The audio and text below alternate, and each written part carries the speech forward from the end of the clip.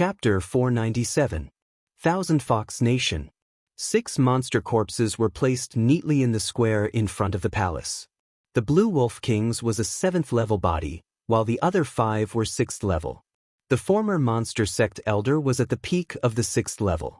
If he wasn't stingy with materials, he could also refine early level 6th level spirit corpses. When the time came, the 8 Baron formation would become the 10 terminal formation. It might not be enough to deal with a powerhouse like the Queen, but it wouldn't be a problem to trap the Blue Wolf King. Chen Shi, Han Shisan, Sun Qi, and the others stood in front of the corpses, rubbing their hands excitedly. Their eyes were like Hu Jiao seeing a peerless handsome man. The Grand Elder was indeed the Grand Elder. He snatched several precious corpses for them as soon as he took action. 2 years ago, the corpse sect could only occasionally come across a 5th level corpse, and all the corpse refiners in the sect would fight over it. Now, 6th level powerhouses could be easily refined, and 7th level corpses were common. They had even personally touched 8th level corpses.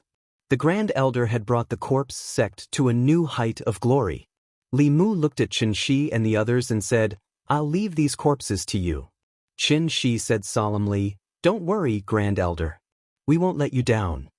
The Blue Wolf King and the other monsters had lost their corpses, and their strength was greatly reduced. They needed to find new bodies and cultivate again.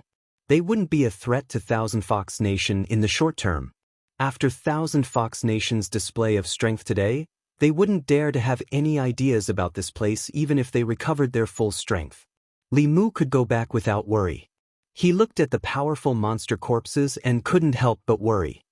He looked at Phantom Princess and said, "These are all I have. I'll give them all to you. In the future let's go."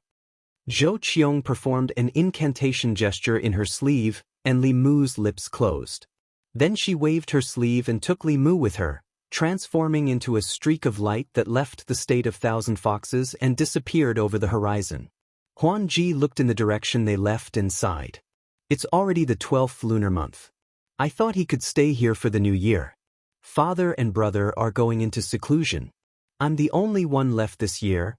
Above the clouds, Li Mu's clothes were fluttering in the wind.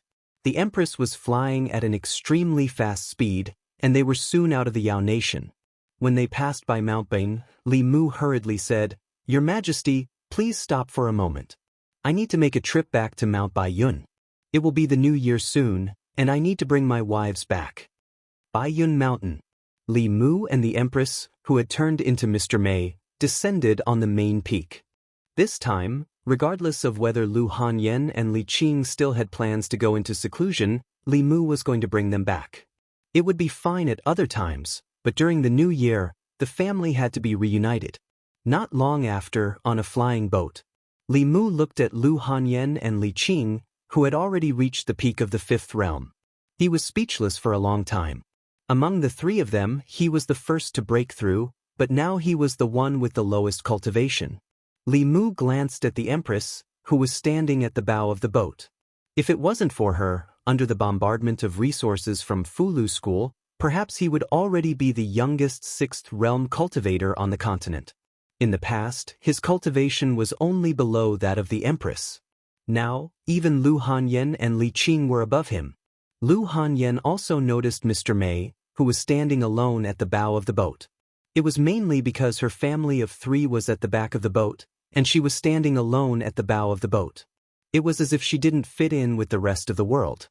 Lu Hanyan only glanced at him and felt very lonely. She walked over and said, "Sister, please move back a little. The wind is strong in front." Mr. Mei didn't even turn his head. He said calmly, "I like to be in the wind." Lu Hanyan didn't know why he didn't want to turn his head. He stood coldly at the bow of the boat and didn't even look at them. Seeing that he had a coldness that kept people at 1,000 miles away, they didn't get closer. Li Mu walked to the bow of the boat and said to him, "It's almost New Year's Eve. Her Majesty should be alone in the palace that day. Please go back and tell Her Majesty that if she's free on New Year's Eve, she can come to my house for dinner." Mr. Mei turned around and glanced at him. He said calmly, "Her Majesty should be very busy that day. She might not agree, and voodoo."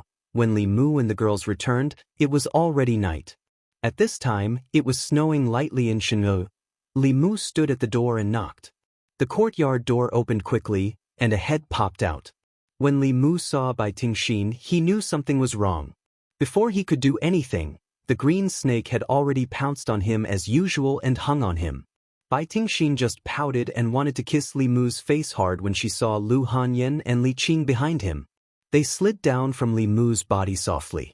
At this time, Wanwan, Xiaobai, and Yin Xen walked out of the courtyard. Big brother Li, Mississippi, benefactor, Li Mu smiled at Yin Xen. He hugged Wanwan and Xiaobai and turned them around. Then he said, "Go in quickly." The time spent in the demon nation was not short. When they returned to Chengdu, it was close to the end of the year. It would be New Year's Eve in a few days. Compared to last year's desolation, this year's house was much livelier. Not only did Lu Hanyan and Li Qing return early, but there were also the two sisters, Yin Xian and Tingxin, in the house. In addition, the 4 rabbit demons were also released by Li Mu from the Demon Emperor's space. The originally desolate house immediately became lively. It was just that there were more women than men. However, there were benefits to having more women in the house. As the end of the year approached, Li Mu did not need to worry about anything in the house, be it purchasing New Year's goods or decorating the house. After serving Phantom Princess for a few months, he only needed to lie down at home. Xiaobai and Wanwan could serve him comfortably. Ziwei Palace. It was the last morning court session of the year. The atmosphere in the court was fiery. In the past year, the Great Zhou's national power had turned from extreme decline to extreme prosperity. The faith of the people in the country had greatly increased. The southern countries had submitted, the demons in the 36 counties had submitted, and the Great Zhou had established diplomatic relations with the demon nation for the first time. All these major events made the court officials extremely excited. The huge dragon of the Great Zhou had been sleeping for too long. Finally, this year, it began to awaken. The Minister of Rights stepped forward and bowed. "Your Majesty, with the achievements of the court last year, the end of the year should be celebrated. I propose that on New Year's Eve, we hold a banquet in the palace for all the officials to celebrate together. I second the motion." "I second the motion." In the court, many officials stood up and asked for a memorial. The achievements of the last year were worthy of a celebration for all the officials in the court. Shang Guanli walked behind the curtain and quickly came out again. "His Majesty has spoken. New Year's Eve is a day for family reunion. In the past year, all the officials have worked hard for the court. The morning court session ended and you have neglected to accompany your families. His Majesty has specially allowed the officials to spend New Year's Eve at home. After the first day of the court session, he will invite the officials to a banquet in the palace." When Shang Guanli finished speaking, the court was silent. These words made them feel extremely ashamed. The improvement of their faith, the deterrence of the various countries, the incorporation of the demons, and the establishment of diplomatic relations with the demon nation.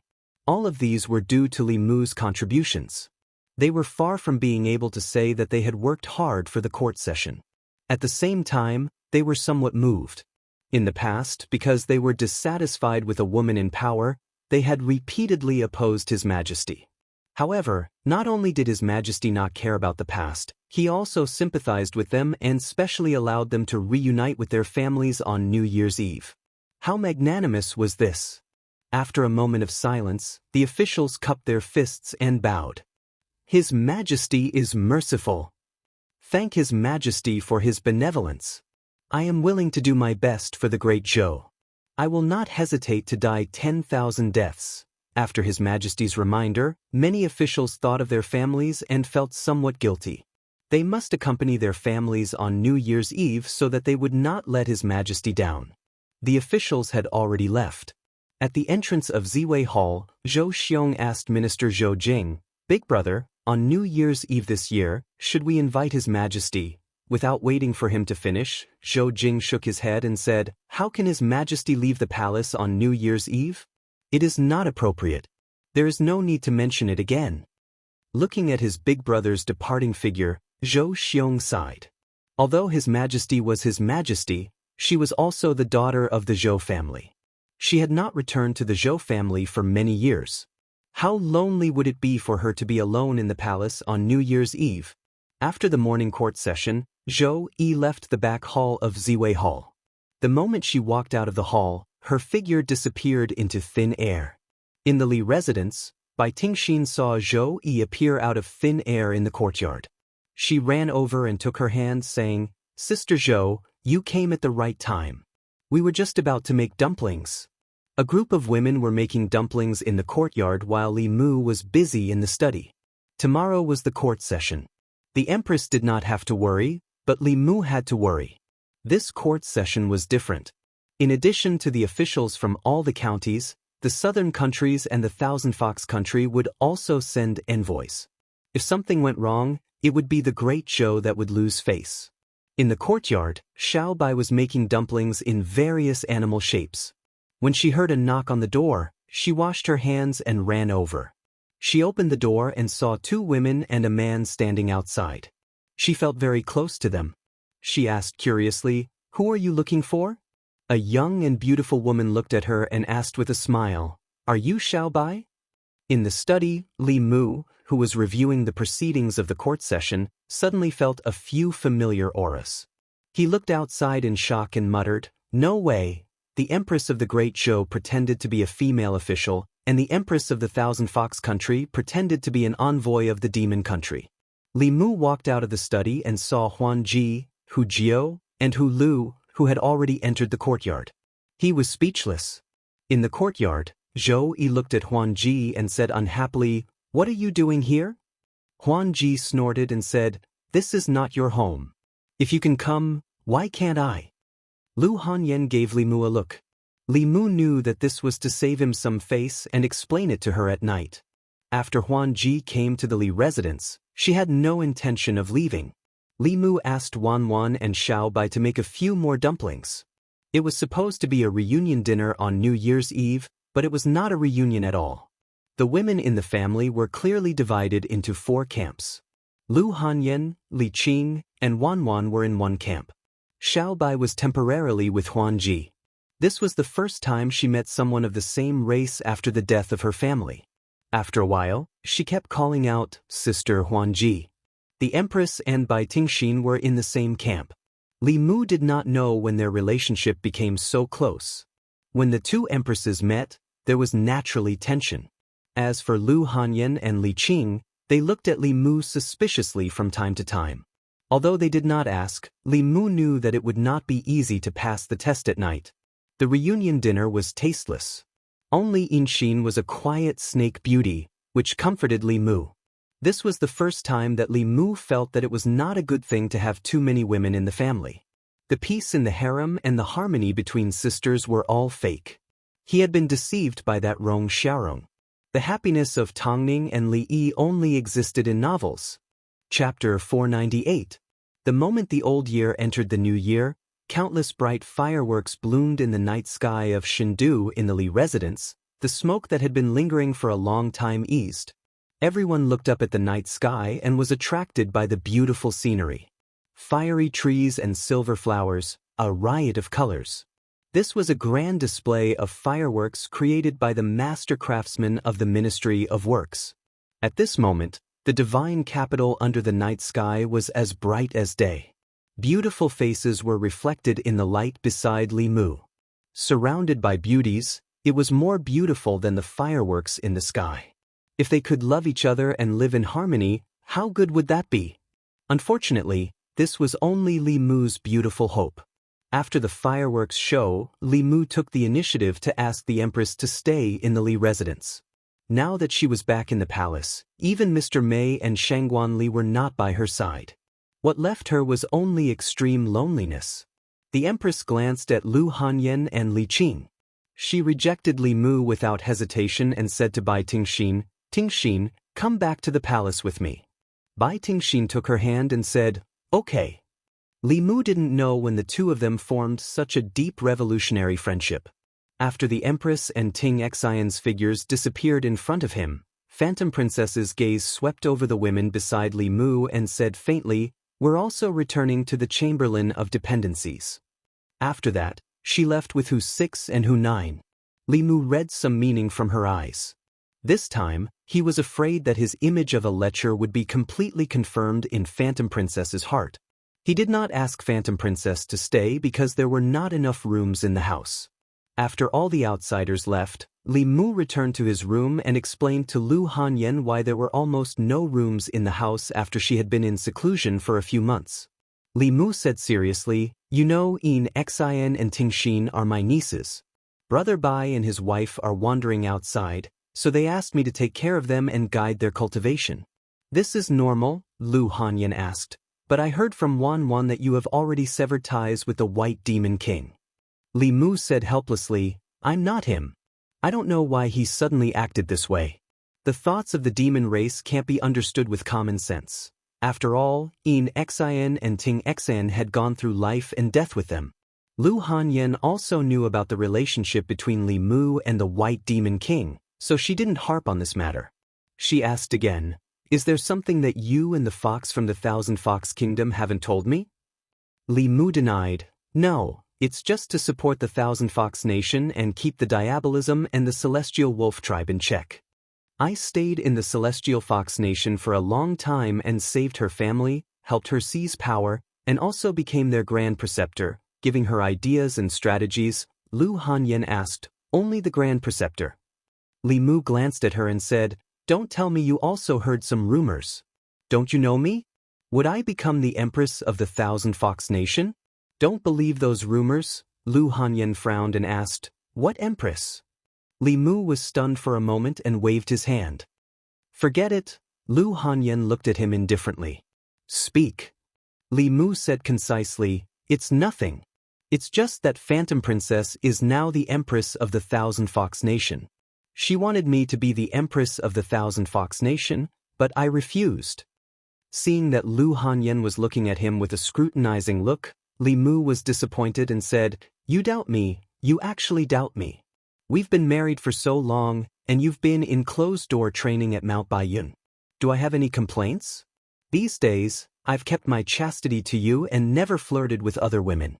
So many people have tempted me with their beauty, and that fox spirit even asked me to be the Empress. I've kept my bottom line, but now you're doubting me." Li Mu was full of complaints. Lu Hanyan thought carefully and realized that after they got married, she had indeed spent very little time with Li Mu. A look of guilt appeared on her face. She grabbed his hand and said, "Didn't I keep Wan by your side? She and Xiaobai only have you in their hearts. They'll be yours sooner or later. It's your fault for keeping your chastity." Li Mu waved his hand and said, "They're still too young. I still think of them as children. Xiaobai and one was a fool and the other was a fool." Li Mu couldn't convince himself for the time being. Lu Hanyan looked at him and said, "You think Wan and Xiaobai are too young, but Her Majesty isn't young, right? She's almost mature." Li Mu covered her mouth and said, "What are you saying?" As a woman, there were some things that Lu Hanyan could sense with her intuition. Many years ago, when she first saw the Empress, who was still the Crown Princess, she had inexplicably felt some hostility toward her. Only now did she realize where that trace of hostility had come from. At that time, she had a premonition that that woman would steal her man in the future. At this moment, she couldn't describe what she was feeling. Lu Hanyan shook her head and tossed this thought to the back of her mind. She then gave Li Mu a look. Li Mu understood. With a flick of his finger, he extinguished the candles in the room. Every year on the first day of the first lunar month, the imperial court would routinely hold a grand court assembly. During Emperor Xian's reign, the 36 counties were unstable. The Yao Kingdom and the Ghost Realm repeatedly invaded, and the small countries in the south also began to harbor disloyalty year after year. In the entire Grand Court Assembly, there were very few good things worth mentioning. After the Grand Court Assembly, the officials would often sink into a long period of worry. So in the end, Emperor Xian simply cancelled the Grand Court Assembly. Out of sight, out of mind.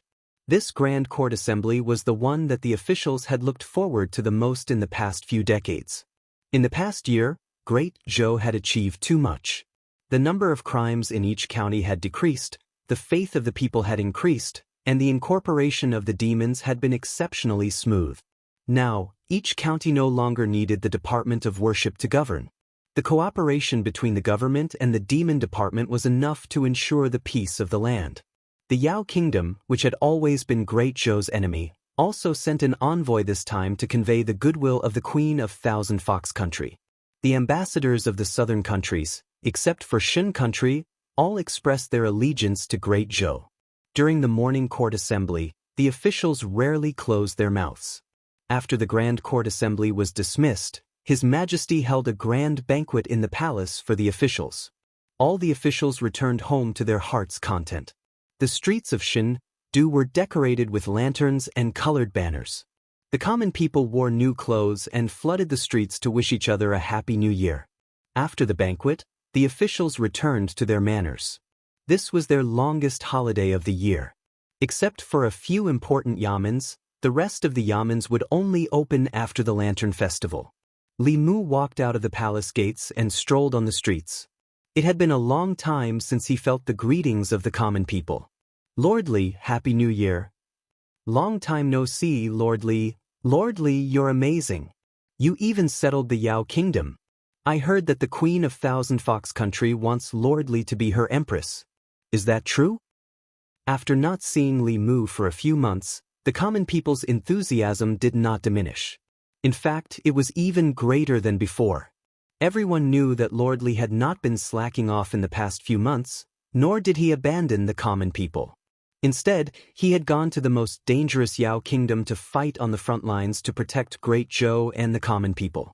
Once again, reality proved that this was a person they could always trust, no matter what. The feeling of bathing in the mind power made Li Mu feel very comfortable. As he walked, he continuously absorbed the mind power of the common people. At a certain moment, Li Mu's body suddenly trembled and he stood rooted to the ground. At the same time that he absorbed the mind power, a huge surge of heaven and earth power suddenly descended from the sky and surged into his body. The heaven and earth power was originally very violent, but this surge of heaven and earth power was very gentle. After entering Li Mu's body, it directly merged with his primordial spirit. Li Mu's cultivation level at this moment jumped from the early stage of the fifth realm to the peak of the fifth realm. Li Mu stood rooted to the ground in shock. He was caught off guard by this huge surprise. On the path of cultivation, whether it was cultivating the body or the primordial spirit, it was all about finding ways to allow the body and the primordial spirit to hold more dermic powers. The primordial spirit was like a container. The larger the container, the more dermic powers it could hold, and the stronger it would be. The path of cultivation was to expand the container. After this surge of heaven and earth power merged with Li Mu's primordial spirit, his primordial spirit instantly became much stronger. The dermic powers it could hold also greatly increased. There was only one reason for this situation to occur so inexplicably. The Taoist technique that he created had received the approval of heaven and earth. Just like Xiao Yu back then, with just a few short sentences, it had resonated with heaven and earth. It had instantly raised her from a small Yin spirit to a fifth realm evil spirit. Li Mu had once been very unhappy about this.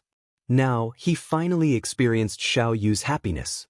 Just as he was feeling puzzled, a trace of understanding suddenly rose in his heart. Establishing a heart for heaven and earth, establishing a life for the people, inheriting the lost knowledge of the past saints, establishing peace for all ages. These were once just grand words that he had said. However, whether it was for the Empress or for the Great Zhou, Li Mu was truly living up to these words. Establishing a heart for heaven and earth, establishing a life for the people.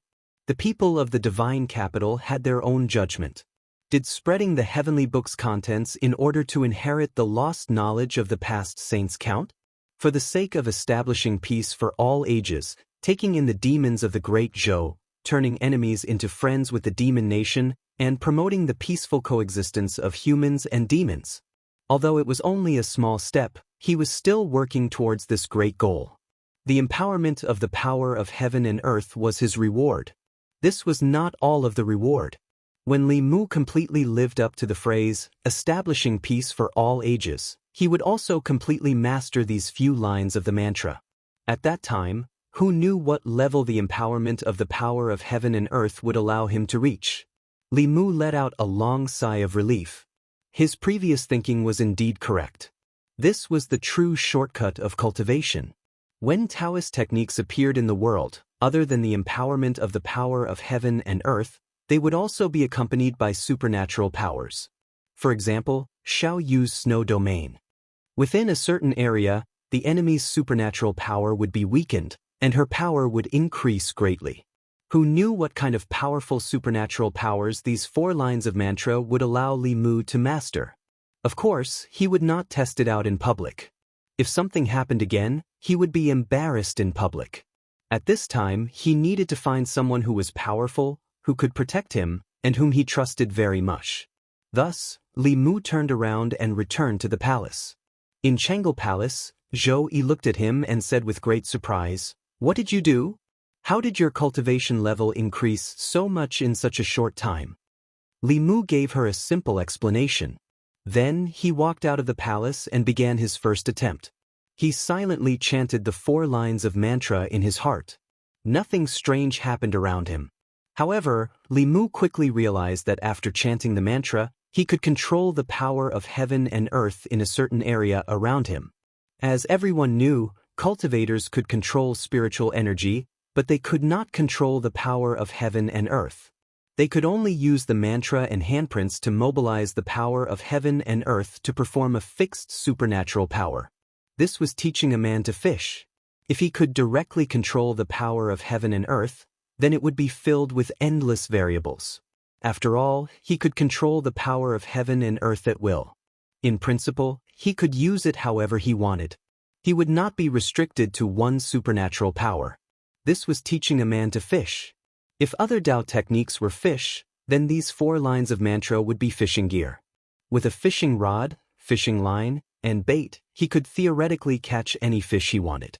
In fact, Li Mu had already thought of a wonderful way to use them. He could directly control the power of heaven and earth, and not use the mantra and handprints to mobilize it. In this way, all Tao techniques would be no secret to him. He did not need to know the mantra and handprints. He only needed to use the power of heaven and earth to simulate them, and he could achieve the exact same effect. Li Mu planned to test it out with the Empress. Suddenly, a ray of light flew out of his ear. The Tao bell rapidly became the size of a palm and circled around Li Mu. Li Mu was stunned for a moment. Then he understood. Every time a new supernatural power or Tao technique appeared, the origin power of heaven and earth would be born. This was the Tao bell's favorite thing. Although this was not the first time that these 4 lines of mantra had appeared, this was the first time that Li Mu had used a Tao technique. The cracks that had appeared on the Tao bell had been repaired by the origin power of heaven and earth. The origin power of heaven and earth produced by those minor Tao techniques could repair and strengthen the Tao bell. Would such a heaven-defying Tao technique be able to increase its power? If the Tao bell could be strengthened, Li Mu would be even more fearless in the future. The Tao bell circled Li Mu faster and faster, and it showed no signs of stopping. Li Mu had never seen it so excited before. It looked like there was a lot of origin power of heaven and earth being born this time. He also started to look forward to it. Beside Li Mu, Zhou Yi was also looking at it with interest. At a certain moment, the Tao bell suddenly stopped spinning. A dazzling light shone from the body of the bell. Li Mu instinctively closed his eyes. When he opened them again, the Tao bell had already disappeared. A naked little girl was floating in front of him. The little girl was about 2 feet tall. She had an oval-shaped face and beautiful black hair. Li Mu had no time to pay attention to the little girl. His expression changed and he blurted out, "Where's my bell?" Zhou Yi was stunned for a moment. Then, she quickly formed a seal and a set of clothes appeared on the little girl's body. The little girl's eyes were blank for a moment. When she saw Li Mu, her confusion turned into clarity. She flew toward him and said in a childish voice, "Father?" Li Mu instinctively caught the little girl and hugged her. The little girl looked left and right, then reached out to Zhou Yi and said sweetly, "Mother." Zhang Chun and Prince Shou, who had just walked out of the Imperial Clan Temple and were planning to return to their residences for a long vacation, stood in a daze. They looked at the 2 figures in the square in front of the Jianghu Palace. They did not move for a long time, as if they had been petrified. Her Majesty, and Li Mu actually secretly had a child. Chapter 499. Inside Chang'e Palace. Li Mu looked up and down at the little girl floating in the air. Even now, he still couldn't understand how the law bell could become a human. He had only heard of plants, animals, and insects becoming spirits. He had never heard of a transcendent artifact becoming a spirit. Li Mu looked at her and asked the question he was most concerned about. Can you still become a bell? As soon as she finished speaking, a small clock appeared under the little girl's body. She sat on the clock and blinked her large eyes as she looked at Li Mu. Li Mu relaxed. As long as the law bell was still there, it was fine. If he really lost the bell, not only would he lose a powerful transcendent artifact, but he also wouldn't be able to answer to Lu School. Then he said to the little girl, "Actually, you misunderstood. I'm not your father." The little girl said stubbornly, "Father." Li Mu wanted to correct her, but the Empress waved her hand and said, "It's useless for you to say this to her. Because of you, she was able to transform. In her heart, you are her father. In fact, this is the case." Li Mu's lips moved, but he didn't say anything else. The Empress's words made sense. Although the law bell had existed for a long time, it was much harder for a transcendent artifact to gain intelligence than a creature that was born with intelligence. She had been influenced a lot by Li Mu. After transforming, she could speak the human language, but her intelligence was only equivalent to that of a 2- or 3-year-old child. She was born because of Li Mu, so naturally, she saw him as her father. The first person she saw was the Empress, so she saw her as her mother. Many animals had similar habits. If the word father was macroscopic, it wasn't just limited to biology. It wasn't wrong to say that Li Mu was her father. After all, it was Li Mu who created her. But no matter what, her mother should be Lu Hanyan. Li Mu wanted to explain to her, but she stretched out her arms to the Empress and said, "Mother, hug." The Empress reached out and hugged her.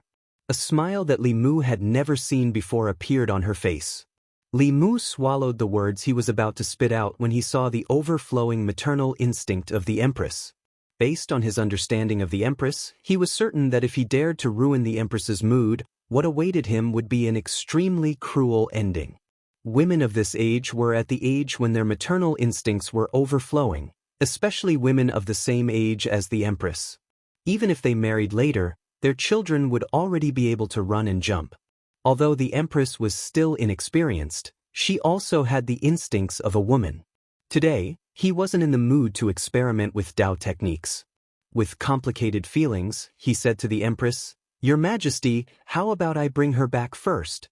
For such a young lady to appear in the imperial palace, beside the Empress, and even call her mother, if this matter were to spread, the entire imperial court, the entire Shendu, and even the entire Great Zhou would be in an uproar. The Empress clearly knew this as well. She gently kissed the young lady's face and said to her, "Go home with your father first. Mother will come and see you later." As Li Mu carried the young lady out of the imperial palace, he was still pondering over the Empress's words. No matter how he listened to them, they sounded strange. It was as if this young lady was really Li Mu's child.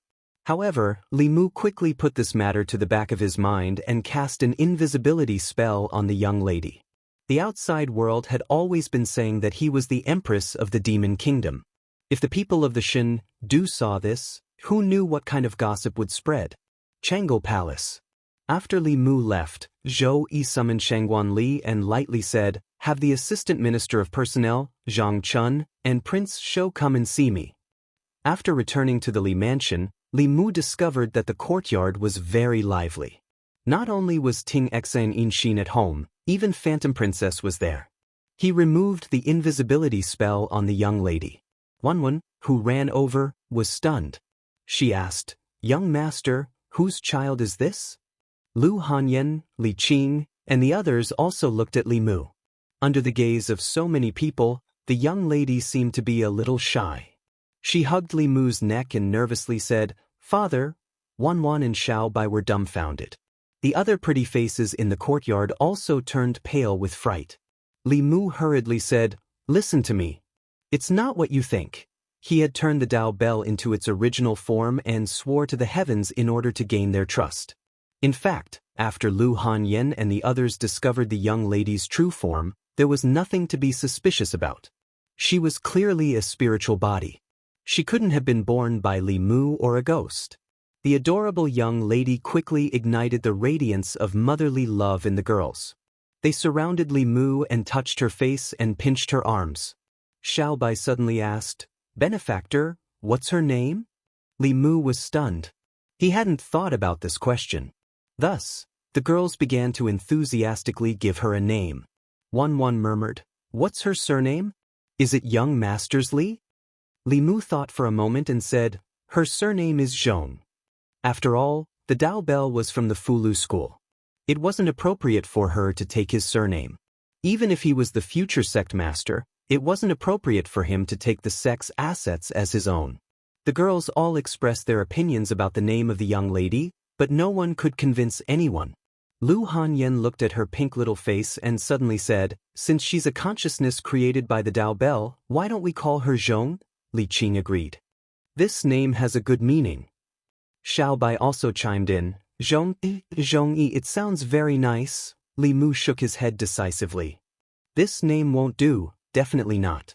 Lu Hanyan had thought of this name with great difficulty, but Li Mu rejected it for no reason. She said in dissatisfaction, "Why don't you tell me why this name won't do?" Li Mu didn't know how to explain it to her. Just as he was in a dilemma, Yin Exen suddenly stepped forward and helped Li Mu out of his predicament. "How about the name Zhongling?" Zhongling is both her name and her identity. The girls thought for a moment and felt that this name was more suitable. Even Lu Hanyan gave up on her original name. She picked up the little girl and said with a smile, "Ling, let's hear you call me mother." This time, she didn't get what she wanted. No matter how she teased her or tempted her with delicious food, the little girl didn't say a word. Wan said, "Young miss, she's just been born, so she probably doesn't know how to say mother yet. She'll learn very quickly if you teach her." At this moment, there was a spatial fluctuation in the courtyard of the Li residence, and the Empress figure appeared. The little girl stretched out her hands and said happily, "Mother." Li Mu looked at Lu Hanyan, whose expression had changed, and his vision turned black. In the courtyard of the Li residence, the girls were teasing the little girl Zhongling. Li Qing, Lu Hanyan, and her maid were conducting a joint interrogation of Li Mu. Without waiting for them to ask, Li Mu took the initiative to explain, "She's just a newborn baby. What kind of thoughts can a newborn have? The first person she sees will be her father and mother. Coincidentally, when she was born, Her Majesty and I were in the palace. I definitely didn't teach her this." As the first wife, Lu Hanyan was still angry. Li Qing pulled her wrist and said, "This isn't his fault." Lu Hanyan said unhappily, "Why are you always protecting him?" Li Mu felt gratified that one of the judges had already betrayed him. Since he met Li Qing as the leader, she had always protected him. This kind of feeling was not something that Lu Hanyan could understand. Wan also held Lu Hanyan's hand and said, "Miss, I think what the young master said this time is right." Li Qing and Wan both stood on Li Mu's side. Even if Lu Hanyan was angry, she couldn't vent it on Li Mu. Li Mu struck while the iron was hot. He grabbed her hand and said, "She's a child. She doesn't know anything. She'll know everything after I teach her." Li Mu pulled her back into the courtyard and said to Zhongling, "In the future, when you see her, you have to call her mother. Do you understand?" Zhongling nodded as if she understood. She looked at Lu Hanyan and said in a childish voice, "Second mother." Li Mu's vision darkened again. He no longer hoped that this little brat would be able to improve the harmony of the family. As long as she didn't destroy it, it would be fine. No one would be able to tolerate the first wife becoming the second mother. Li Mu temporarily let the Empress take her away. He could forego the Dao Bell, but he had to coax his wife well. When he walked into Lu Hanyan's room, he just happened to see Illusion Princess fanning the flames in front of Lu Hanyan. She pretended to be considerate of Lu Hanyan and said, "Let me tell you, Zhou Yi has bad intentions towards your husband. You have to be careful. Don't let your husband be snatched away by someone else." Lu Hanyan glanced at her. The Empress might have other intentions, But this fox was definitely not a good fox. Li Mu formed a seal with his hands and Illusion Princess was teleported out. Then, the door immediately closed. Illusion Princess stood in the courtyard. She wasn't angry at all. She hummed a song and left. She couldn't win against Zhou Yi, but someone else could. No matter how high her status was or how strong she was, in front of someone, she was still an outsider. Li Mu walked to the bedside and sat down next to Lu Hanyan. He said, "Why are you angry with a little girl who just gained intelligence?" Lu Hanyan said, "Why am I not angry? The three of you are like a family. What am I? Second mother?" As his legal wife, she did have a reason to be angry. Li Mu hugged her and comforted her. "It's my fault. I should have considered the possibility that she could transform. I should have considered that she would call people randomly. I should have let her transform at home." Hearing Li Mu say this, Lu Hanyan felt that she was being unreasonable. She shouldn't blame him because of an accident. Li Mu said again, "In a moment, I will tell her that she can't call her Majesty Mother anymore. I will have her call you. If she doesn't listen, I will spank her. If she still doesn't listen, I will send her back to Fulu's school." Lu Hanyan glared at him and said, "Why are you arguing with a little girl?" Li Mu hugged her and asked, "You're not angry anymore?" Lu Hanyan turned her head away and didn't say anything. Li Mu thought for a moment and said, "Aren't you just jealous of Her Majesty? Zhong Ling calls me father and she calls me mother, but I still call her Her Majesty. We have our own relationships." Lu Hanyan huffed softly and said, "We don't have to have our own relationships. If you have the ability, marry Her Majesty and bring her home. What's wrong with letting her be the first wife of the Li family?" Li Mu said, "We have already gone through the wedding ceremony and are married. No matter when, you will always be the first wife." Lu Hanyan looked at him and asked, "You really want to?" Li Mu said seriously, "I swear, I don't want to." These words came from the bottom of his heart. After experiencing the twists and turns of the past 2 days, Li Mu understood that Lu Hanyan and Li Qing being able to get along was already his good fortune.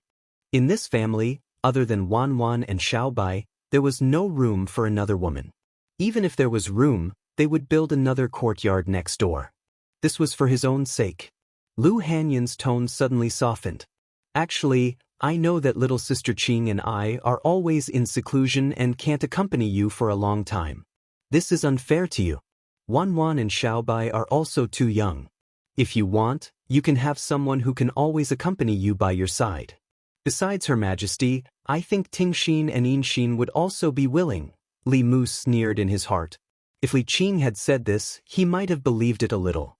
Coming from Lu Hanyan's mouth, he couldn't even believe the punctuation marks. If he dared to nod his head now, he would have to sleep alone in the study for the next 3 days. After knowing each other for so many years, how could Li Mu not understand her tricks? Li Mu waved his hand and said, "Are you joking? I don't want to at all. Tingxin and Yinxin were just looking for me. I'll go over for a moment." After leaving Lu Hanyan's room, Li Mu went to the courtyard where the two sisters lived. The two sisters were in the room. Li Mu walked forward and asked, "Yinxin, Tingxin, are you looking for me for something?" Bai Tingxin looked at Li Mu reluctantly and said, "Father said in the spirit snail today that he wants us to go back to the Eastern Sea. Humans had a new year, and the Dragon Clan had a similar festival. They would worship the Dragon God on the 2nd of February every year. This was the most important festival for the Dragon Clan. Both Tingxin and Yinxin had half of the Dragon Clan's bloodline. The White Demon King and his wife had already gone to the Eastern Sea in advance." Li Mu said, "I'll get someone to send you to the Eastern Sea." Yinxin smiled and said, "No need. We'll go by water. There won't be any danger." Li Mu thought for a moment. With their current strength and wealth, even a 5th realm cultivator would have to avoid them. Normally, there wouldn't be any danger. However, just in case, Li Mu still gave them 2 realm breaker pills. He refined these pills when he was in the Demon Kingdom. Other than giving them to Phantom Princess's subordinates, Li Mu also kept a few for himself. Tingxin and Yinxin's strength had increased rapidly in the past few months, especially Tingxin. Her cultivation had already surpassed Yinxin. She was only 1 step away from the 5th realm. Needless to say, This was naturally due to the Empress's efforts. As long as she could hug the Empress's thigh, her cultivation path would be smooth. Li Mu used 3 days to help them refine the Realm Breaker pills. He waited until their cultivation had broken through before sending them away. Before they left, the two sisters took the initiative to hug Li Mu. Tingxin even gave Li Mu a spirit snail for communication. Considering her clingy personality, Li Mu was worried that she would call the spirit snail every day to annoy him. He didn't want to accept it at first, but he was also worried that they wouldn't be able to contact him if something happened. Thus, he could only reluctantly accept it. Without the two sisters, the house was much quieter. Lu Hanyan and Wan Wan went to Great Music Lane. Xiao Bai took Phantom Princess to tour Shen Du. Other than the 4 maids, only Li Mu and Li Qing were at home. The two sat on the swing in the courtyard with their fingers interlocked. Li Mu asked, "When are you returning to Mount Baiyun this time?" Li Qing said softly, "Sister said that we'll wait until after the Lantern Festival." Li Mu was a little silent, but that was all. Li Qing and Lu Hanyan were not ordinary women. It was impossible for them to stay at home like ordinary women and help their husband and children. They couldn't give up their cultivation. Li Mu was the same. However, his cultivation method was special. He relied on psychokinesis instead of seclusion. Beside Li Mu, the one who didn't care about cultivation and only wanted to grow flowers and plants was the Empress, who had the highest cultivation.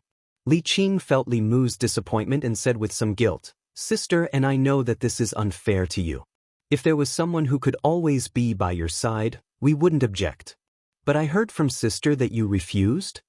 Li Mu looked at her blankly and asked, "You mean she wasn't joking?" Chang'e Palace. Zhou Yi hugged Zhong Ling. The little girl shook her head and looked at her and asked, "Mother, does father not want us anymore?" Zhou Yi kissed her face and said, "He'll be here in a while." Not long after, Li Mu walked into Chang'e Palace with a look of regret. Zhong Ling flapped her arms and flew into his arms. Li Mu sighed, looked at the Empress and asked, "Your Majesty, what should we do?" Zhou Yi glanced at him and said, "Don't ask me about the trouble you caused." Li Mu thought about it. If he forcefully corrected Zhong Ling, it might cause irreparable damage to her young heart. No matter what, the child was innocent. So he looked at the Empress and said, "How about this? In the future, Ling will call me father and you mother. I'll call you Your Majesty, and you can call me Li Mu. How about we call each other?" Chapter 500. The Empress had no reason to reject Li Mu's suggestion. If they didn't go their separate ways, would they get married on the spot just because Zhong Ling called them father and mother a few times? That was ridiculous. After resolving this awkward matter, Li Mu planned to continue the Dao technique experiment that he had put on hold. He looked at the Empress and said, "Your Majesty, can you use any mystical power or Dao technique?" Zhou Yi didn't ask any questions. She made a few hand seals, and a circular shield with flashing runes appeared in front of her. Li Mu had seen this move before. She had used this move to block the Green Wolf King's full-powered attack. When the Empress used this technique, Li Mu was acutely aware of the trajectory of the power of heaven and earth around them. But she was too fast, and Li Mu couldn't remember it at all. Li Mu said, "Your Majesty, slow down. Do it again." Zhou Yi dispersed the mystical power and cast the spell again. Li Mu closed his eyes and carefully sensed it. "Do it again." After 5 or 6 times, Li Mu didn't speak again. He didn't recite any mantras, nor did he make any hand seals. But a defensive shield with flashing runes slowly took shape in front of him.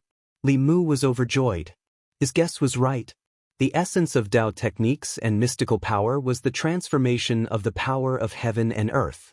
Mantras and hand seals were only the key to opening the door. If he could directly open the door, why would he need the key?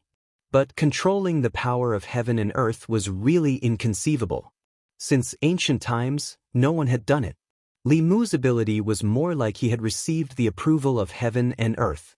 This sounded a little difficult to understand, but if the approval of heaven and earth was connected with the approval of the people, it wasn't hard to understand. In the end, it was because of telekinesis. The power of the human heart was the most mysterious power that Li Mu had come into contact with. This ability was very important in fights of magical powers.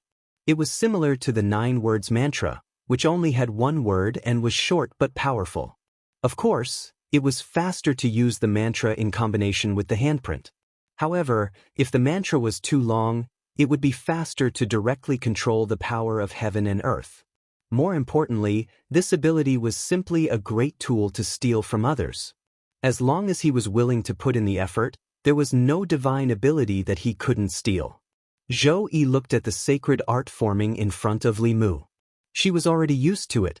After being shocked so many times, she was already used to it. Li Mu did not hide anything from the Empress, and told her everything that had happened.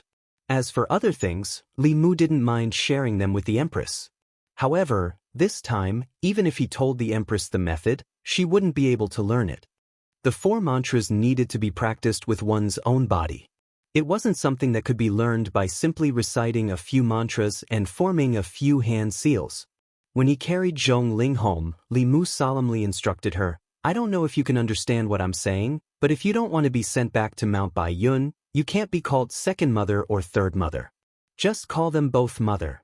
Seeing Zhong Ling nodding her head as if she understood, Li Mu was slightly relieved. After returning home, Li Mu realized that Li Si and Chen Miao Miao were also here.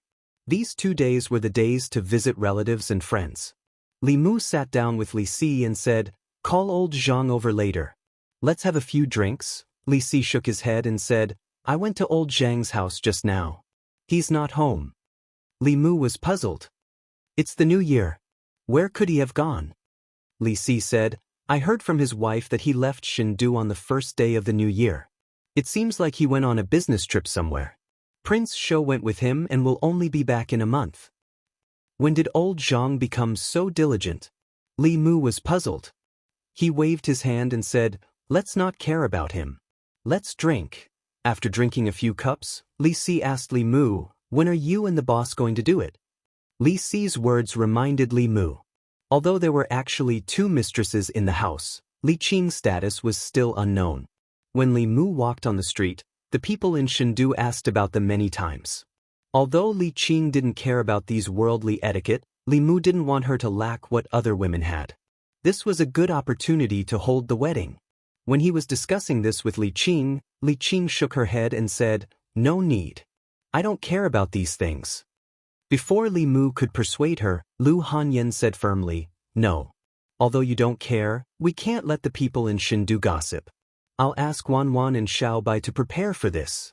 Li Qing didn't insist anymore since the first wife of the Li family had spoken.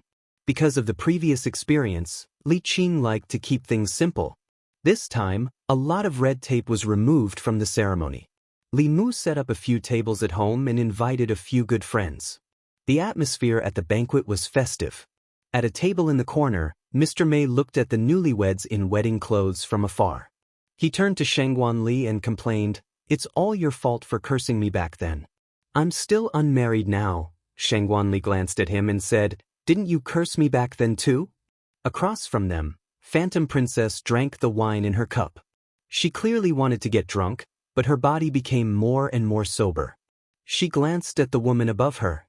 She saw that Zhou Qiong, who had changed her appearance, was drinking alone like her. At this moment, the hatred in her heart was no longer there. Instead, there was a trace of sympathy beside Phantom Princess, who Jiu drank a jar of wine and murmured, "What kind of wine can make the primordial spirit drunk? I don't want to be so sober." Phantom Princess chopped at his neck with her palm and his body softly fell to the ground. Late at night, after the guests left, Li Mu pushed open the door to a room in the inner courtyard. The room was decorated with red silk and lanterns, and it looked very festive. A figure with a red cloth over her head sat quietly by the bed. Li Mu waved his sleeves behind him, and the door closed automatically. Not long after, the candles in the room went out quietly. On the 15th day of the first lunar month, on the night of Shangyuan, Lu Hanyan and Wanwan came back from the Miaoying bar. They asked Xiaobai in the yard, "Where is your benefactor?" Xiaobai said bitterly, "He went to the lantern show with Sister Qing." Lu Hanyan snorted and said, When we got married, I didn't see him so eager. We were together every day and he didn't find it annoying. Before Li Mu reached the door, he heard Lu Hanyan's complaints. He walked in with Li Qing with a few lanterns and said, "I picked these for you. See if you like them." Wan Wan and Xiao Bai hung the lanterns under the eaves. Li Qing was called to the room by Lu Hanyan. She looked at Li Qing and asked, "We are going back to the sect in 2 days. Have you packed your things?" Li Qing's face reddened. She whispered, "Can we stay for a few more days?" Lu Hanyan seemed to have expected this. She rolled her eyes and said, "I know you can't bear to leave. Just stay for another month." Seeing that Li Qing was still reluctant, Lu Hanyan suddenly looked at her and asked, "Do you think that I only have eyes for cultivation and not this family?" Li Qing looked at her, thought for a moment and said, "Our cultivation is not low now. Sooner or later, we will reach the 6th realm. There is no need to rush." Lu Hanyan asked, "Then what about the 7th realm?"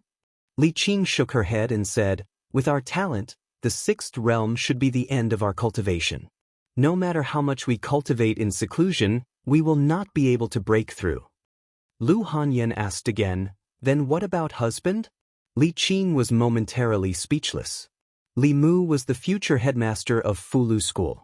He cultivated with the will of the people.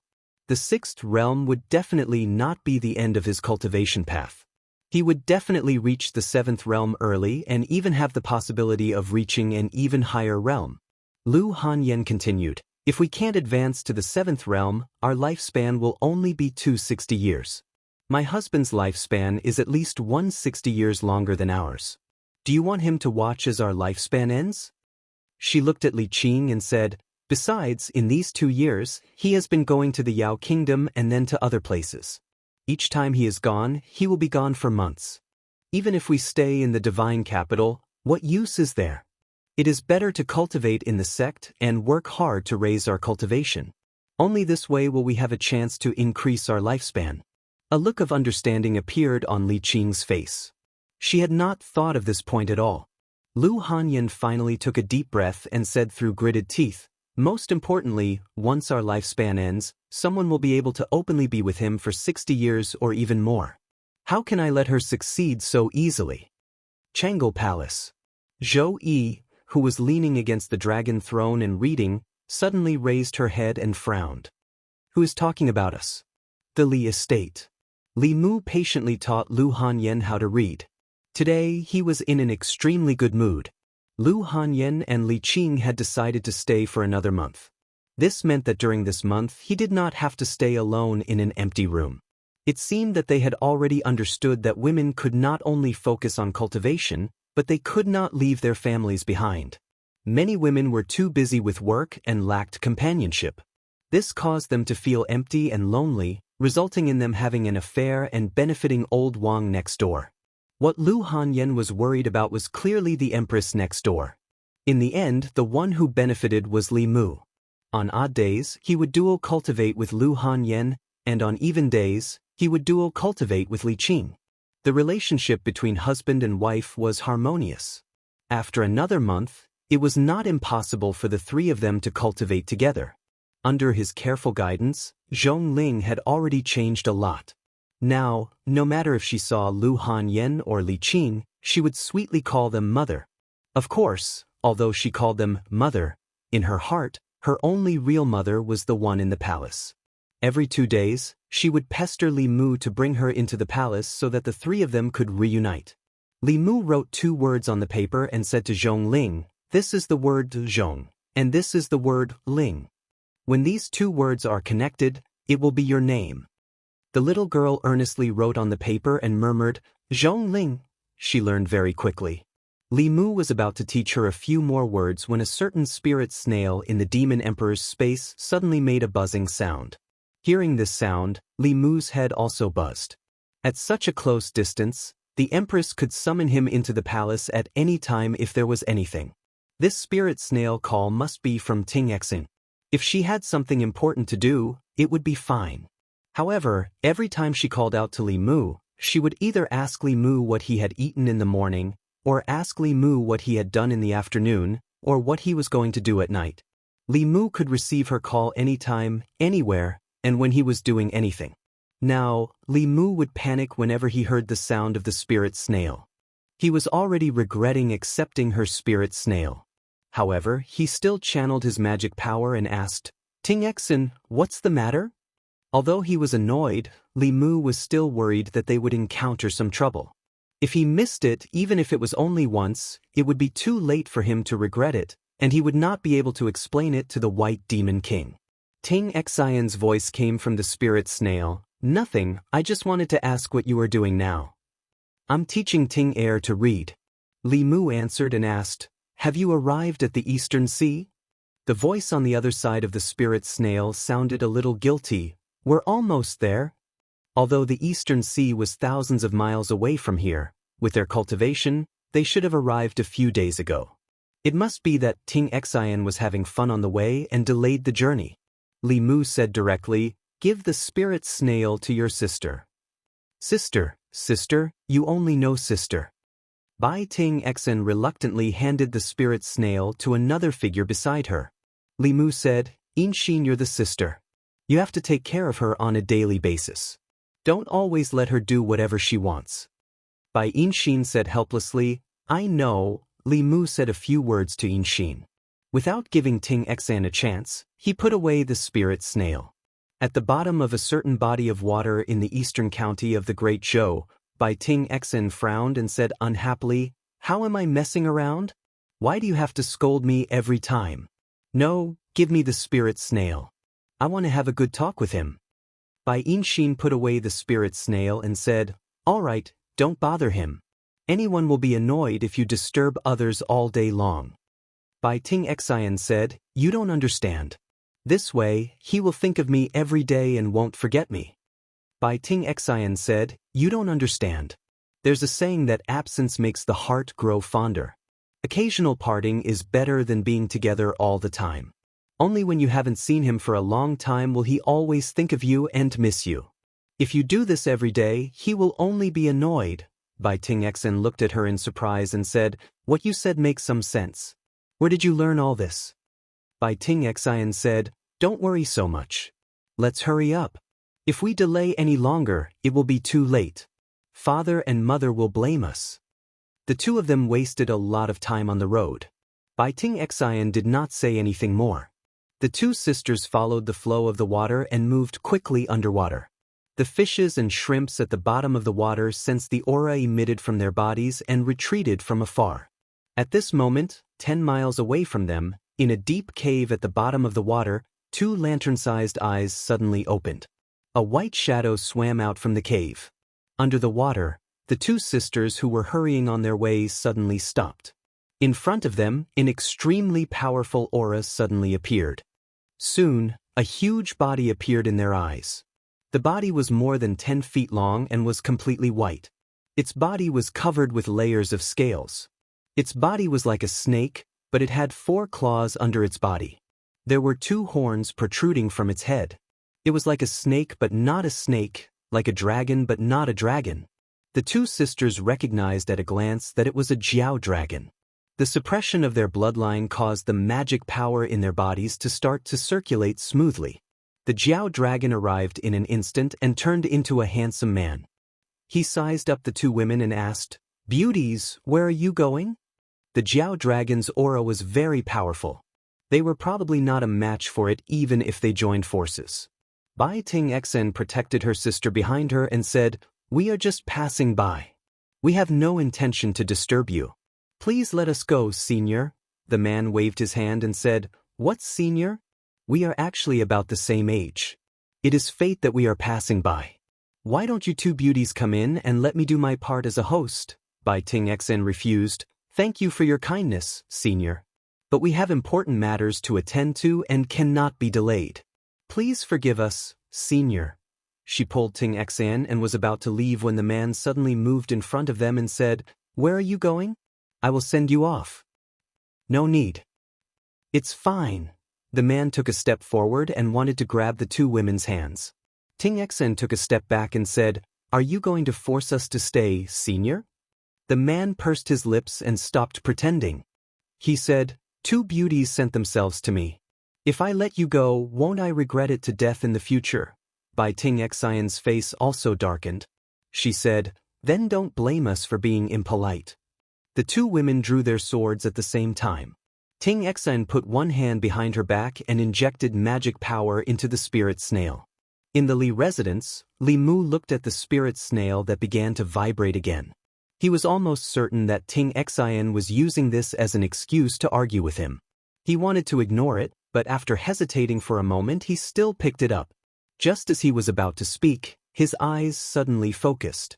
An unfamiliar man's voice came from the other side of the spirit snail. Beauties, do you really want to fight with me? Chapter 501.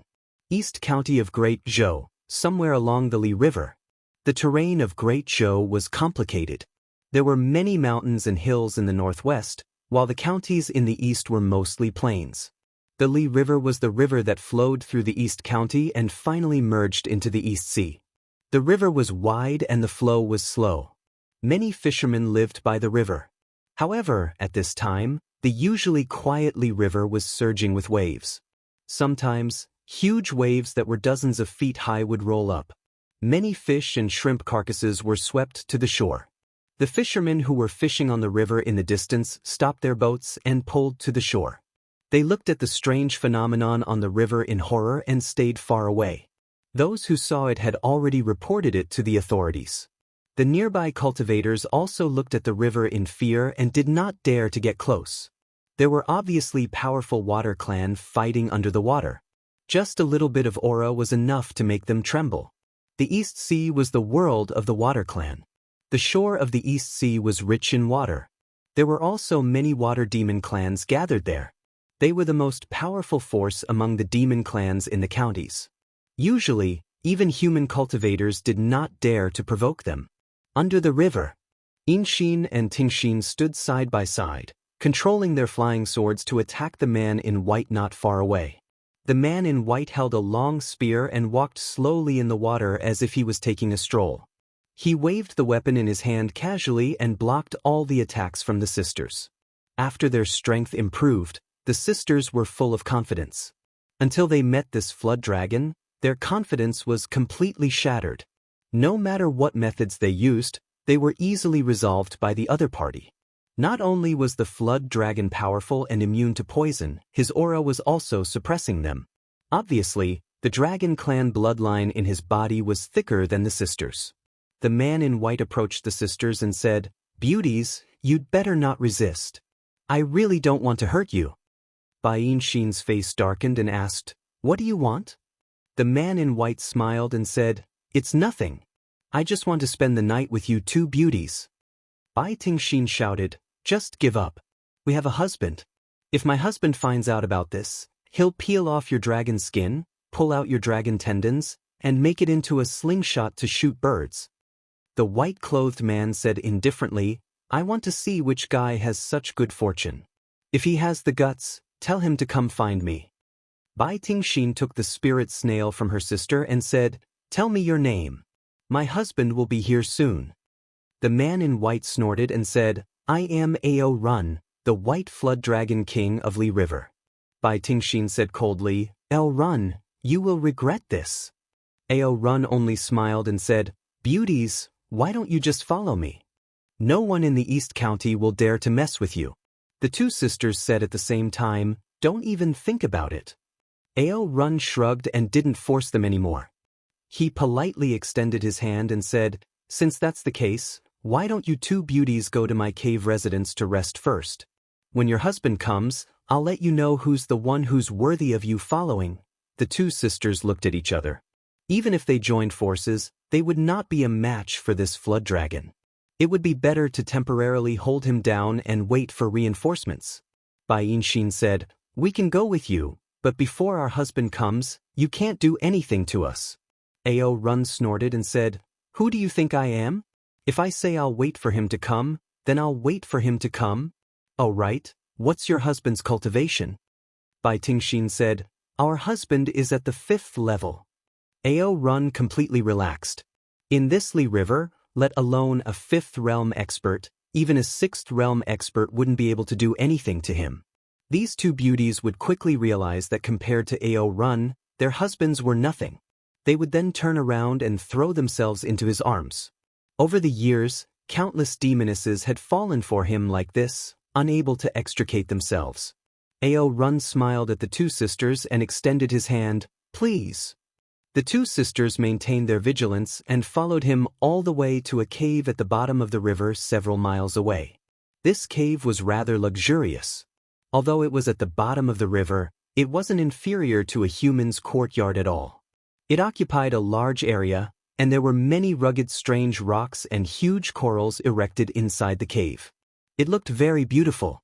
Inside the cave, there were many women's laughter and laughter.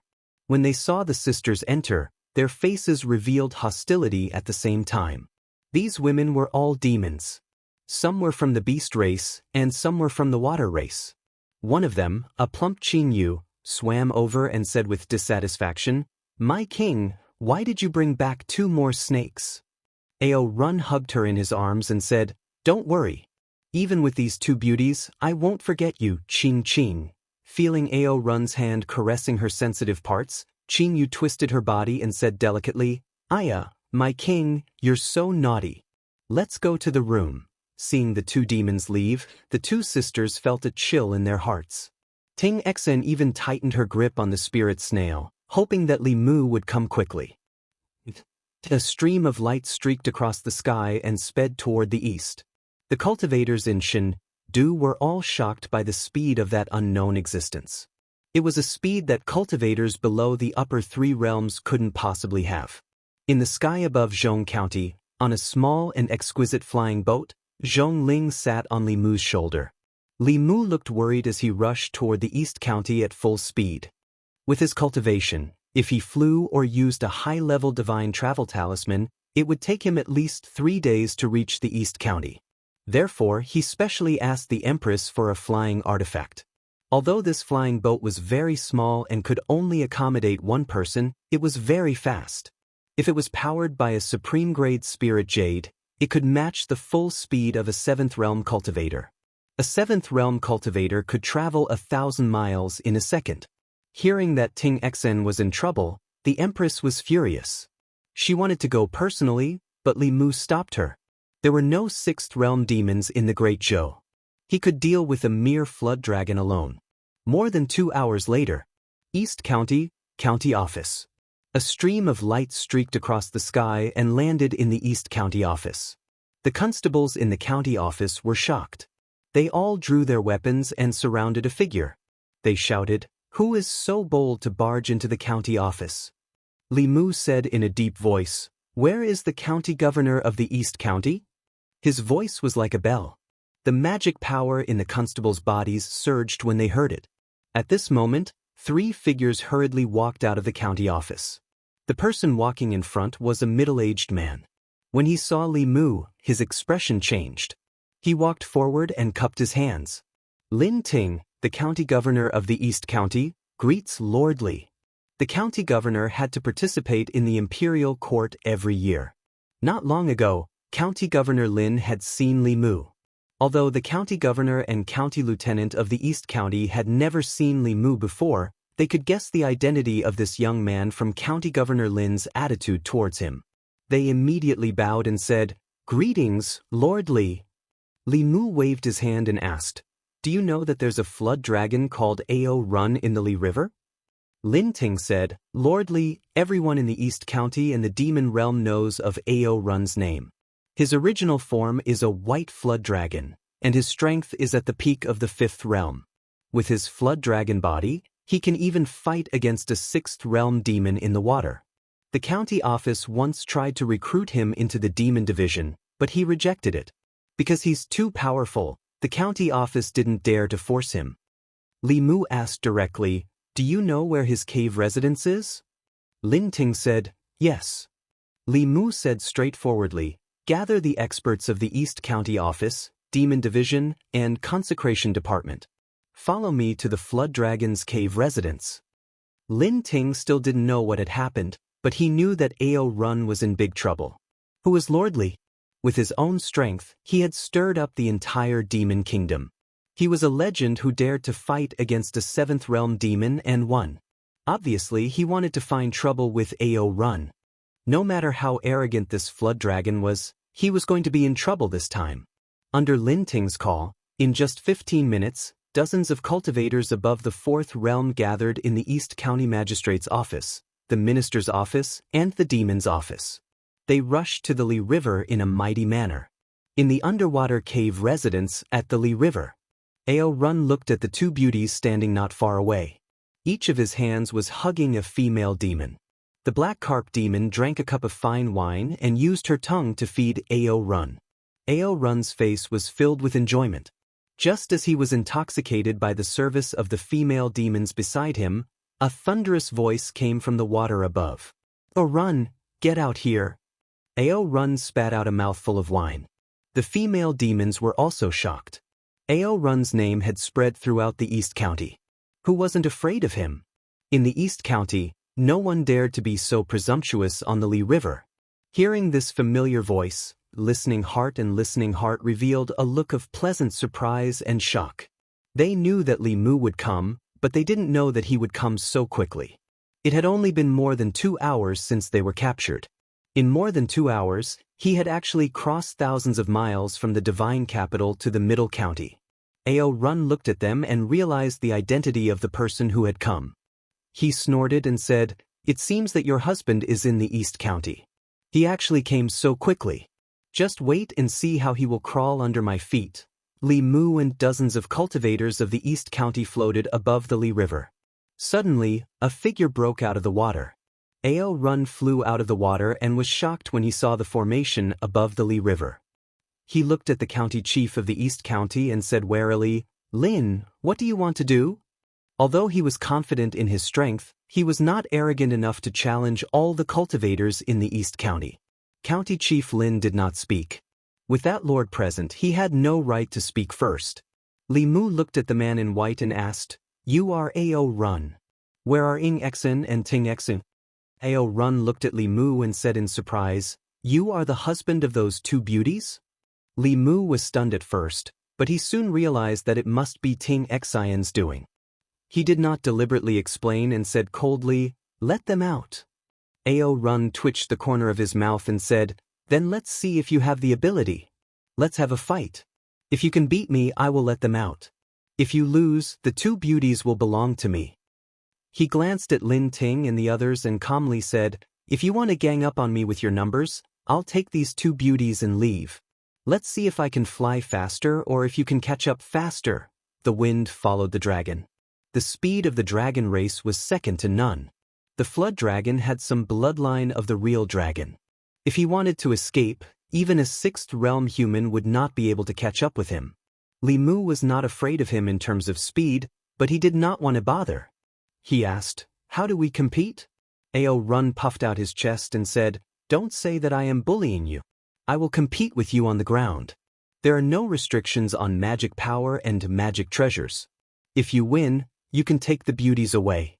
If you lose, the beauties will belong to me. Everyone here is a witness." Li Mu looked at the flood dragon in front of him. The corner of his mouth curled up slightly. He said, "Okay." Under Lin Ting's signal, the strong cultivators of the East County government, the Demon Division, and the Minister Division retreated to the side.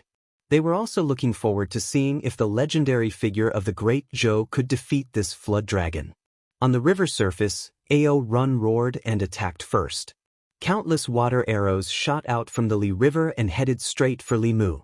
Li Mu's body floated in the air. He calmly formed a seal with his hands. A circular transparent shield with flashing runes floated in front of him. The dense water arrows hit the shield and collapsed into splashes of water. At the same time, countless lightning bolts suddenly exploded beside Ao Run. He was completely submerged in the dense lightning net. Soon, the lightning net dispersed. Ao Run's clothes were tattered and burned in many places. However, his body was not injured at all. Li Mu thought to himself, the Dragon Clan was indeed the Dragon Clan. Even if it was a flood dragon, its body was probably as strong as a 6th realm monster like the Heavenly Wolf King. It might even be stronger. Such a body was simply the best material for refining corpses. If he could use it to refine corpses, Li Mu immediately suppressed this thought in his heart. He was definitely influenced by Chen Shi and the others. Whenever he saw a strong cultivator, his first reaction was to think of a way to refine their corpses. Ao Run was caught off guard by the lightning. He was in a sorry state. This attack did not cause much damage, but it was extremely humiliating. Seeing himself like a beggar, anger surged in Ao Run's heart. As his hand seals changed, a dark cloud quickly gathered above Li Mu's head. Lin Ting was worried that Li Mu would underestimate Ao Run. He hurriedly warned, "Be careful, Lord Li. This is Ao Run's Call the Wind and Summon the Rain technique. It's very powerful. Do not underestimate it." Above Li Mu's head, bean-sized raindrops were swept up by the wind and fell pitter-patter. Li Mu's body flashed with white light. The immortal robe formed a barrier around him. When the raindrops fell on the barrier, countless dents formed on it. Li Mu's gaze towards Ao Run changed slightly. This Ao Run was indeed something. This immortal robe could withstand a sixth realm attack. It was already very impressive that Ao Run's mystique could create so many dents. If this technique landed directly on Li Mu's body, with his current physical strength, he would not be able to withstand it at all. This Call the Wind and Summon the Rain mystique had probably entered the realm of Dao techniques. However, this technique did not last long, and the rain soon stopped. Ao Run's face darkened. He gritted his teeth and said, "Damn it, you actually have such a powerful defensive magic treasure." Li Mu's aura suddenly weakened. His face was pale, but he still snorted. He said, "If you can use this mystique a second time, I may not be able to withstand it. But do you have the ability to use it a second time?" Ao Run's eyes flashed. Although this technique consumed a lot of spiritual power, it was not unbearable for him to use it a second or third time. He laughed coldly and said, "You will know soon." As his voice fell, the dark clouds above Li Mu's head gathered again. The wind carried the raindrops down. Li Mu channeled his spiritual power to resist it while feeling the changes in the power of heaven and earth. Unfortunately, that moment was too short. He could only experience it twice. He could not grasp it. He was still a little short. The moment this rain disappeared, Li Mu's body fell a few feet. He forced himself to stop. Ao Run could see that this person was like a lamp without oil. He did not hesitate to use his mystique again. The third rain suddenly fell. The corners of Li Mu's mouth curled up. This time, it was finally not bad at all. Ao Run looked forward to seeing that person defeated by him. But just as the raindrops fell, the white light on his body shone brightly. He easily resisted the third attack. Ao Run was stunned for a moment. He said angrily, "You tricked me." He was tricked into using a mystique that consumed a lot of spiritual power 3 times in a row. More than half of the spiritual power in his body had been used up, but the person opposite him was still at his peak. He was already a little uncertain in his heart. However, in the next moment, something that made him even more frightened happened. Above his head, dark clouds suddenly rolled up. The next moment, heavy rain poured down. The raindrops fell on his body, bringing heart-wrenching pain. Ao Run looked at the young man opposite him. He was extremely frightened. He actually used his mystique. This scene shocked him too much. Ao Run had long lost his will to fight. Without hesitation, he dove into the water. Li Mu cast a water-repelling spell and chased after him. However, in the next moment, a white shadow attacked him. Li Mu instinctively dodged, but in the water, his speed was greatly reduced. The flood dragon's tail slammed into his chest. Bang! After a dull thud, Li Mu was sent flying out of the water. His chest was in pain. The blood in his body was in turmoil. He had already suffered light injuries. Lin Ting hurriedly flew over and said, "Lord Li, I forgot to tell you. Do not fight with Ao Run in the water. Our strength is greatly reduced in the water. However, this flood dragon is the king of the water. Even a 6th-level cultivator would find it difficult to gain an advantage in the water." Li Mu looked coldly at the water. He asked, "Ao Run, didn't you say that this competition would be on land?" Under the water, Ao Run's mocking voice sounded. That was just now. I'm going back on my words now. What can you do to me? Li Mu asked with a dark face. Ao, are you a sore loser? Ao Run provoked. Come down if you can. Li Mu looked at the calm river surface. He released the bell spirit and had her cover this section of the river. Everyone, including Ao Run, was covered by the bell. Then he turned his head and looked at the people behind him. Draw the water. Chapter 502.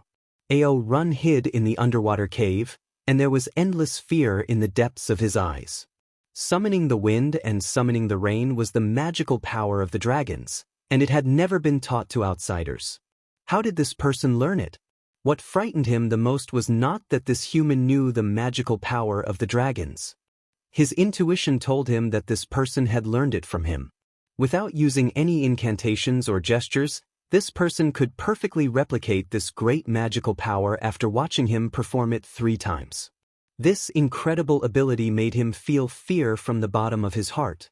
This was too strange. Driven by this fear, he did not want the beauties anymore, nor did he want the demonesses he had taken in before. He just wanted to escape along the waterway. However, just as this thought arose in his mind, the river water around the cave suddenly became shallow. At first, the cave was more than 30 meters below the surface of the river. Soon, it became 15 meters, then 20 meters. In a few breaths, the eaves of the cave were out of the water. After a few more breaths, the river water around the cave was sucked dry, leaving only a wet mark under Ao Run's feet. At some point, a transparent giant bell fell into the Li River and covered the entire cave. The river water flowed past the 2 sides of the giant bell, and the cave that was covered by the bell became a vacuum. A figure descended from the sky and landed in front of Ng Xian and Ting Xin. Seeing that the 2 women were safe and sound, Li Mu was finally relieved. Ting Xin hugged Li Mu's arm with one hand and pointed at Ao Run with the other.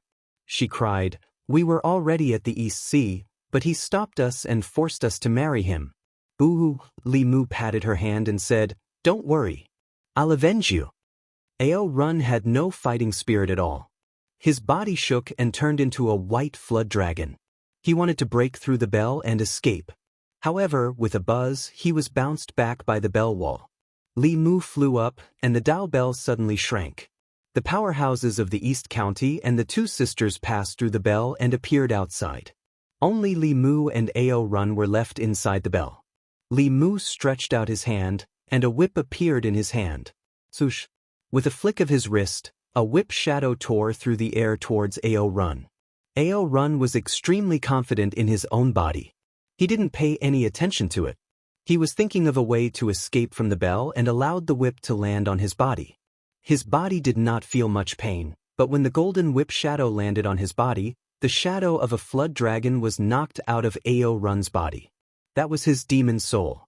The flood dragon was startled for a moment, then fear appeared in its eyes. Just as it was about to return to its body, it suddenly felt extreme danger.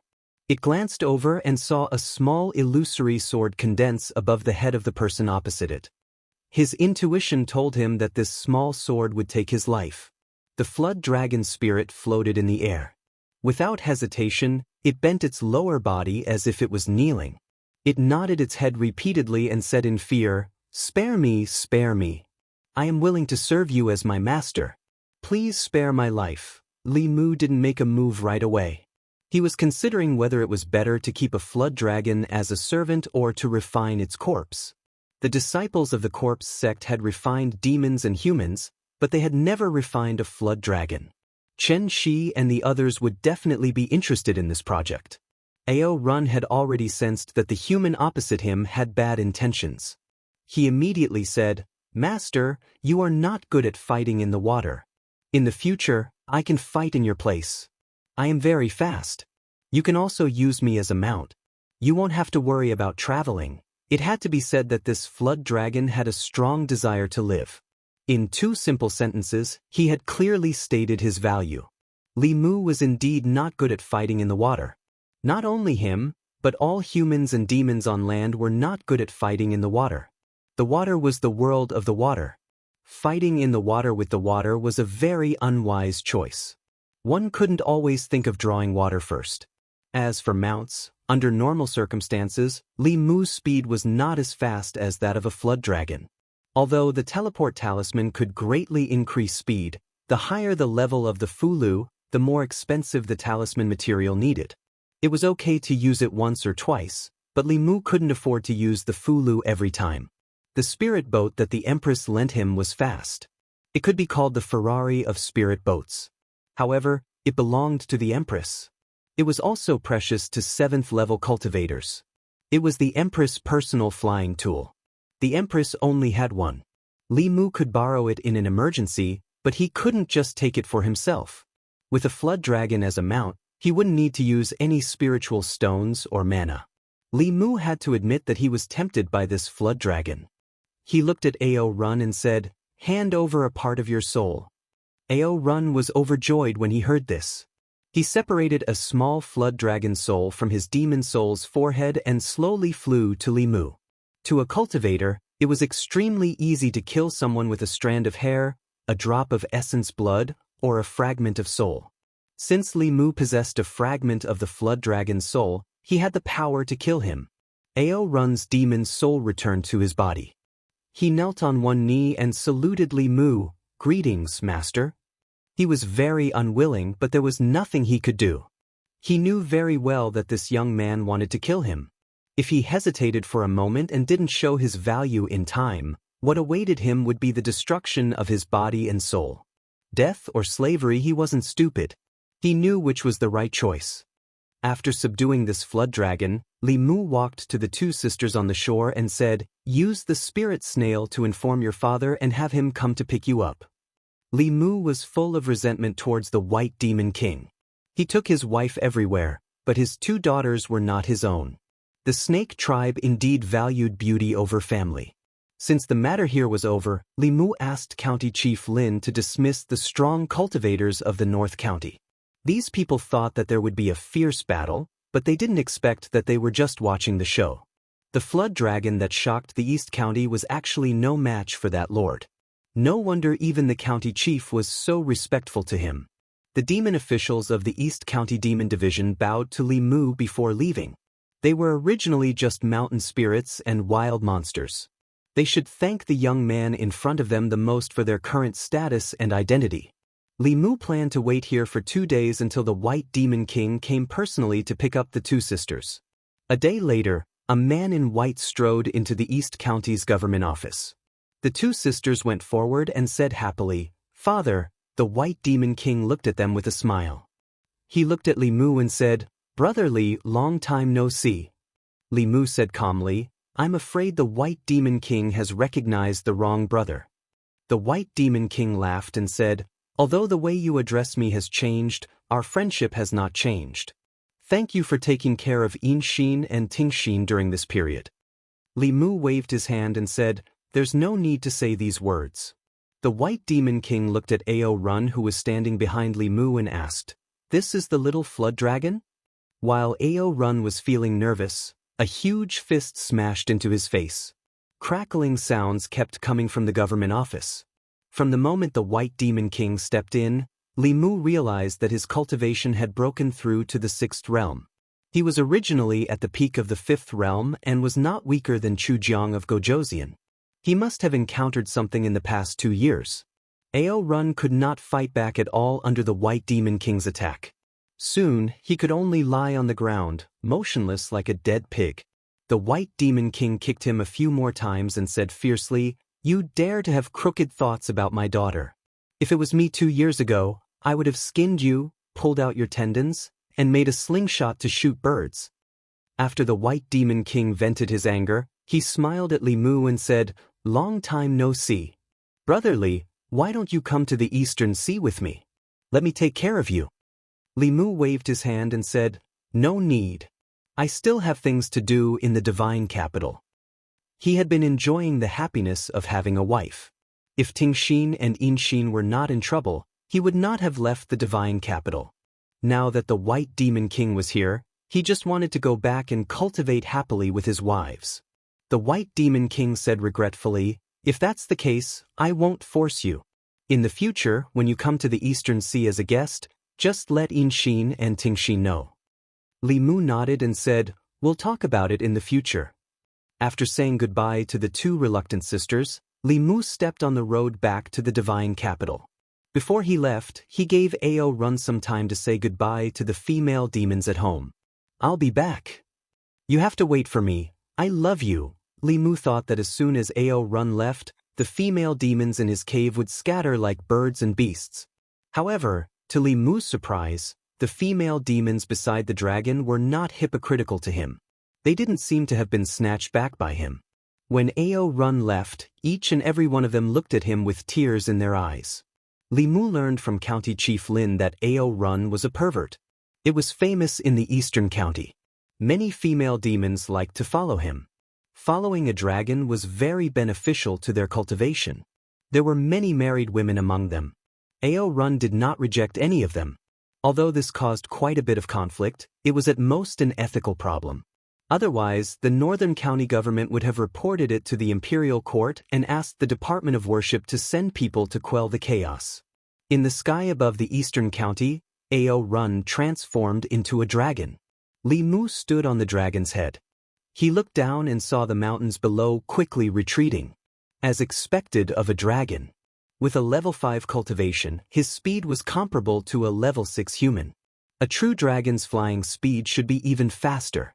Ao Run carried Li Mu and flew in the sky. He sighed in his heart.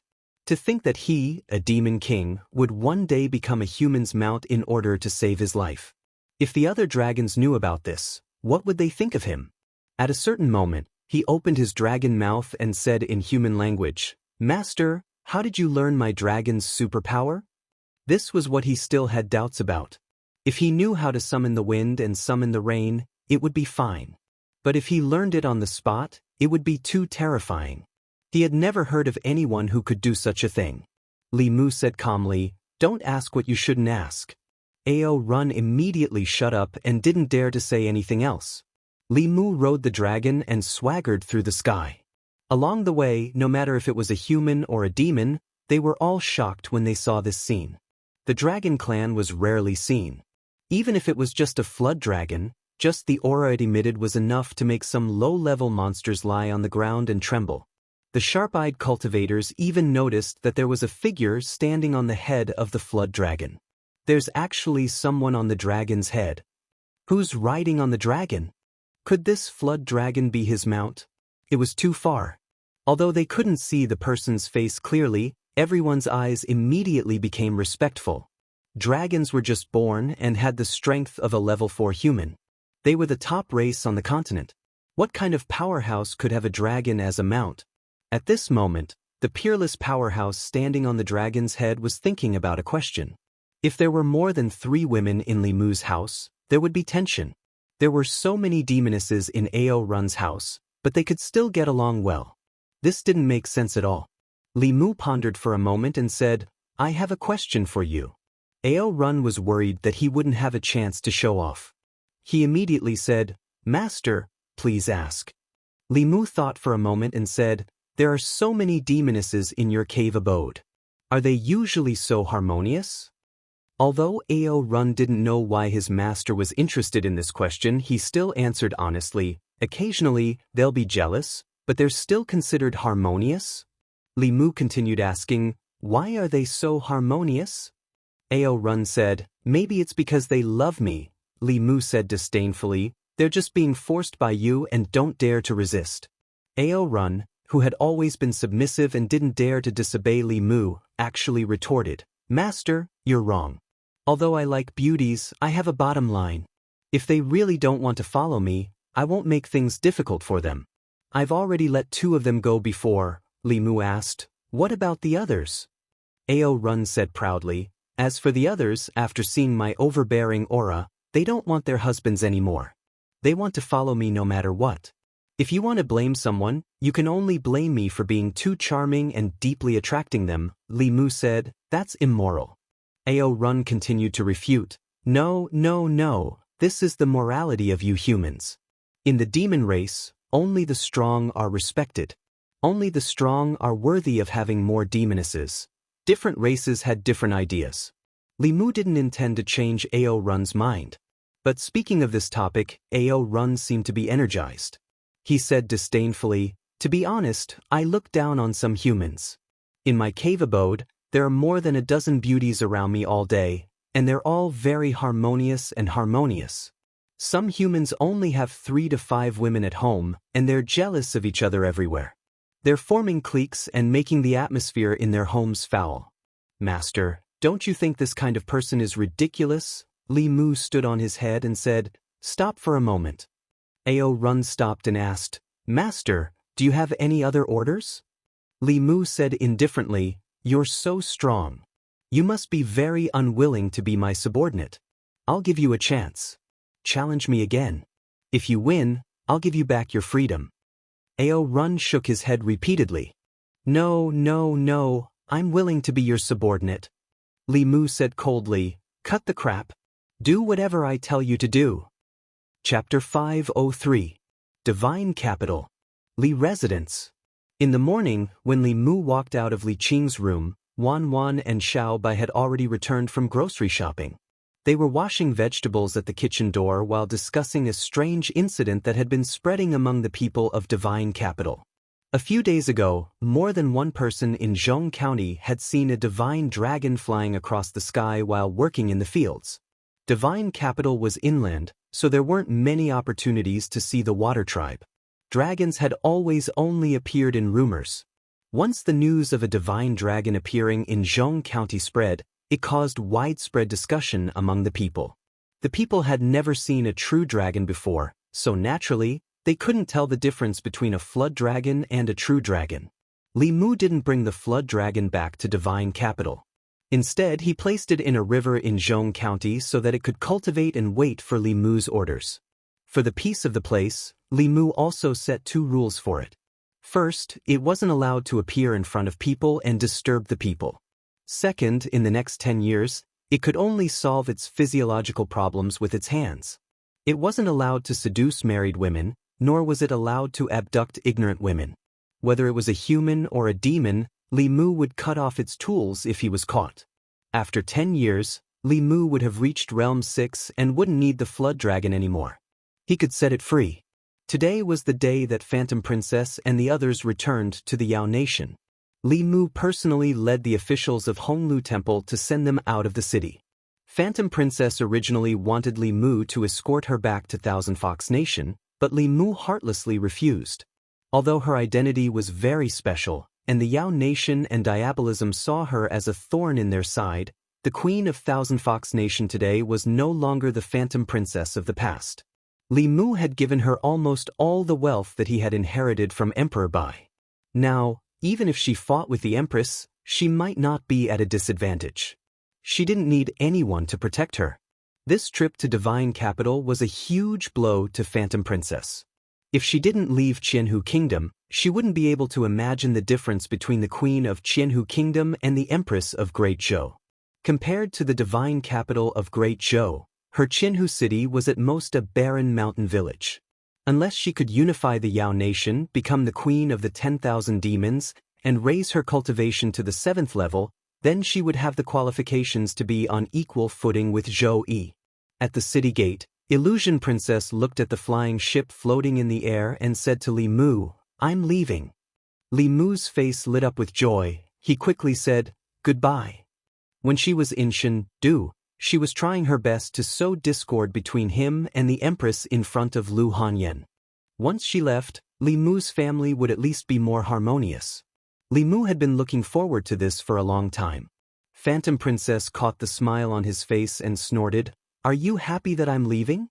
Li Mu waved his hand and said, "Of course not, ha." Seeing the flying ship turn into a stream of light and fly away, Li Mu rubbed his waist, which was still aching, and returned to the palace to report. In Chengdu Palace, Zhou Yi hugged Zhongling and asked calmly, "Did that fox leave?" Li Mu, "Yes." Zhou Yi pressed her face against Zhongling's face and said with a smile, "Ling, mother will take you to a fun place." The little girl said, "Daddy will go too." Li Mu followed behind the mother and daughter and walked out of Chengdu Palace. Perhaps the Empress had really reached the age of being a mother. She doted on Zhongling so much that even Li Mu felt that he had been left out. However, he didn't need to be jealous of his own daughter. He enjoyed the feeling of a happy family of 3. When he was free in the future, he would have 2 more children with Lu Hanyan and Li Qing. Then, his life would be complete. In the palace, the officials and palace maids were already used to this scene. Everyone knew that Lord Li's daughter had taken Her Majesty as her godmother. Her Majesty doted on her very much and often summoned her to the palace. She ordered the imperial chefs to make all kinds of delicious food for her and took her to play in the palace. Everyone in the palace already knew this cute little girl. As for where Lord Li's daughter came from, there were many different opinions. Some said that he had her with Madame Li when he was young, and it was only now that it was made public. Others said that she was the child of Lord Li and the Demon Kingdom Queen and was only recently sent back. The officials with some cultivation could naturally see that Lord Li's daughter wasn't human, nor was she a demon. She was a spirit, and it was very likely that she was the child of Lord Li and a ghost. It wasn't strange for something like this to happen to him. Everyone knew that Lord Li was neither friend nor foe. He was upright and plain-spoken, and devoted to the people and the country. However, he was lustful and surrounded by beauties. Not only did he have rumors with Her Majesty, but it was also said that he had a good relationship with the Demon Kingdom Queen. This actually proved that Her Majesty doted on him. Since ancient times, there had been many princesses who were children of important ministers, but it was very rare for them to directly recognize their relatives. In the palace, Zhou Yi led Zhongling into the ancestral temple, and Li Mu followed. This wasn't his first time here. Compared to last time, the ancestral temple had changed a lot. The furnishings and decorations were still the same. 36 small cauldrons were connected to a large cauldron, and a golden dragon was swimming in the large cauldron. However, the golden light on each small cauldron was much more dazzling than the last time Li Mu saw them. The most dazzling cauldron was naturally the one in the middle that belonged to the central commandery. The people of the divine capital had the strongest psychokinesis, and it was comparable to the combined power of several other cauldrons. When Li Mu came last time, the cauldrons of psychokinesis in the various commanderies were far from this bright. This meant that in the past 2 years, the psychokinesis of the people of the various commanderies had greatly increased. On the one hand, the abolition of the silver punishment law and the punishment of the corrupt officials had made the people trust the imperial court more. On the other hand, after the demon division was established in the various commanderies, the demons in the Great Zhou also contributed a lot of psychokinesis. In addition to the small cauldrons being brighter, the golden dragon on the large cauldron was also fatter than the last time Li Mu saw it. At this moment, it was happily swimming in the cauldron. 3 elders wearing 4-clawed dragon robes were guarding here. They were the experts of the Shao royal clan. Ever since the Zhou clan stole the emperor's aura, the Shao clan had sent 3 clan experts to guard the ancestral temple to prevent the emperor's aura from being stolen again. These 3 people were almost all of the top combat power of the Shao royal clan. When the 3 elders saw the empress bring Li Mu and Zhongling in, they only looked up and closed their eyes again. Zhongling reached out to grab the golden dragon. Li Mu hurriedly said, "You can't touch it." Zhou Yi glanced at Li Mu and said indifferently, "Why can't you touch it?" She looked at the golden dragon and said, "Come here." The golden dragon trembled as it flew over. Zhongling caught it and played with it.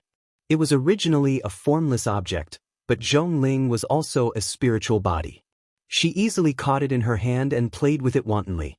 Zhongling played with the spirit of psychokinesis for a while and lost interest. Although they were both spiritual bodies, she relied on the origin power of heaven and earth. This dragon was condensed from psychokinesis and could not be absorbed by her for cultivation. So, she quickly let go of the dragon. After the golden dragon regained its freedom, it immediately entered the cauldron and did not dare to poke its head out. Zhongling clearly did not know that this was the most important place in the Great Zhou. She only felt that this place was claustrophobic and boring. Soon she made a fuss about leaving. After the family of 3 left, the ancestral temple regained its silence. 2 of the 3 people sitting cross-legged in the corner, cultivating with their eyes closed, slowly opened their eyes.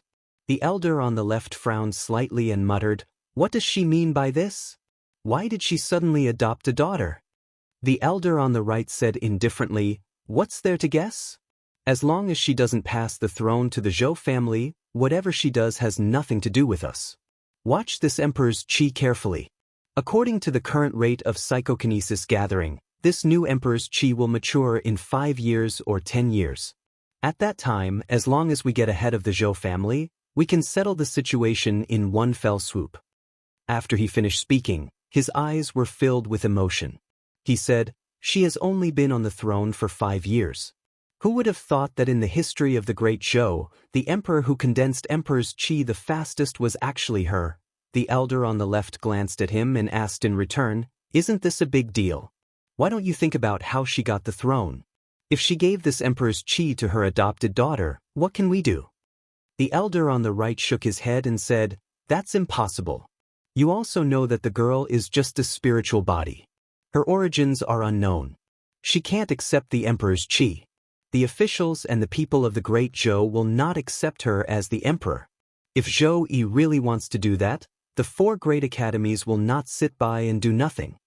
The elder on the left looked at him and said indifferently, "That girl is impossible, but what about the others? What if she likes this feeling and decides to give birth to one herself? At that time, will the people still object? Will the 4 great academies still object?" As soon as he said this, even the elder in the middle who had his eyes closed all this time suddenly opened his eyes. In these 2 years, the situation in the divine capital had undergone earth-shaking changes.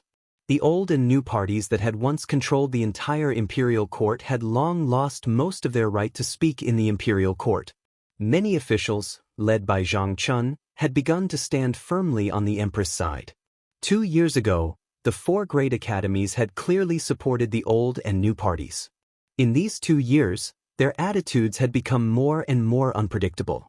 The reason was that previously, everyone had thought that the Great Zhou would be destroyed by a female emperor.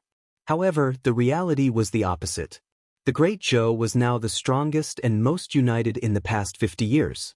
The 4 great academies no longer had a reason to interfere with the empress's selection of an heir.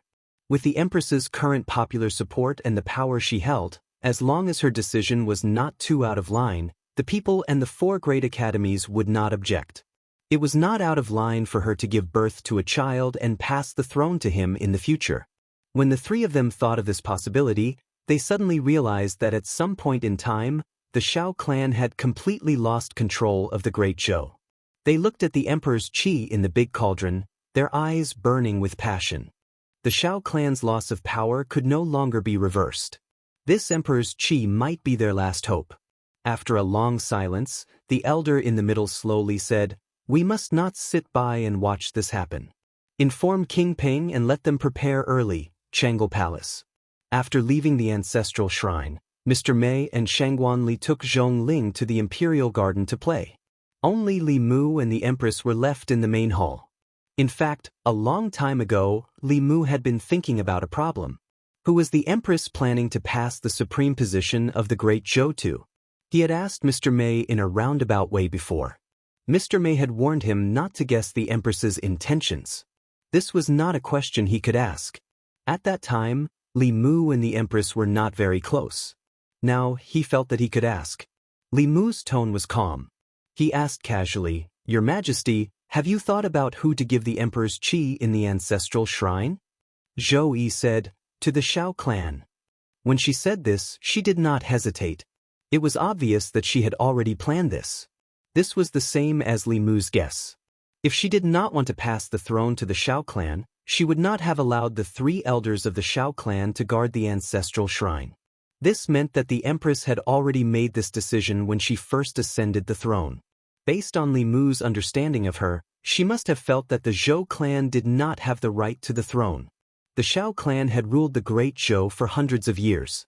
The idea that the Shao clan was the royal family was deeply ingrained. It was reasonable to give the Shao clan the title. Zhou Yi looked at Li Mu and asked, "What do you think?" Li Mu said, "Your Majesty, I will listen to you." He used to think that it was better for the empress to give birth to her own child than to pass the throne to an outsider. However, seeing how much the empress doted on her child, She probably could not bear to let her own child suffer. However, the world that they had fought so hard to conquer was given to the Shao clan for nothing. Although he had already guessed this, after receiving confirmation from the Empress, Li Mu still relaxed about the court matters. He was no longer as energetic as before. He did not even care about the matter of Shunguo's provocation in the border county and the decrease of the psychokinesis in the south county. He left it all to the secretariat to deal with. For 3 consecutive days, Li Mu was late and left early. Today, he still left early and got off work early. When he returned home, he took a wedding invitation from Wanwan. Li Si and Chen Miaomiao had given birth to a pair of twins. Tonight, they invited him to their house for a drink. Li Mu naturally would not refuse and brought Zhong Ling over tonight. At Li Si's house, Li Mu saw Zhang Chun, whom he had not seen for a long time. He had just returned from a business trip. Li Mu did not know if it was his imagination, but he felt that Zhang Chun was intentionally avoiding him tonight. After the banquet ended, Li Mu waited outside the door. When he saw Zhang Chun walk out, he asked, "Old Zhang, did I offend you?" Zhang Chun shook his head repeatedly. "No, how could it be?" Li Mu asked. "Then why are you avoiding me?" Zhang Chun said flatly, "No, why would I avoid you for no reason?" Li Mu thought that he was thinking too much. He pointed at Zhang Chun and said to the little girl in his arms, "Ling, this is Uncle Zhang." Zhang Chun smiled awkwardly at Zhong Ling. Li Mu asked in confusion, "Why aren't you curious? Who gave birth to this child with me?" Zhang Chun shook his head. "I'm not curious. I'm not interested in this matter at all. I still have matters to attend to at home, so I'll go back first." Li Mu looked at his back in surprise. It had only been a month since they last met, but he had changed so much. He was completely unlike the gossipy Zhang Chun that Li Mu knew. The streets of the fairies' capital were bustling as usual. All kinds of news and topics of conversation gathered here. Today, the commoners were most interested in the private affairs of the Li residents. The sudden appearance of a child by Lord Li's side caused a heated discussion in the fairies' capital. It even overshadowed the matter of the illegitimate child during the reign of the previous emperor. There were differing opinions about who Lord Li had given birth to this child with. Some said that it was Lady Li's, while others said it was the Demon Kingdom's queen. No one knew when it started, but there were rumors that the child was Lord Li's and His Majesty's. In the past, the commoners naturally did not dare to talk about His Majesty. However, after the self-discipline law was reformed, the great Zhou no longer convicted people based on words. The commoners' topics of conversation became bolder and bolder. At a temporary tea stall on the street, the waiter selling tea whispered to the customers, "Hey, have you heard? Lord Li and His Majesty gave birth to a daughter." One of the customers heard this and said happily, "Is that true?" The waiter was stunned and asked in surprise, "This is something that goes against ethics. Why do you seem so happy?" The customer said without hesitation, "Of course. Like father, like son. The child of Lord Li and His Majesty will definitely be a dragon among men in the future. If she can inherit His Majesty's position, our children and grandchildren will also be able to live good lives." When the customers heard this, they all responded in unison. "Is that true? There's such a good thing? If it's true, then that's great. This is the best news I've heard this year, no, in the past few years." The waiter at the tea stall looked at the crowd in a daze. He had thought that this matter would be criticized and discussed by the common people. He had never imagined that the common people would actually have such a reaction. It was as if they were happier than if they had given birth to a child themselves. Li Mu had also heard the rumors circulating in the marketplace. The common people usually did not have the guts to criticize the empress. There had to be someone pushing this matter behind the scenes. As for who was pushing it, Li Mu did not need to think to know. It was either the Shao clan or the Zhou clan. Their goal was undoubtedly to use the pressure of public opinion to cut off the possibility of the empress passing the throne to someone else in advance. Unexpectedly, the common people's support for the coupling of Li Mu and the empress was so high. In just 2 days, there were already many people calling for the empress to make him empress. The person behind the scenes had gone for wool and come home shorn. More importantly, with the empress's bearing, no one knew the consequences of offending her better than Li Mu. He walked into Chang'e Palace and saw that the Empress's expression was extremely ugly. Zhou Yi saw Li Mu walk in and said in a low voice, "I've changed my mind." Li Mu was puzzled. "Changed your mind about what?" Zhou Yi said coldly, "I don't want to give that imperial aura to the Shao clan anymore." Li Mu said in a daze, "Your Majesty wants to pass it to the Zhou clan?" Zhou Yi said, "Oh." Li Mu thought for a moment and said in astonishment, "Could it be that your Majesty really wants to give birth to a child?" Before Zhou Yi could speak, Zhongling, who was in Li Mu's arms, clapped her hands and said happily, "Good, good, I already have a younger brother or sister to play with me. Father, mother, you can have another one." Chapter 504. Li Mu looked at the innocent Zhongling and explained, "Ling, be a good girl. Don't mess around. Father and mother gave birth to you differently from giving birth to a younger brother or sister." The little girl blinked curiously and asked, "What's the difference?" Perhaps she was envious of other children who had siblings to accompany them, but how was Li Mu supposed to explain to her that she was actually born from heaven and earth and not the product of his and the Empress's hard work? Zhongling's intelligence grew very quickly, but she obviously couldn't understand this. Li Mu and the Empress looked at each other. Li Mu looked embarrassed. The Empress held Zhongling's face and smiled. "Ling, don't worry. You will have a younger brother or sister in the future." After receiving the Empress's promise, Zhongling happily ran off to play. In Chang'e Palace, Li Mu saw the Empress looking at him. He said decisively, "Your Majesty, please give up on this idea. My wife and I have no plans to have children. Li Mu, Lu Hanyan, and Li Qing would be busy with political affairs in the next few years. Even if they had children, they wouldn't have much time to accompany them. This wasn't good for the child's growth, so they planned to have another child in a few years." Zhongling's appearance was at most an accident. Zhou Yi glanced at Li Mu indifferently. "Ling is my daughter. Why should another woman give birth to her younger brother or sister?" Li Mu thought for a moment and asked, "Does your Majesty want to have one yourself?" Zhou Yi asked, "Are you willing to watch as the world that you and I worked so hard to build is given to someone else?" Li Mu didn't hesitate and said decisively, "No." He had spent a lot of effort to build the Great Zhou to what it was today. How could he be willing to give it to someone else? Everyone in Shindu knew what kind of people the Shao clan was. If this world fell into their hands again, the foundation that Li Mu had built for the Empress over the past few years would be completely destroyed by them. The geographical location of Great Zhou wasn't considered good. To the east were the water tribes, to the south were the various countries with evil intentions, to the west was Yudu with evil intentions, and to the north was the demon country eyeing them covetously. There were threats in all directions, and once Great Zhou was defeated to a certain extent, the four barbarians would definitely rise up and attack. This was also an important reason why the central dynasty of Zhou province never lasted long. There were strong enemies spying on all sides. Once there were 3 generations of incapable rulers, the neighbors would not give the central imperial court a chance. When external pressure began to be exerted, the already loose internal structure would be easily crushed. The key question was, if the Empress wanted to have a child herself, how would she do it, and with whom? Considering the voices of the masses, this candidate would naturally be Li Mu. However, this wasn't in Li Mu's life plans. Zhou Yi looked at him and said, "The Great Zhou being where it is today is mostly due to your efforts.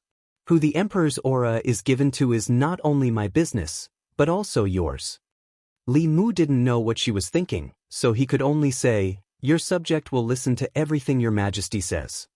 Zhou Yi thought deeply for a moment and said, "I plan to give it to our child." Li Mu shook his head and said, "Your Majesty also knows about Ling Er's identity. Not only the court officials, but even the people won't be able to accept that the Emperor of Great Zhou isn't human. This will cause the Great Zhou to lose the foundation of the people's hearts." Although Li Mu thought that he had gained the recognition of the people, it didn't mean that he could do whatever he wanted in Great Zhou. This was a place that had been ruled by humans since ancient times. It was absolutely impossible for a foreign race to rule over it. Zhou Yi glanced at him and said indifferently, "I'm not talking about Ling." Li Mu was even more confused and asked, "Other than Ling, do we have other children?" Zhou said, "Not now, but that doesn't mean we won't have any in the future." Li Mu stared at the Empress in a daze, hundreds of thoughts flashing through his mind. Was this a hint? No, this was no longer a hint. This was a blatant declaration, and it couldn't even be considered a declaration. This was a confession. The Empress finally couldn't help but reveal her feelings to him. Zhou continued, "As long as we take your bloodline and merge it with mine, we can have a child with both of our bloodlines. This way, I won't have to pass the throne to an outsider, and Ling will have a younger brother or sister." Li Mu suddenly understood and said, "So that's what your majesty means." Zhou looked at him and asked in return, "What do you think it means? Do you want to be my empress?" Li Mu didn't obey the empress this time. He shook his head and said, "Your majesty, I can't accept this method. I hope that my child will be like all the other children in the world, born from his mother's 10 months of pregnancy, and not through this method. If he asks us the same question as Ling in the future, how should we answer?" Zhou Yi's chest heaved up and down. After taking a deep breath, she said, "You're blaming me. Do you think I don't want to? If you appeared earlier, if you were more determined and not fascinated by other people's beauty, how could things be like this?" She flung her sleeves and said angrily, "Mei Wei, Ali, accompany me to the Imperial Garden to relax." Mr. Mei and Shangguan Li had just walked in with Zhong Ling when they walked out with the Empress. The little girl walked to Li Mu's side and tugged at his sleeve. She whispered, "Father, Mother is angry. Go and comfort her." Li Mu could hear the strong resentment in the Empress's words. But everything had to be first come, first served. If he was late, he would be late forever. If he had met the Empress first, then he would have been second only to one person in the Great Zhou. He would have been the father of the world and respected by all the people. But he had met Lu Hanyan and Li Qing first, so he was destined to be unable to enter the harem. If Li Mu was given another chance, he still wouldn't change his choice. He squatted down and held the little girl's face. He said, "Your mother is still angry with me. Go and comfort her for me." Zhong Ling nodded seriously and chased in the direction of the Imperial Garden. The court had just ended, but Li Mu had no interest in going to the Secretariat. After walking out of Chang'e Palace, he left the palace directly. However, just as he walked out of the palace gate, a figure blocked his way. Li Mu looked at the middle-aged man in front of him and raised his eyebrows. He asked, "Your Highness King Ping, what's the matter?" King Ping glanced at him and said calmly, "Don't think that you can do whatever you want just because you're handsome. No matter what the surname of the Great Zhou's royal family is, it won't be Li." Li Mu looked at King Ping and asked, "Were you the ones who spread the rumors in Fairy's capital?" King Ping didn't answer directly. He said coldly, "Stealing the country won't happen a second time in the Great Zhou. If the Xiao family behaved themselves, the Empress would still belong to them when the Emperor's qi condensed in 10 years or 5 years. They would win the many years of battle with the Zhou family without a fight. However, the premise was that they didn't provoke the Empress." Li Mu sighed softly. He looked at King Ping and asked, "Do you know how pigs die?" King Ping frowned. "What do you mean?" Li Mu couldn't be bothered to answer him and left directly. Although King Ping didn't like Li Mu, it was undeniable that he was very resourceful. This kind of person wouldn't throw such a question at him for no reason. There must be a deeper meaning behind it. One person's ability was limited. For this reason, he gathered the core members of the Xiao family and discussed it together. Did Li Mu say this? There's no head or tail. How do we explain it? The word pig is definitely not as simple as it seems. Is there a reference? Is he secretly cursing the Xiao family? He must know that we were the ones who secretly incited the rumors about him and the Empress. While they were discussing, a voice suddenly sounded from the corner. King Shou stood up and asked in disbelief, "You guys spread rumors about Li Mu and Her Majesty in the streets. This kind of thing can't be hidden from Her Majesty." King Ping said, "So what if she knows?" This was meant for him and the Empress to hear. They're neither emperors nor subjects. Aren't they afraid of being criticized by the world? If they really give birth to a child, the Great Zhou will be laughed at for thousands of years. King Ding said regretfully, "It's a pity that those ignorant people are mostly in favor of this." King Shou sat back down and covered his face with both hands. He didn't know what to say. After a long while, his voice came from between his fingers. If there's an answer to this question, then the pigs must have died of stupidity. They were so stupid that they threw away the cooked duck. King Ping frowned and asked, "What do you mean?" King Shou leaned back in his chair and said tiredly, "It's obvious that the Empress has no intention of taking the throne. Since she took the throne, she put Li Mu in an important position to fend off foreign forces and unite the people. She planned to leave as soon as possible after condensing the Emperor's qi. She allowed the three uncles to stay in the ancestral temple because she wanted to return the throne to the Shao family. Why do you have to do it again? What do you know?" King Ping glared at him and said, "The Zhou family spent hundreds of years to successfully steal the country. How can she return the throne so easily? I think she wants to give birth to a child herself and change the surname of the great Zhou's royal family. If she really wanted to pass the throne to the Shao family, she wouldn't change her mind because of such a small matter. That depends on whether Her Majesty is generous or petty. It's very possible that the throne that originally belonged to the Shao family was lost because of this small matter." King Shou thought of his experience in the past month and sighed softly. He said, "Obviously, Her Majesty isn't a generous person." King Ping frowned and looked at him. "You're not her. How do you know what she's thinking?" King Shou covered his face again and said, "I don't know. I'm just talking nonsense. You guys continue, I'll take my leave first." He stood up and walked to the door. His footsteps paused as he said, "Get someone to tidy up the three royal uncles' residences. I guess they should be back soon." Not long after King Shou left King Ping's residence, three elders descended from the sky. Everyone walked out of the room. King Ping was shocked. "Royal uncles, weren't you guarding the ancestral shrine? Why did you come out?" The three elders' faces were gloomy. The elder in the middle said, "That woman chased us out. She's really coveting the Emperor's energy." King Ping stood on the spot in a daze. His face was full of regret as he muttered, "He guessed it right." The elder asked, "Guessed what?" King Ping's face was solemn. He shook his head and said, "Nothing. Royal uncles, what should we do now?" King Ping naturally could not hide such a big matter.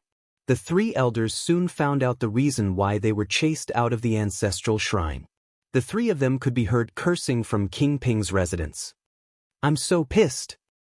You've messed this up. You're as stupid as a pig. You should apologize to the previous kings." Li Mu's residence. When Li Mu stepped into the house, Lu Hanyan asked in surprise, "Why have you been coming back so early these few days?" In the past, Li Mu was willing to work for the Empress no matter how hard or tiring it was. However, these few days, he was working for the future Shao clan. Li Mu was naturally not as motivated. He took out the 2 bouquets of flowers he bought on the street from his back. He passed one to Lu Hanyan and the other to Li Qing. He smiled and said, "Nothing is more important than accompanying you two." Lu Hanyan and Li Qing should have returned to the sect a long time ago. Although the reason why the peak masters could advance to the 6th realm so early was related to their talent and the sect's resources, the most important thing was still their hard work in cultivation. Li Mu used all kinds of excuses to force them to stay. He could not let them stay at home while he stayed in the palace all day. He held the two girls' hands and said, "I'll take a long leave from Her Majesty later. I won't go out every day." Although the two girls were happy to hear this, Lu Hanyan, who liked to let her imagination run wild, thought of a fact. She couldn't help but become melancholic again. She said melancholically, "Although we can be together now, in 100 years, whether it's me, Sister Qing, Xiao Bai, or Wan Wan, we won't be able to accompany you anymore. Why don't you find someone who is more powerful and talented than us, someone who can accompany you for the rest of your life?" Women were really strange creatures.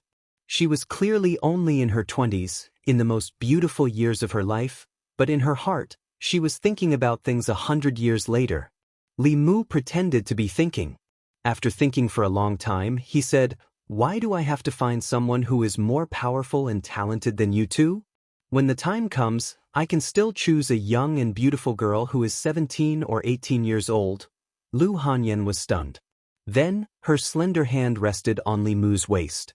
Gritting her teeth, she said, "I'll let you be young and beautiful, I'll let you be young and beautiful." Li Mu held her restless hand and said, "If I don't find someone young and beautiful in such a short time, where do you want me to find someone who is more powerful and talented than you two, and who is also willing to be with me?" In the courtyard of the Li residence, there was a fluctuation in the space. Zhou Yi appeared with Zhong Ling in her arms. She put Zhong Ling down and prepared to return to the palace. She looked around and saw that everyone was looking at her. She asked faintly, "Why are you all looking at me?" Lu Hanyan stood up and said, "Your Majesty is here to send Ling Er off?" Zhou Yi nodded slightly and said, "I'll leave Ling Er. I'm going back to the palace." Lu Hanyan looked at her and suddenly said, "It's almost time to eat. Your Majesty, eat with us before you leave. Ling Er should want you to stay." Zhong Ling was stunned for a moment. Then she hugged Zhou Yi's leg and said happily, "Mother, stay for dinner. Aunt Mei and Aunt Li will come too."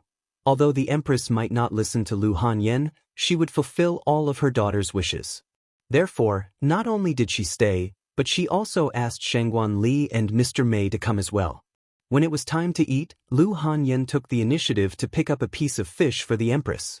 She smiled and said, "Your Majesty, try this. I made it myself." Li Mu almost had a fish bone stuck in his throat. When Lu Hanyan and the Empress appeared together, the atmosphere was extremely cold. It was not an exaggeration to say that it was like falling into an ice cave. Lu Hanyan actually took the initiative to pick up food for the Empress. Li Mu's first reaction was that Lu Hanyan was crazy. In the face of Lu Hanyan's kindness, Zhou Yi quickly responded. She tasted a piece of fish and said, "When I first met you, I only knew that your zither skills were unparalleled.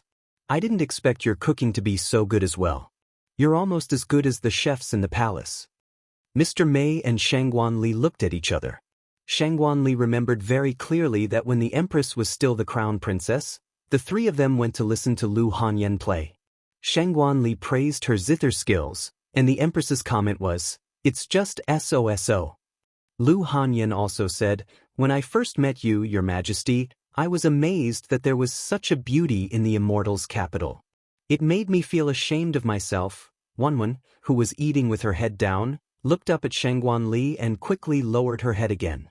If she remembered correctly, when she praised that sister's beauty, Shangguan Li said, "It's just so. Lu Hanyan and the Empress actually started praising each other. Li Mu saw this and his chopsticks fell to the ground. He pinched his thigh hard. The intense pain told him that this was not a dream. Chapter 505.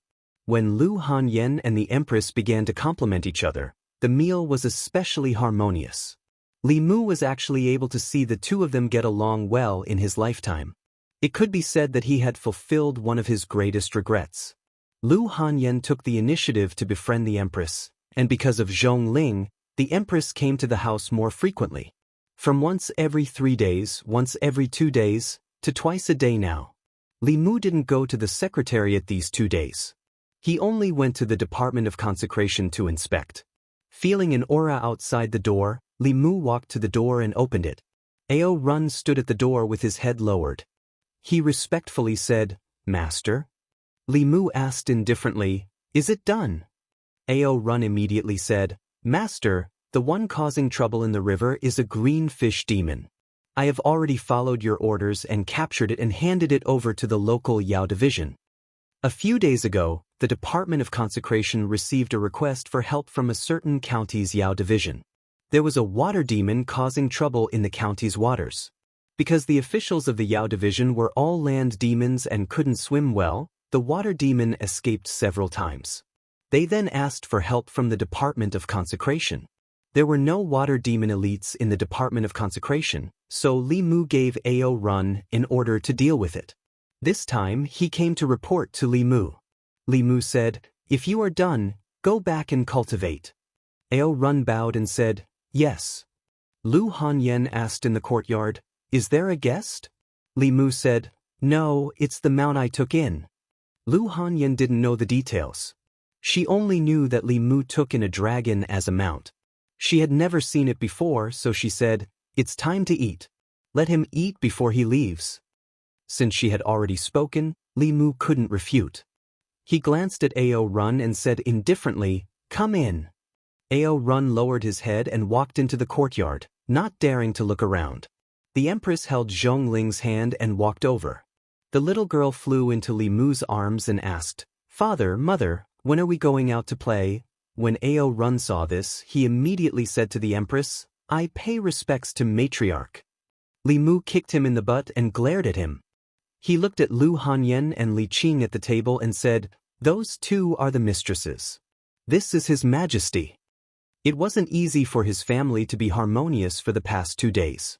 If it was destroyed by this stupid flood dragon, Li Mu would definitely peel off his flood dragon skin, pull out his flood dragon tendons, and chop up his flood dragon meat to feed the dogs.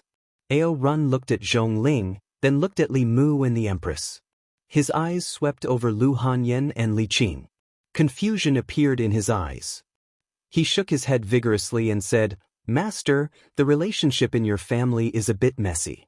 Let me sort it out." When it was time to eat, Li Mu gave Ao Run a bowl and casually picked some food and asked him to squat in the corner to eat. Lu Hanyan looked at Li Mu and asked, "That's not good." Li Mu waved his hand and said, "You don't know. He looks like a dog, but he's actually not a good person. In the demon realm, he goes around seducing married women.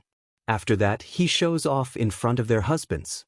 He has more than a dozen wives and concubines at home, but he's still dishonest all day long." Taking a bite of rice, Ao Run tried to defend himself. "Master, I've said it before, in our demon realm, strength is everything. Even if someone steals their wife, they can only blame themselves for being too weak. Besides, they're willing to follow me. I didn't force them. In fact, I look down on some humans the most. They're obviously very strong, but they don't even dare to steal the person they like. What's the point of cultivating then? As for their husbands, they're not strong enough to take care of their wives, so they can only blame themselves for being too weak." Li Mu suddenly stood up and grabbed the back of Ao Run's neck. He coldly said, "Stop eating, I'll take you to see something good." On this day, the people of the capital saw lightning flashing in the sky. A flood dragon was rolling in the clouds and howling. Then, its body was charred black and fell into a lake in Zhongjun. Since then, the lake was renamed Fallen Dragon Lake. The people didn't dare to go near it anymore. When Li Mu returned home, Lu Hanyan and the Empress were chatting happily as if nothing had happened. This is actually very strange. After all, although they've met before, they've only spoken less than 5 sentences in total. The Empress has her pride, she won't easily lower herself. Lu Hanyan also has Lu Hanyan's pride. If she doesn't like someone, no matter how noble their status is, she will absolutely ignore them. However, she was the one who took the initiative. Although Lu Hanyan didn't say it explicitly, how could Li Mu not know what it means? With her arrogant personality, she's willing to take the initiative to flatter the Empress. As a wife, she's already thinking about Li Mu in 100 years. Combined with what she said to Li Mu just now, it's obvious that in her eyes, the Empress is more talented than them and has a longer lifespan. She's the best candidate to be with Li Mu until his lifespan ends. After the Empress returned to the palace, Lu Hanyan glanced at Li Mu. After spending so much time together, Li Mu already understood the meaning of her gaze and action. He followed her into the room. Lu Hanyan sat on the edge of the bed and patted the side of her body. Li Mu walked over and sat beside her. Lu Hanyan asked, "Can you tell what Her Majesty thinks of you?" Li Mu asked cautiously, "What do you mean?" Lu Hanyan pinched her waist and said, "There are no outsiders here. What's the point of pretending in front of me?" Deeply affected by Lu Hanyan's tricks, Li Mu had long since stopped taking the initiative to fall into them. He asked, "What do you mean? Speak clearly. If you don't say it, how will I know what you mean?" After Lu Hanyan calmed down, she slowly said, "Her Majesty is still so young, but she's already a 7th realm elite. I don't believe you can't see Her Majesty's feelings for you. If you're thinking of waiting until my sister and I reach the end of our lifespans before you can be together with Her Majesty, I advise you to express your feelings to her as soon as possible. Do you want her to wait 100 years for you?" Li Mu looked at her and asked, "Are you not afraid that you'll regret it when you reach the 7th realm?" Lu Hanyan thought carefully, then suddenly waved her hand and said, "Pretend I didn't say anything." Walking out of the room, Li Mu lightly slapped himself because he blamed himself for being talkative. When he walked into the courtyard, his heart sank. Whether it was Lu Hanyan being sentimental or preparing for a rainy day, there would come a day when Li Mu would have to face this problem. He had no doubts about reaching the seventh realm. The legacy of the Fulu school, the telekinesis of the people of Great Zhou, and the telekinesis of the Yao of Thousand Fox Kingdom would allow him to step into this realm in 20 years, or even less. But what about Lu Hanyan and Li Qing? What about Wanwan and Xiaobai? There was a common understanding in the cultivation world. Transcendence was 10% effort and 90% legacy. An individual's talent and cultivation effort were actually not the decisive factors in whether or not one could reach the seventh realm. The Empress had transcended because of the imperial qi. Hyun Jinko and Yuzenzi had achieved this because of the legacy of the Fulu school. The Blue Wolf King and the 10,000 Illusions God Lord had also gathered the power of the Yao nation and bitterly cultivated for dozens of years to reach their current cultivation. Li Mu was confident that he could advance. Lu Hanyan and Li Qing only had a sliver of hope even though they had the Fulu school behind them. Xiaobai and Wanwan didn't even have a sliver of hope. Li Mu was proficient in the techniques of both the human and Yao races, and he had also completely comprehended the heavenly tomes of the Pill Cauldron sect. But there was no way for them to easily cross this natural chasm like he had. Unless he used the demonic Dao's blood and soul sacrifice method, similar to the Thousand Illusions' venerable master.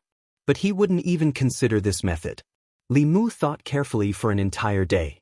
The only method he could think of was to establish a nation. The fastest shortcut to cultivation was to use the willpower of living beings. The easiest way to gather the willpower of living beings was to do what the Great Zhou and the Yong Kingdom did. They would build a national temple among the commoners and use the power of the nation to nurture the imperial qi. The Yong Kingdom's 5 generations of wise monarchs had worked hard to develop the country.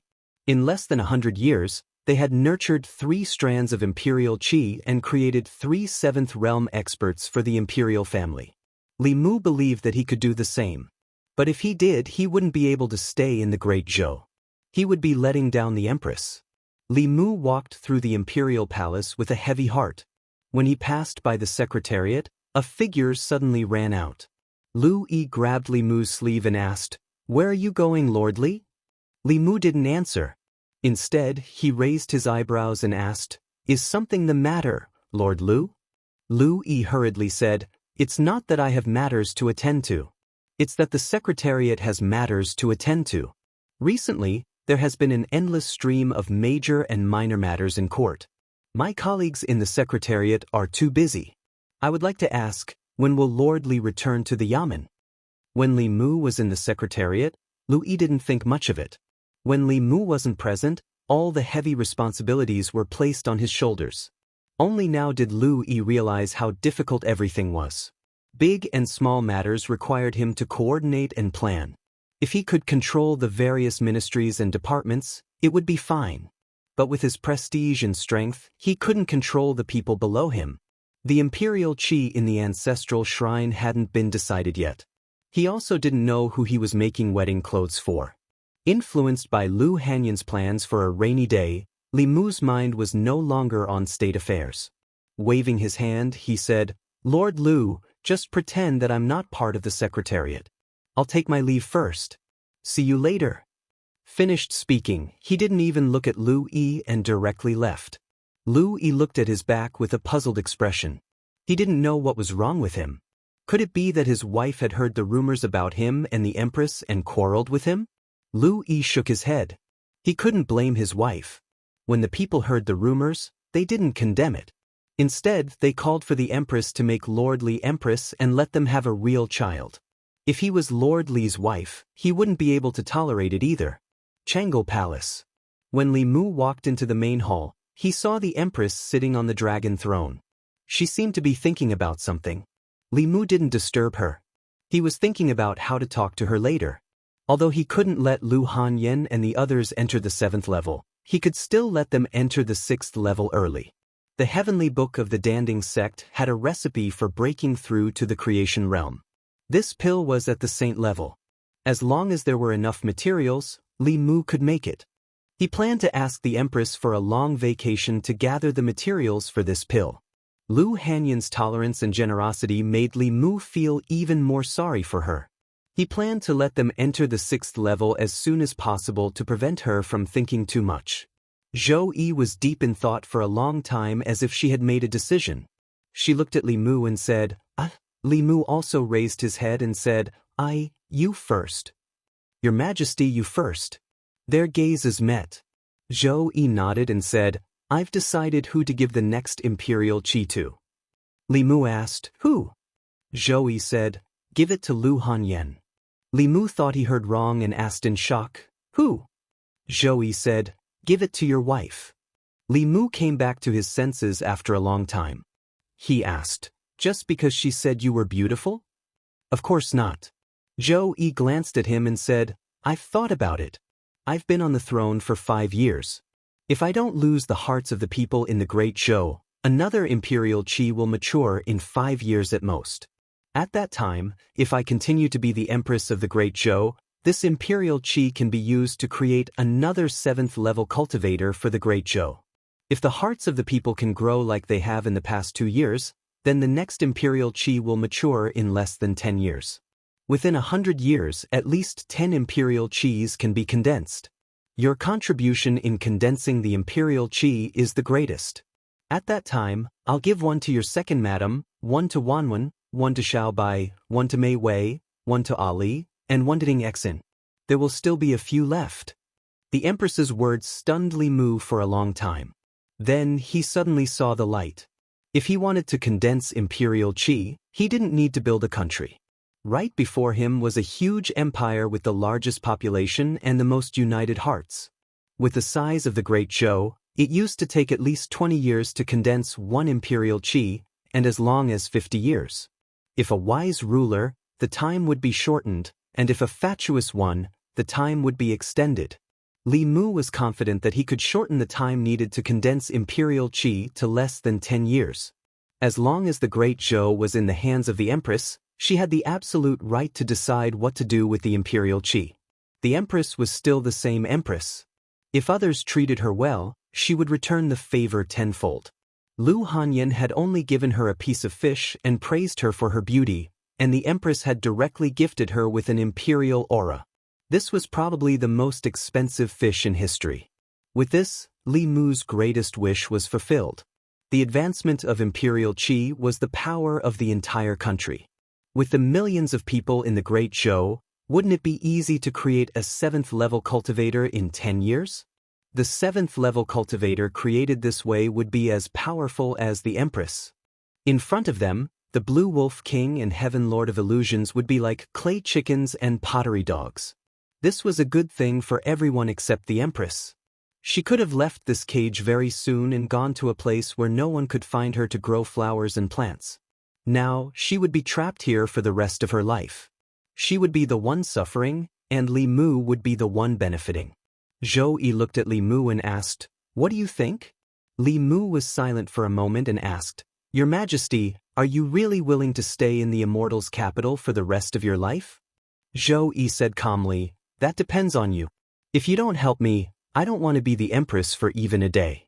If you help me, so what if I'm the Empress for the rest of my life? Li Mu puffed out his chest and said seriously, I'm willing to go through fire and water for your Majesty. I won't hesitate to die for you. Zhou Yi glanced at him and said, I don't need you to go through fire and water. Just help me look at the memorials every day and deal with the affairs of the state. Li Mu took a deep breath and looked up into her eyes. He said, Thank you, Your Majesty. Zhou Yi asked, What did you want to say just now? Li Mu didn't say anything. He just stretched out his arms and hugged the Empress tightly. Zhou Yi's face turned red. Her hands hung in the air behind Li Mu's back. She didn't know what to do. Li Mu quickly let go of her. He turned around and strode out of Chengel Palace. Imperial Secretariat. Lu Yi picked up a memorial with a worried expression. Suddenly, a familiar voice sounded from outside the door. Li Mu walked into the office and said loudly, Let me do it. Several hours later, Li Mu hurried out of the imperial secretariat before the palace doors closed. The feeling of working for himself and working for others was completely different. Before Li Mu looked at each memorial, he would tell himself that he was working so hard not for the Great Zhou court, but for the people of the Great Zhou. For the will of the people, for the gathering of imperial qi, for the sake of being together with the person he loved. This way, not only would he not feel annoyed, he would even want to look at a few more memorials. When he returned home, the light in Li Qing's room had already been extinguished. However, the light in Lu Hanyan's room was still lit. Li Mu pushed open the door and walked in. He found that Li Qing was also in Lu Hanyan's room. Li Mu looked at them and said, "It's good that you're all not asleep. I have something important to tell you." Among the cultivators in the world, the most relaxed were the imperial families of the various countries. They did not need to cultivate at all. Just by relying on the inheritance of the imperial family, they could reach the highest realm that others could not reach in their entire lives. From today onwards, Lu Hanyan and Li Qing would no longer need to return to Mount Baiyun to cultivate in seclusion. The husband and wife would no longer need to be separated for a long time. Li Mu could already imagine how happy they would be when they learned of this. Lu Hanyan said, "We also have something to tell you." This kind of important news naturally had to be the finale. Li Mu said, "Then you guys go first." Li Qing lowered her head slightly. Lu Hanyan's expression was somewhat guilty. She said, "We're going back to Mount Baiyun tomorrow. Tonight, let's cultivate together." Li Mu was stunned. Lu Hanyan asked, "What did you say was important?" Li Mu came back to his senses and shook his head. He said, "I suddenly feel that this matter is not that important. Let's talk about it tomorrow morning." He waved his sleeve and the lights in the room went out. In the morning, Li Mu hugged two soft bodies. Because yesterday was the last night, Lu Hanyan and Li Qing did not want to monopolize Li Mu. After a difficult choice, they decided to cultivate together. Lu Hanyan nestled in Li Mu's arms. She thought of what happened last night and asked Li Mu, "What was the important thing you wanted to say yesterday?" Li Mu put on his clothes and got out of bed. He walked to the door and said, "You praised His Majesty yesterday. His Majesty is very happy and wants to reward you with something." Lu Hanyan asked, "What is it?" Li Mu said, "Emperor Qi from the ancestral temple. His Majesty has decided to give it to you and Qingqing. Xiaobai and Wanwan also have a share. So, you don't have to go back to Mount Baiyun. You don't have to cultivate so hard in the future." Lu Hanyan said in shock, "Really?" Li Mu said, "Why would I lie to you about something like this?" Lu Hanyan and Li Qing looked at each other. In the next moment, two pillows flew from the bed toward Li Mu. Li Mu walked out of the room first. The pillows flew back to the bed. Lu Hanyan's face turned red. Li Qing buried her entire body in the blanket. Chapter 506. After discovering that the three members of the previous generation of the Xiao family had been expelled from the ancestral temple, Li Mu knew that the empress was serious. Therefore, in the long days to come, Li Mu needed to do one thing. He needed to help the empress govern the Great Zhou and ensure that the Great Zhou was stable internally, that there were no strong enemies outside, and that the faith of the people could be maintained or continue to grow. This was not for anyone else, but for himself, for the people he loved. In the secretariat, Lu Yi asked someone to send a pile of memorials to Li Mu's office. She leaned against the chair and let out a long sigh of relief. The familiar Lord Li had finally returned. In the office, Li Mu sat behind the table and looked at the two memorials in front of him. He frowned and slowly tapped the table with his index finger. In the past, the greatest threat facing the Great Zhou was the Demon Nation. They had no time to care about anything else. Whether it was the Shen nation stirring up a fight at the border of the two nations during the chaos or the greatly reduced faith of the people in the South County, they did not attract much attention from the imperial court. Now that the chaos of the Demon Nation had temporarily subsided, the imperial court and the Jianghu nation were inseparable. These two matters needed to be brought to the forefront. These seemed to be two matters, but in fact it was only one. Ever since the last time the tribute was paid and the Great Zhou fell out, the Shen nation had been restless. They banned the merchants of the Great Zhou from entering and destroyed the goods of the Great Zhou. The anti-Zhou sentiment in the country was serious, and they repeatedly disturbed the border. The South County bordered the Shan nation, and the faith of the people was greatly affected. Li Mu first asked the empress to go to the ancestral temple to check on the faith cauldron in the South County. However, the empress had taken Lu Hanyan, Li Qing, and Zhong Ling to a spring outing outside the city. She was not in the Chang'e Palace, so Li Mu could do as he saw fit. She did not bring Mr. Mei and Shangguan Li with her on this trip. Therefore, Li Mu asked them to accompany him to the ancestral temple. The ancestral temple was an important place in the Great Zhou. It was where the emperor's qi was nurtured. It was related to the future of a country. The Shao family lost the throne because they did not take good care of the emperor's qi. In order to avoid suspicion, Li Mu could not go there alone. Li Mu still had not told them that the empress planned to give each of them a wisp of imperial qi in the future. Zhou Yi was just like that. When a person achieved the Tao, everyone around them would ascend to the heavens as well. She wanted nothing more than to give all the good things to those around her. In the ancestral temple, the three elders were no longer there. Even the cattail hassock on the ground had been thrown away. The golden dragon swam in the cauldron at the center of the ancestral temple. Li Mu looked at the 36 small cauldrons. There were differences in the brightness of the small cauldrons, but other than the one in Shandu, the differences in the other cauldrons were not too great. Li Mu walked forward and saw the word Nan on the cauldron. After coming to the ancestral temple, Li Mu confirmed that something had indeed happened in Nan County. He then went to the Department of Worship and sent a few Fifth Realm worshippers to Nan County to investigate the matter. When he left the palace and returned home, Lu Hanyan and the Empress had already returned from their trip. He had dealt with too many reports in the past 2 days. He leaned against the stone chair in the courtyard to rest. Fully relaxed, he quickly fell asleep. Wanwan was helping Lu Hanyan wash the vegetables. She looked back at Li Mu and said, "Young master must have dreamt of something good. Miss, look at how happy he is." Lu Hanyan remembered what happened last night. She could not help but blush. She said, "He must be thinking of something improper again." Zhou Yi walked to Li Mu and sat down. She secretly formed a seal with her hands hidden in her sleeves. In his 2 lifetimes, Li Mu had never been as happy as he had been the night before. As a result, he even had a dream about it. When he woke up, he opened his eyes and saw the Empress sitting across from him. Her face was covered in a layer of light pink. Li Mu was confused. He asked, "What's wrong, Your Majesty?" Zhou Yi stood up and said, "No, nothing." Li Mu watched her leave as if she was running away. He was speechless. She's so weird. Because of his careful actions last night, Lu Hanyan and Li Qing did not let Li Mu into the room tonight.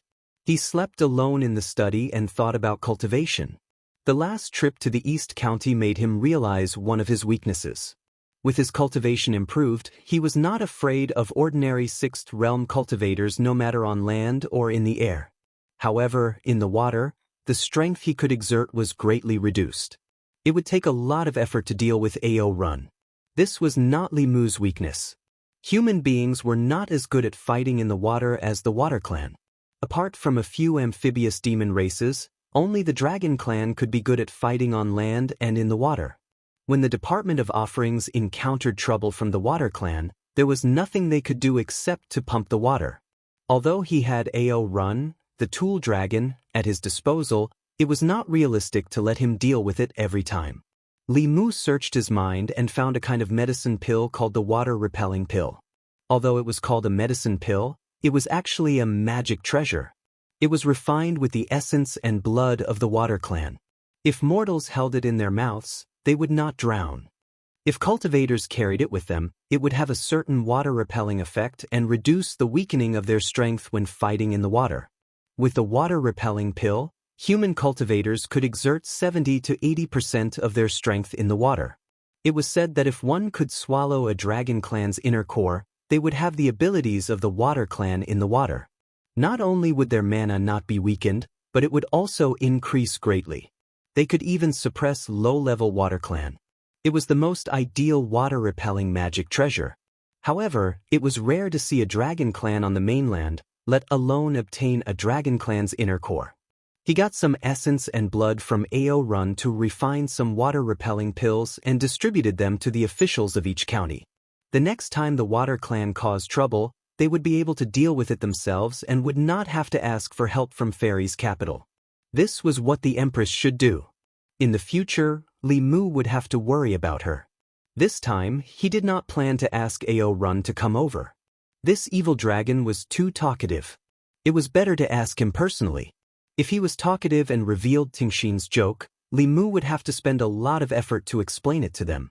At a lake in Jianghu County, Li Mu floated above the lake. Ao Run's begging voice came from the bottom of the lake. "Master, I'm wrong. I won't talk anymore. Don't worry. I won't tell mistress that you have 2 snakes outside." Li Mu said lightly, "I'm not here to settle the score with you. Give me some of your essence and blood. I have a use for it." Ao Run hesitated for a moment and said, "The second one is fine. The first one, can you wait until tomorrow?" "I don't have it today." Li Mu extracted a bucket of flood dragon blood from Ao Run's body and casually tossed 2 pills to the pale-faced Ao Run. Then he flew back to Luoyang. There were still some materials needed to refine the water-repelling pill. Li Mu spent a few days to collect them. It was already 10 days later when he refined the water-repelling pill. He came to the Department of Offerings and gave dozens of blood-red pills to the offerings in charge. He said, "Distribute these water-repelling pills to the 36 counties. In the future, if there are any problems related to the Water Clan, you don't have to ask for help from Fairy's capital." After leaving behind the water-repelling pills, Li Mu asked him, "How's the matter in South County?" Speaking of South County, the offerings looked helpless and said, "My lord, the Shen Kingdom hates our great Zhou very much." Although they didn't do anything officially, the cultivators of the Shen Kingdom kept causing trouble at the border of South County. Yesterday, the Department of Offerings received news that the colleagues we sent to South County to investigate were all injured by the cultivators of the Shen Kingdom. Li Mu frowned and asked, "Isn't there a garrison in South County? Are they just going to watch the people of the Shen Kingdom invade the border?" The offerings said, "My lord, you might not know this, but the Imperial Court has placed most of its troops outside the Demon Kingdom and the Ghost Realm. Among the 4 armies of Zhenbei, Pingxi, Annan, and Dingdong, the Southern Army and the Eastern Army are the weakest. Moreover, the shameless people of the Shen Kingdom don't invade in large numbers. They usually sneak past the border of South County in 1 or 2 groups. The Southern Army can't guard against them." After leaving the Department of Offerings, Li Mu went to the Ancestral Temple and found that the psychic power sent by the Psychic Power Cauldron in South County didn't increase. Instead, it was dimmer. The people of the Shen Kingdom could use anything, but he couldn't use his psychic power. Whether or not he could have a few 7th Realm wives in the future and live off them in peace depended on the psychic power of the people of the 36 counties. If a few 5th Realm offerings were injured in South County, the result would be the same if they sent others. The countries of the Zhu continent had a tacit understanding. In order to prevent the war from escalating and both sides being injured, the border conflicts were limited to those below the 6th realm. Once the 2 high offerings interfered, it meant that the Great Zhou and the Shen Kingdom had officially started a war. War would only bring slaughter and death. This went against the national policy of peaceful coexistence that the Great Zhou had always pursued. Even if they won, it might cause the 2 years of hard work of Li Mu and the Empress to go down the drain. Unless it was absolutely necessary, they couldn't take this step. Sometimes, having a low cultivation wasn't a bad thing. The 2 high offerings couldn't make a move, so Li Mu planned to take a look himself. After reporting his itinerary to the Empress, Lu Hanyan, and the others, Li Mu summoned Ao Run and immediately set off. Among the 4 counties, the South County was the closest to the divine capital. With Ao Run's maximum speed, they arrived in less than 3 days. South County. The South County of the Great Zhou bordered the Shen Kingdom. Since the establishment of the Shen Kingdom, there had been an army stationed here. It was called the Annan Army. When the Annan Army was at its peak, in the face of the provocation of the Shen Kingdom, they once invaded the hinterland of the Shen Kingdom and almost broke into the Shen Kingdom's capital. Since then, the Shen kingdom was unable to recover from the setback and didn't dare to invade the Great Zhou anymore. After the south was settled, the imperial court began to transfer the powerful cultivators of the Anan army to the northwest. Now, the once strongest Anan army had become the weakest of the four armies. The border of the South County was extremely long. Unlike the Northern Army, the Anan army stationed in the South County had 10 people as sentries. They were scattered all over the border, guarding the border of the Great Zhou. In recent days, because the Shen kingdom kept invading the border, the Southern Army's sentries clashed with the Shen kingdom cultivators many times. However, both sides were able to control themselves and only suffered injuries. The South Lake was a large lake on the border between the Great Zhou and the Shen kingdom. In the past 100 years, the two countries had never let go of the dispute over the ownership of the lake. There were many conflicts. Later, in order to settle the dispute, the two countries reached an agreement. With the small island in the center of the South Lake as the boundary, to the north of the small island was the Great Zhou. To the south of the small island was the territory of the Shen kingdom. There was a formation that forbade flying above the South Lake. Cultivators could not fly. The soldiers and civilians of the two countries were not allowed to cross the boundary of the small island. However, at this moment, the light of spells flashed frequently on the northern shore of the South Lake. 10 Southern Army soldiers were fighting a bitter battle with more than 20 Shen kingdom cultivators. This was the northern shore of the South Lake, the territory of the Great Zhou. Clearly, the Shen kingdom cultivators had crossed the border to provoke them. They had the advantage in numbers, and the Southern Army soldiers were retreating. A young soldier grew timid and could not help but say, "They have more people. We are no match for them. Why don't we retreat first and call for reinforcements?" Another older man said with a resolute expression, "This is the territory of the Great Zhou. Behind us are the people of the Great Zhou. We cannot retreat a single step."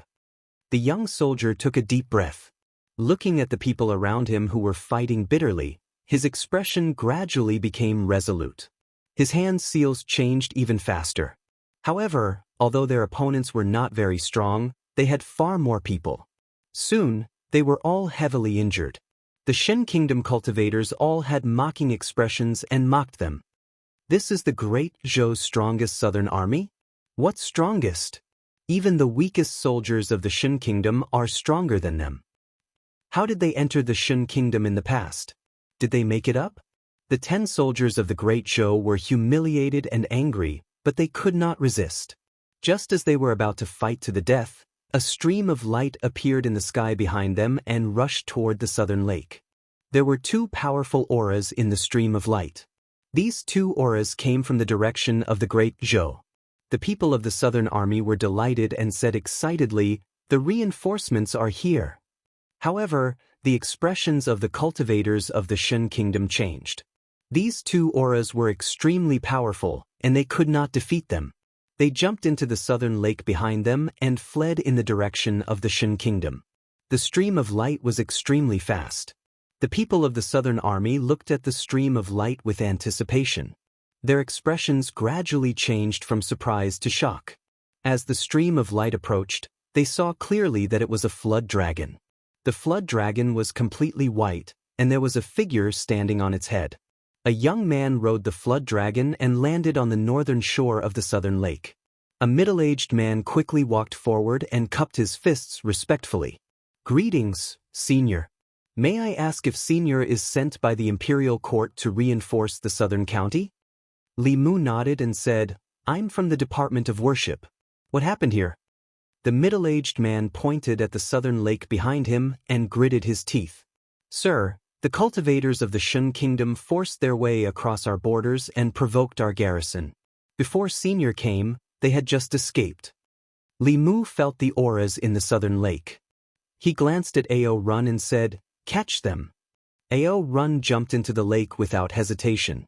The man was about to stop him, but it was too late. Under the surface of the lake, 2 white figures were faintly discernible. Huge waves rolled up on the surface of the lake. Li Mu actually discovered another powerful aura at the bottom of the lake. Just from the aura alone, his strength was above Ao Run. The middle-aged man said in a panic, "Sir, let your mount come up quickly. There's a huge dragon from the Shun kingdom at the bottom of the southern lake. It's very powerful." There was no need for him to remind him. In the next moment, Ao Run let out a painful roar and broke out of the water. He stood beside Li Mu in a sorry state. He pointed at the bottom of the lake and said to Li Mu through gritted teeth, "Master, there's a dragon in the lake. I can't beat it. Let's draw the water. We can't spoil it." Chapter 507. They could drain the water when dealing with Ao Run, but this was the border between the Great Zhou and the Shin Kingdom. Draining the lake would cause a territorial dispute between the Great Zhou and the Shin Kingdom.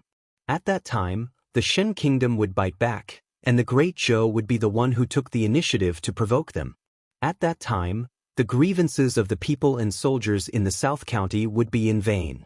Li Mu glanced at Ao Run and said, "Find a way to force her out." Ao Run's face turned bitter and said, "Master, that's a real dragon. I'm no match for her." Li Mu said lightly, "If you can force her out, I'll give you a month's leave when we go back this time. You can go back to the East County. Ao Inying, Ping Ping, Hong Hong, Cui Hua, wait for me at home." A deafening roar came from the north shore of the South Lake. Ao Run turned into a flood dragon and rushed into the lake. Huge waves began to surge in the lake again, and from time to time, there were bursts of dragon roars. Li Mu stood on the shore and asked the middle-aged man, "What's going on with this dragon?" The middle-aged man cupped his fists and said, "My lord, the South Lake was originally a separate island between the Great Zhou and the Shin Kingdom. However, a few months ago, a giant dragon suddenly came here. When our soldiers approached the shore of the lake, they would be attacked by it. The people of the Shun Kingdom took the opportunity to occupy the island in the middle of the lake and control the entire South Lake. They repeatedly went ashore to provoke us and injured many of our sentries. As soon as Li Mu learned the situation from the sentinel, there was a cry from the lake. Ao Run flew out of the lake again, holding his stomach. A wound on his lower abdomen was healing at a speed visible to the naked eye. He wiped the cold sweat on his forehead and said with fear, "That was close. Damn, you were so ruthless. My baby was almost gone." He was worried that Li Mu would blame him for failing to complete the task, so he immediately said, "Master, don't be angry. I still have a way to force her out." Li Mu glanced at him and said, "Speak." Ao Run said, "We can pee in this lake. If one person can't do it, we can call 100 people, 1,000 people. I don't believe she can still stay in the water." Before he could finish his words, a thick water column shot out from the lake and hit Ao Run, sending him flying 1,000 feet away. Ao Run flew back quickly. He pointed at the lake and said angrily, "Come up here if you have the ability." What answered him was another water column. State affairs were no small matter. This dragon had disgraced the dignity of the Great Zhou. Li Mu said to Ao Run in a deep voice, "Give me your Flood Dragon Core." The Flood Dragon Core was very important to him. Without it, his strength would be reduced by at least half. But since his master had spoken, Ao Run didn't dare to refuse. He carefully spat out a pigeon egg-sized ball and worriedly said to Li Mu, "Master, it's very important to me. You have to take care of it." Li Mu grabbed the pill. Looking at his rough appearance, Ao Run's heart was bleeding. Li Mu put the pill into his sleeve and jumped into the southern lake. This time, he didn't feel any rejection from the lake. Instead, he felt a sense of affinity. Although Ao Run's monster core couldn't increase his strength in the water, it wouldn't suppress him either. As soon as Li Mu entered the water, he saw a dragon tail sweeping towards him. It was too late to dodge. He stretched out his arms, but he was still pushed back dozens of feet. His arms were numb. A white dragon was dozens of feet away, staring at Li Mu with lantern-sized eyes. Li Mu wasn't stupid enough to compete with a dragon in terms of physical strength. With a thought, a golden beam of light flew out from his body. The Dao Bell rapidly expanded in the water and enveloped Li Mu. However, it didn't protect him like before. The bell flowed like water and attached itself to Li Mu's body. Moments later, the Dao Bell disappeared. Li Mu's body didn't seem to have changed, but his skin had darkened slightly. After the bell spirit absorbed the heaven and earth origin energy and transformed into a human, it could separate itself from the bell. The Dao Bell also had some uses that Li Mu hadn't expected. The dragon tail attacked again. Li Mu stood in place and allowed the dragon tail to land on his body. Kacha! Li Mu's body didn't move at all, but a sound came from the dragon tail. Li Mu heard a cry of pain in the water. He didn't give the dragon a chance. He stretched out his arms and hugged the dragon tail. He used his Herculean art and rapidly rose up. Above the southern lake, there was a huge splash. A white dragon that was more than 100 feet long flew out of the water. Li Mu hugged its tail. After it flew out of the water, it turned its body and slammed its huge dragon head into Li Mu. Facing the dragon head that was as large as his body, Li Mu also slammed his head into it. Bang! There was a loud crash in the void, and the figures of the man and the dragon were both sent flying. However, the white dragon was suspended in the air, motionless, as if it was stunned by the crash, while the figure of the man continued to fly towards it. By the lakeside, Ao Run's body trembled. This collision hurt even him. To be able to gain the upper hand against a dragon with his body, he realized that his master had held back. Then he became happy. He hugged his arms and shouted, "Beat him up! Beat him up!" He would be happy to see either the female dragon or the man get beaten up. He even hoped that the female dragon would be more ruthless and help him vent his anger. Beside Ao Run, the 10 southern soldiers on the lakeside were also dumbfounded. This was an adult dragon. Although its cultivation was at the 5th realm, it could not be tamed unless one was at the 6th realm. Wasn't this lord from the worship department a little too powerful to be able to contend against a dragon with just his body of flesh and blood? In the sky, Li Mu's fist had arrived.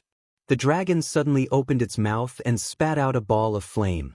This was dragon breath, one of the most powerful flames in the world. Its power was even greater than the true Samadhi fire. It was one of the dragon's racial talents. In the face of this dragon breath, Li Mu raised his hand. A transparent barrier formed in front of him and blocked the dragon breath completely. The dragon roared at the sky again. Dark clouds quickly gathered above Li Mu's head, and a strong wind blew. The rain borrowed the wind's momentum and swept towards him. Li Mu stood in the rain and looked at the dragon indifferently. In the next moment, dark clouds also gathered above the dragon's head. The sky full of water hit its body. The dragon roared in pain and swayed its body, continuing to charge towards Li Mu. "Freeze!" Li Mu pointed with his finger. The huge dragon's body stopped in the air for a moment and quickly broke free. At this moment, Li Mu spoke again, "Formation." This time, the dragon's body completely stopped in the air. Li Mu's figure flashed, and he was already riding on the dragon's body. Green light appeared on his fist, and he fiercely smashed the dragon's body. The dragon let out a dragon's roar, and its body twisted non-stop. Li Mu tightly grabbed the mane on its back, and his punches landed on the dragon's body, causing the dragon to roar continuously. Ao Run looked up at this scene, and cold sweat broke out on his forehead. He muttered, "He even hit a woman. Too ruthless." This was the first time the soldiers of South County had seen someone beat up a true dragon like this. One of them muttered, "Are the consecrated masters of the worship department already so powerful? Even a true dragon is being chased and beaten by him. He's still so young." The middle-aged man looked at the figure beating up the dragon in the air, and a light suddenly appeared in his mind. He said excitedly, I know who he is." Bang! Li Mu's full-strength punch smashed the dragon from the sky to the ground, causing a cloud of dust to splash up. He rushed down and rode on the dragon again. He grabbed its mane and punched the dragon's body. Suddenly, the dragon's body under him changed. In the next moment, Li Mu found that he was riding on top of a white-clothed girl. One of his hands was grabbing her hair, while the other hand was clenched into a fist and punched her chest. Puff! The girl grunted. Even though Li Mu had restrained most of his strength, she still grunted, and blood flowed out from the corner of her mouth. Li Mu let go of her hair and got down from her body. He asked in a deep voice, "Evil creature, do you know what the punishment is for colluding with the Shen Kingdom to invade Great Zhou?" The girl closed her eyes and turned her head away. She gritted her teeth and said, "If you want to kill me, do as you please." Ao Run was worried that Li Mu would really kill the dragon. He quickly ran over and said, "Master, you can't kill her. You mustn't kill her.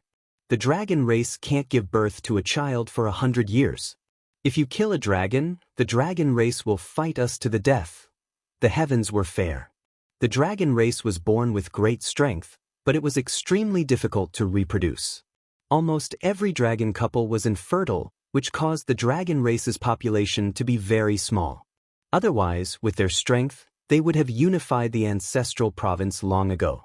Li Mu looked down at the dragon girl and asked, "What's your name? Why are you opposing the great Zhou?" The girl still didn't speak. Li Mu didn't immediately force her. He first tied her up with the immortal binding chains. At this time, the southern army soldiers had already approached. The middle-aged man looked at Li Mu and suddenly asked, "If I may be so bold, may I know your name?" Li Mu looked at the crowd and smiled. He said, "Great Zhou's consecration department, Li Mu." As soon as he said this, the 10 people knelt on one knee and cupped their fists. The middle-aged man said excitedly, "Song Xian of the Southern Army's 7th Army's 2nd Century Squad, greets Lord Li." Li Mu personally helped him up. He looked at the crowd and said, "You've all worked hard." The middle-aged man took a deep breath and stood up straight. He said solemnly, "It's my duty." Li Mu patted him on the shoulder and took out a few bottles of healing pills. He distributed them to everyone and returned the Jiao Dan to Ao Run. He said, "Catch those guys at the bottom of the lake."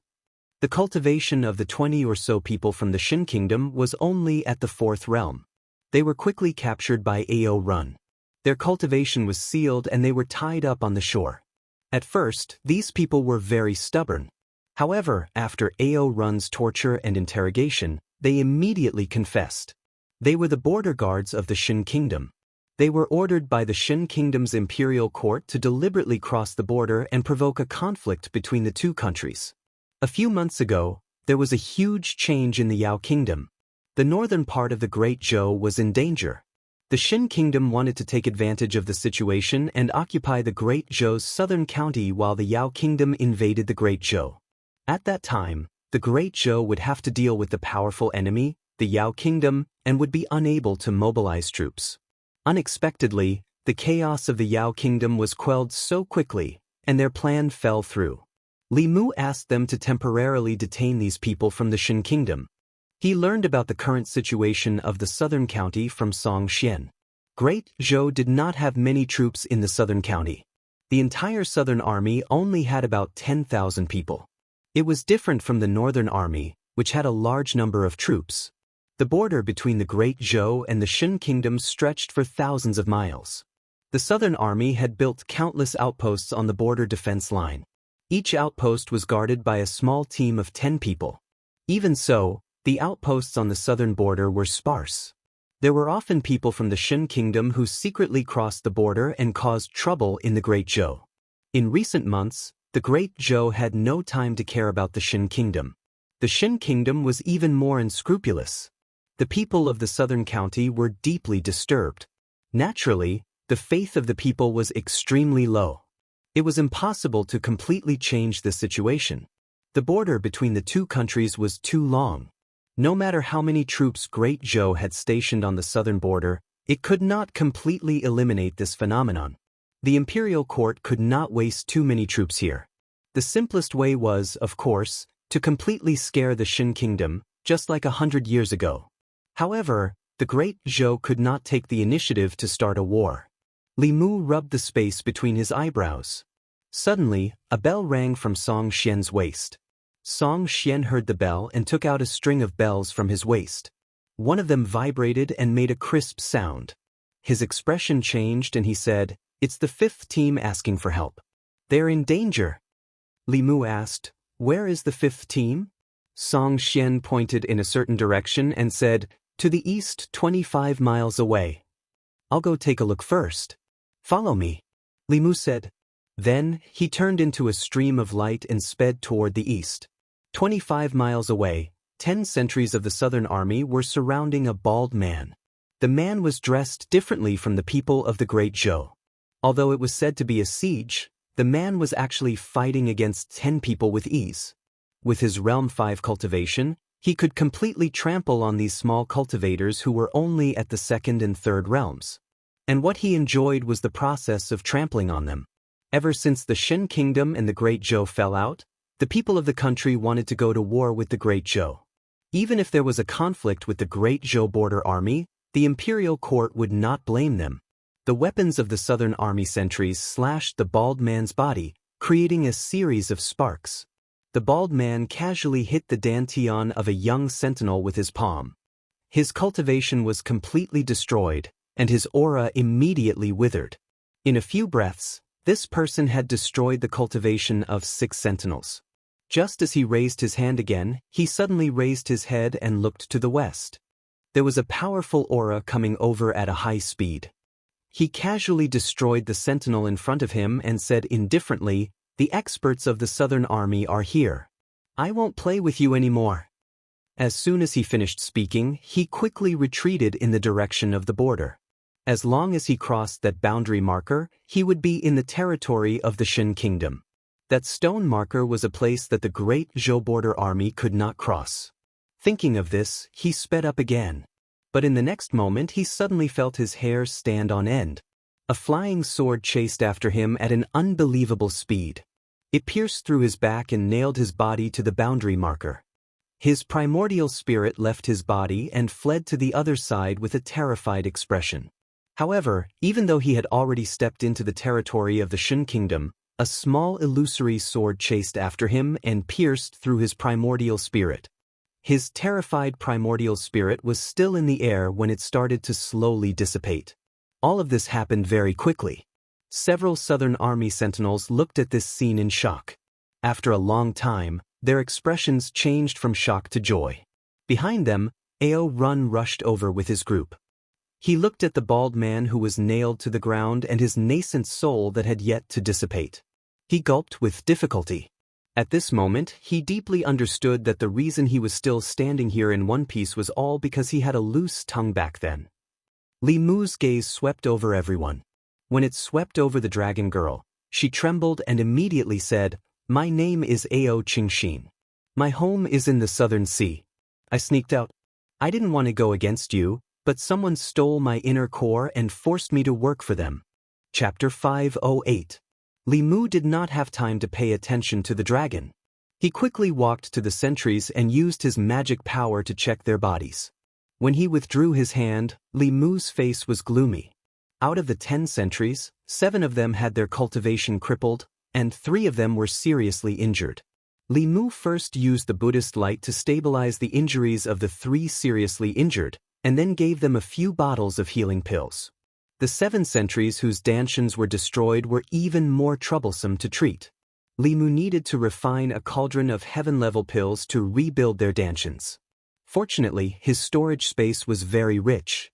Most of them were given to him by Huan Ji. It was only a matter of time before they recovered their cultivation. He had just arrived in the South County and had witnessed 2 border conflicts with his own eyes. It was enough to see how arrogant the border guards of the Shen Kingdom were. An hour later, Li Mu arrived at the main camp of the South Army under the lead of Song Xian and the others. The South Army had a total of 10 armies. The other 9 armies were led by the First Army. Here, Li Mu met the commander of the First Army of the South Army. This was a burly man. His cultivation was only at the 5th realm.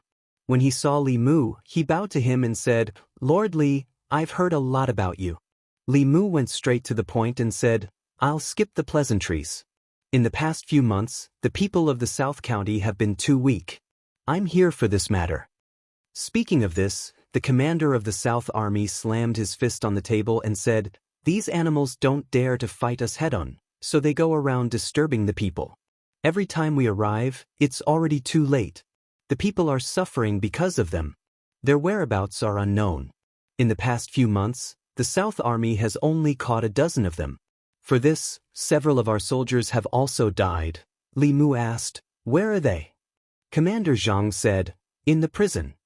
At this moment, a deputy general hurried into the tent and said, "General, people from the Shen Kingdom have come again. They're causing trouble outside and asking us to release their people." Commander Zhang said angrily, King bullshit. If we let them go, would our soldiers have died for nothing? There was a commotion outside the tent, and a dark-skinned man in strange clothes barged in. He spoke in a non-standard Great Zhou dialect and said loudly, "You have no right to punish the people of Great Zhou. Even if they committed crimes in your country, they must be handed over to Great Zhou for punishment. This is the law set by your late emperor." Commander Jianghu whispered into Li Mu's ear, "Although this is the rule set by the previous emperor, we can't let this person go. Our soldiers can't die in vain. The Shen nation must pay the price." Li Mu walked in front of the Shen person, looked at him and lightly said, "The late emperor has been dead for 5 years.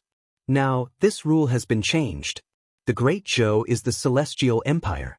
If a foreigner commits a crime in the Great Zhou, his crime will be increased by 1 level." That Xingua man frowned and said, "Who are you? Do you think you can change a country's laws just because you say so?" Li Mu smiled and said, "I'm sorry, but it's true." He looked at Commander Jiang and said, "Bring the Shen nation prisoners here." Commander Jiang clasped his fist and ordered his men, "Bring them here." They walked out.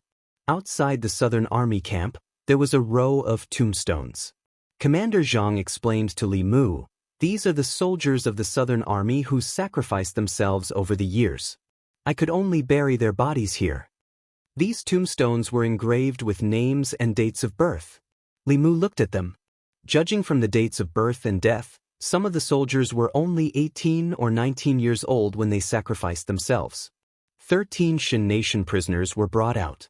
Seeing dozens of their people standing outside, they thought they could go back. They smiled and were about to walk over, but they were held back by the Southern Army soldiers behind them. Li Mu looked back and said, "Bring them here." The 13 people kept resisting and struggling, but in the end, they were brought over and stood in front of these tombstones. Li Mu said indifferently, "Make them kneel." The 13 people stood straight, and none of them knelt. Li Mu looked at them, and an invisible aura came out of his body. The 13 people suddenly felt the pressure on their bodies double, as if a mountain was pressing down on them. They gritted their teeth and wanted to continue standing, but their backs bent. As the pressure on their heads increased, their knees also bent. In the end, there were only a dozen bang sounds, and all of them knelt on the ground. If they didn't kneel, that force would crush their bones. Seeing this, the Shen nation emissary led more than 10 attendants forward. Li Mu turned to look at them, and his aura swept out. The emissary and the others couldn't help but take a few steps back. They were locked in place by a terrifying aura. They stood in place, not daring to move, and sweat poured down their foreheads like rain. Commander Jiang, who was standing beside Li Mu, also felt this aura. He was extremely shocked. The legendary Lord Li was even more powerful than he had imagined. There was silence in front of the tent. Li Mu looked down at the first person kneeling and asked, "What crime did he commit?" A deputy general walked forward and said, "This person raped several women in the South Commandery." Li Mu took out the saber at the deputy general's waist. Using his finger as a pen, he drew a rune on the saber. Then he said, "In the Great Zhou, raping a woman is punished with 3 to 10 years in prison. If the circumstances are serious, you can be sentenced to death. You raped several women, so it's not too much to sentence you to death, right?" Under the pressure of that powerful aura, the Shen nation cultivator couldn't speak at all. If he opened his mouth, he would be crushed by this aura. He couldn't speak, and he didn't have the chance to speak. Li Mu raised his saber, and a head rolled down. Hot blood rolled down from the headless body, dyeing the ground in front of him red. There were runes engraved on the saber. With one slash, the soul would scatter and the body would die. Even the primordial spirit and soul would not be left behind. Commander Zhang's eyelids twitched. Soon, there was only joy left in his eyes. He also wanted to do the same, but he didn't have Lord Li's courage. The Shen nation envoy's face was ashen. However, under the pressure of that aura, he couldn't take a step forward. It was even difficult for him to open his mouth. Ao Run's face was pale. He secretly hid behind Ao Qingxin. Ao Qingxin dared to show her toughness at the beginning because she thought that no human would dare to kill a dragon. However, she didn't dare to take the risk now. since just now this seemingly gentle man had already killed 2 people in a row. He was so straightforward. He was simply an executioner who killed without batting an eye. Perhaps he really dared to kill a dragon. Ao Qingxin couldn't gamble with her life. She didn't dare to gamble with her life. At this moment, she only regretted.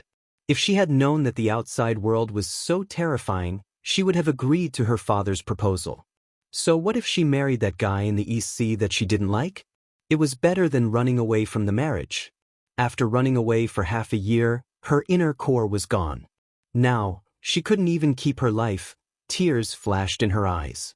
She said regretfully, "Father, I was wrong. Please come and save me." Li Mu cut down the first person, then looked at the second person kneeling and asked, "What crime did he commit?" The deputy general took a deep breath, gritted his teeth, and said, "He maliciously attacked our sentry. One of our sentry was sacrificed because of this person. Death penalty." Li Mu waved his saber again. Another headless body fell down. This person slaughtered several people in the border county and collected their souls for cultivation. Death penalty. This person, death penalty. As the 13 headless bodies fell to the ground, the surroundings of the military tent were silent. Whether it was the soldiers of the Southern Army or the emissary of the Shen country, they all held their breaths. It was so quiet that they could hear their own breathing and heartbeat. Soon, the young man from the Great Zhou spoke again. His voice wasn't loud, but it sent chills down the spines of the dozen or so people from the Shen country. From today onwards, if the guards of the Shen country cross the border without permission, their cultivation will be destroyed and they will be sent back.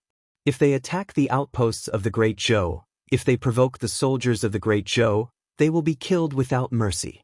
If they cause chaos in the Great Zhou, they will be killed without mercy. If they are found by the lake, they will be drowned in the lake. If they are found in the mountains, they will be hanged on a tree. No one will be spared. He withdrew his aura. The emissary of the Shen country and his entourage fell to the ground, their legs weak. Li Mu glanced at them and said to Commander Zhang, "Deport them out of the country and place the corpses of these 13 people on the border." The border between the Great Zhou and the Shen country was long. The sparse outposts couldn't stop the people of the Shen country. Only by using iron-blooded methods and killing them until they were scared could they put an end to the chaos in the South County. Since he started cultivating, Li Mu rarely had the desire to kill. However, when he looked at the tombstones in front of the big tent of the Southern Army and the soldiers of the Great Zhou who had sacrificed themselves, his killing intent rose like never before. He didn't know when it started, but he had already regarded himself as a part of the Great Zhou. He stood in front of the 13 headless corpses and turned around. His gaze happened to look at the pale Ao Run and Ao Qingxin. Under Li Mu's emotionless gaze, the flood dragon and the dragon trembled at the same time. Ao Qingxin trembled and hurriedly said, "No, don't kill me. I can guard the lake for you, and I can also be your mount. Don't you want to have a dragon as your mount?" These words didn't move Li Mu, but Ao Run shivered. All the hair on his body stood on end, and his soul was almost scared out of his body. If his master took this dragon as his mount, he would have nothing to do with it. In terms of strength, he was not as strong as this female dragon. In terms of status, he was a flood dragon, and the other party was a dragon. He was also inferior to a dragon. In terms of gender, his master was so lecherous. Whether it was day or night, he would definitely prefer to ride a female dragon instead of a male flood dragon. In this way, he would have no value at all. He knelt on the ground with a plop, hugging Li Mu's leg. With snot and tears, he cried, "Master, don't do this. I've worked hard even if I didn't make any contributions. You can't forget the old flood dragon when you have a new one. You can ride this female dragon. I'll guard the lake. Don't kill me." Li Mu kicked him away and said angrily, "Who said I'm going to kill you?" After kicking Ao Run away, he looked at Ao Qingxin and said indifferently, "Although you were forced, this can't erase your crime. I'll punish you to be my mount for 3 years. Are you willing?" Ao Qingxin said without any hesitation, "Yes, I'm willing to be your mount." Although the dragon race had the dignity of the dragon race, life was always the most important thing. It was only being ridden by this terrifying man for 3 years. 3 years would pass very quickly. At that time, she would immediately fly into the sea. She wouldn't even want her inner core and would never come out again. Li Mu glanced at her and said, "Don't be my mount. Your master is someone else. You'll know when the time comes." He had once promised to catch a dragon for the empress to play with as a mount. This little female dragon was just right. With the empress's personality, she would probably be tired of playing with it after 3 years. At that time, he would give her back her freedom. It could be considered that he had fulfilled another promise to the empress. Hearing that she wasn't going to be his mount, Ao Qingxin felt a little comforted in her heart. She hoped that her master wasn't a man. It would be best if she was a beautiful young lady. Li Mu looked at the row of tombstones again. Looking at the unfamiliar names on them, he said to Commander Zhang, "I want to build a tombstone for these heroes and engrave their names on it for future generations to revere." Commander Zhang nodded and said, "I'll arrange it. But where should we put this tombstone?" Li Mu thought for a moment and said, "Put it at the border where the people of the Shen Kingdom enter." Great Zhou and the Shen Kingdom had been trading for many years.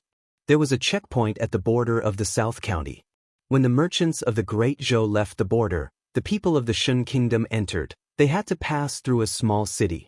On this day, a huge stone tombstone flew through the air and landed in front of this small city located at the border of the Great Zhou and the Shen Kingdom. The stone tombstone was about 10 feet tall. There were mysterious patterns carved on it. There were also small words secretly carved on the tombstone. Under the stone tombstone, there were more than a dozen corpses of the people of the Shen Kingdom kneeling. The Shen Kingdom's guards had already gathered in front of the border because more than a dozen of their own people had been killed. When they saw this scene, they were even more furious. Damn the people of the Zhou Kingdom! How dare they humiliate the soldiers of the Shen Kingdom? Our imperial court is too weak. If we send troops to the Great Zhou, our Shen Kingdom will soon become the most powerful country in the Zhou continent. The emperor of the Zhou Kingdom is actually a woman. How can a country with a woman as the emperor be the most powerful country in the Zhou continent? This title clearly belongs to our Shen Kingdom. They actually humiliated our soldiers like this. I swear, I will kill 10 people of the Zhou Kingdom to avenge them. But the Zhou Kingdom said that if we cross the border, our cultivation will be crippled. If we violate the laws of the Zhou Kingdom, we will be killed without mercy. You coward. This is for the glory of the Shen Kingdom. So what if you die? 2 figures stood within the borders of the Great Zhou. All kinds of unbearable words entered their ears. Commander Zhang said, "I don't know where these people of the Shen Kingdom get their confidence from. If it wasn't for the fact that war is a waste of manpower and resources, our dynasty has always maintained peace. The Great Zhou Iron Cavalry would have already trampled the Shen Kingdom." Li Mu looked at the furious people of the Shen Kingdom and said lightly, "Looks like this won't scare them." Commander Zhang said, "I have dealt with them for many years. They're just like this. Not only are they blindly confident, but they are also stubborn." Li Mu thought for a while and said, "Looks like just beheading them isn't enough. If even beheading them wasn't enough, what could be more terrifying than beheading them?" Commander Zhang asked doubtfully, "What else does Lord Li plan to do?" Li Mu took out the corpse sex sound transmission magic tool and channeled his mana. After waiting for a long time, Qin Shi's respectful voice came from the other side. "What orders does Grand Elder have?" Li Mu said lightly, "Bring 2 elders and come to the southern county of the Great Zhou to find me." Chapter 509. It would take Qin Shi and the others at least 7 days to get here from Jianghu country. Taking advantage of these few days, Li Mu refined most of the spiritual herbs in his storage space into pills and distributed them to the injured soldiers of the Southern Army. They helped the soldiers of the Southern Army who had their cultivation crippled rebuild their dantian. Although the guards of the Shen country were stubborn, they could see more than a dozen corpses on the border as long as they looked up. It was impossible for them not to be afraid. In recent days, the number of provocations from the people of the Shen country across the border had decreased by more than half. However, there was still a portion of people who were not frightened by Li Mu. Instead, they became even more aggressive and attacked more than a dozen outposts together. When the reinforcements arrived, Most of the time, there were only injured soldiers of the southern army. The people of the Shun country had long fled. Li Mu asked Ao Run and Ao Qingxin to patrol the border for a few days, but they only caught 3 people. There was no way to stop this phenomenon. It was easy to be a thief but hard to guard against a thief. No one knew where their next target would be. The only thing they could do was to kill them one by one. They would kill until they were completely afraid and would naturally stop. A few days later, Li Mu met Chen Shi, Han Shan, and Sun Qi in the tent. These 3 were the 3 strongest elders of the corpse sect. They were also quite accomplished in the path of refining corpses.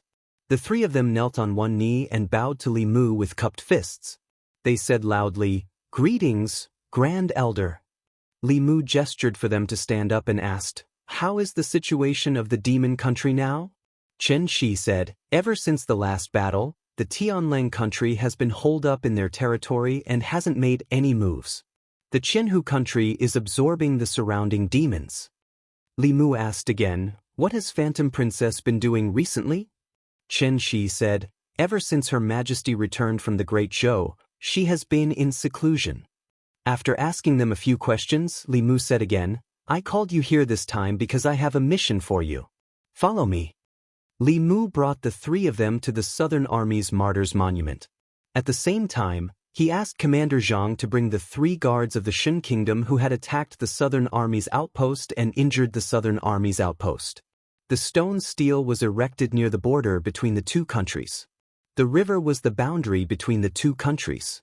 On one side was the Great Zhou, and on the other side was the Shun Kingdom. Both countries had a large number of troops stationed on both sides of the river.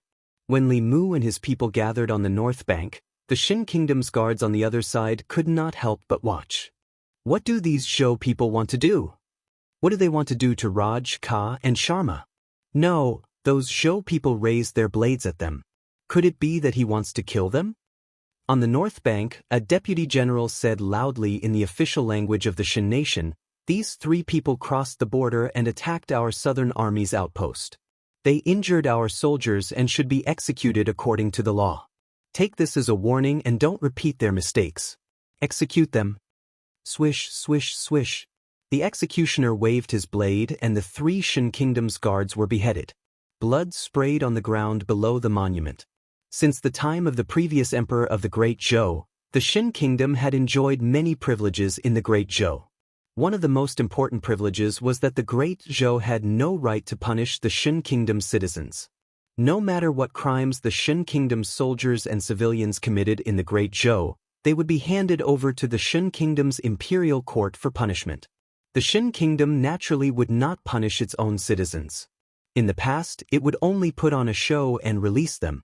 But just now, they had seen with their own eyes that their friends and compatriots were executed by the Zhou Kingdom.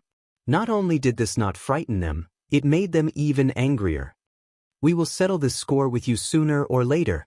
Raj, Ka, and Sharma will not die in vain. We will avenge you. Just you wait. I will drag 10 times the number of Zhou Kingdom's citizens to accompany you in death." A large number of Shun Kingdom soldiers looked across the river. Their voices were filled with grief and indignation. Then, another scene occurred across the river that they could not understand. They did not know when it started, but a gray fog suddenly enveloped the corpses of Raj, Ka, and Sharma. Moreover, it continued to spread. After being killed by the Zhou Kingdom's people, the dozen or so corpses of the Shun Kingdom's guards who were kneeling in front of the monument were also enveloped by the gray fog. The gray fog was deathly silent. The noisy Shun Kingdom's guards on the other side of the river also slowly quieted down. The gray fog gave them a strange feeling from the bottom of their hearts. A terrifying atmosphere spread among the Shun Kingdom's army. Ao Run looked at the gray fog from afar and felt extremely uncomfortable. He carefully asked Li Mu, "Master, what are they doing?" Li Mu lightly said, "Refining corpses." Ao Run took a deep breath. These Shun Kingdom's people were too pitiful. Even after death, they could not rest in peace and were even refined into zombies. Although he did not sympathize with these people who had no bottom line compared to him, he still could not help but feel fear from the bottom of his heart. What made him even more afraid was that the way his master looked at those corpses just now was very familiar to him. After Ao Run carefully recalled, his body could not help but tremble. Wasn't that the way his master looked at him when he first captured him? Could it be that at that time, his master also intended to refine him into a corpse? Thinking of this, Ao Run felt a lingering fear. If it was not for his quick-wittedness at that time, perhaps he would have already become an obedient flood dragon corpse. A sense of fear spread throughout his body. Ao Run's legs went soft and he directly knelt down. Li Mu looked at him and asked, "What are you doing?" Ao Run swallowed a mouthful of saliva and knelt on the ground. He conveniently said, "Master, are your legs sore?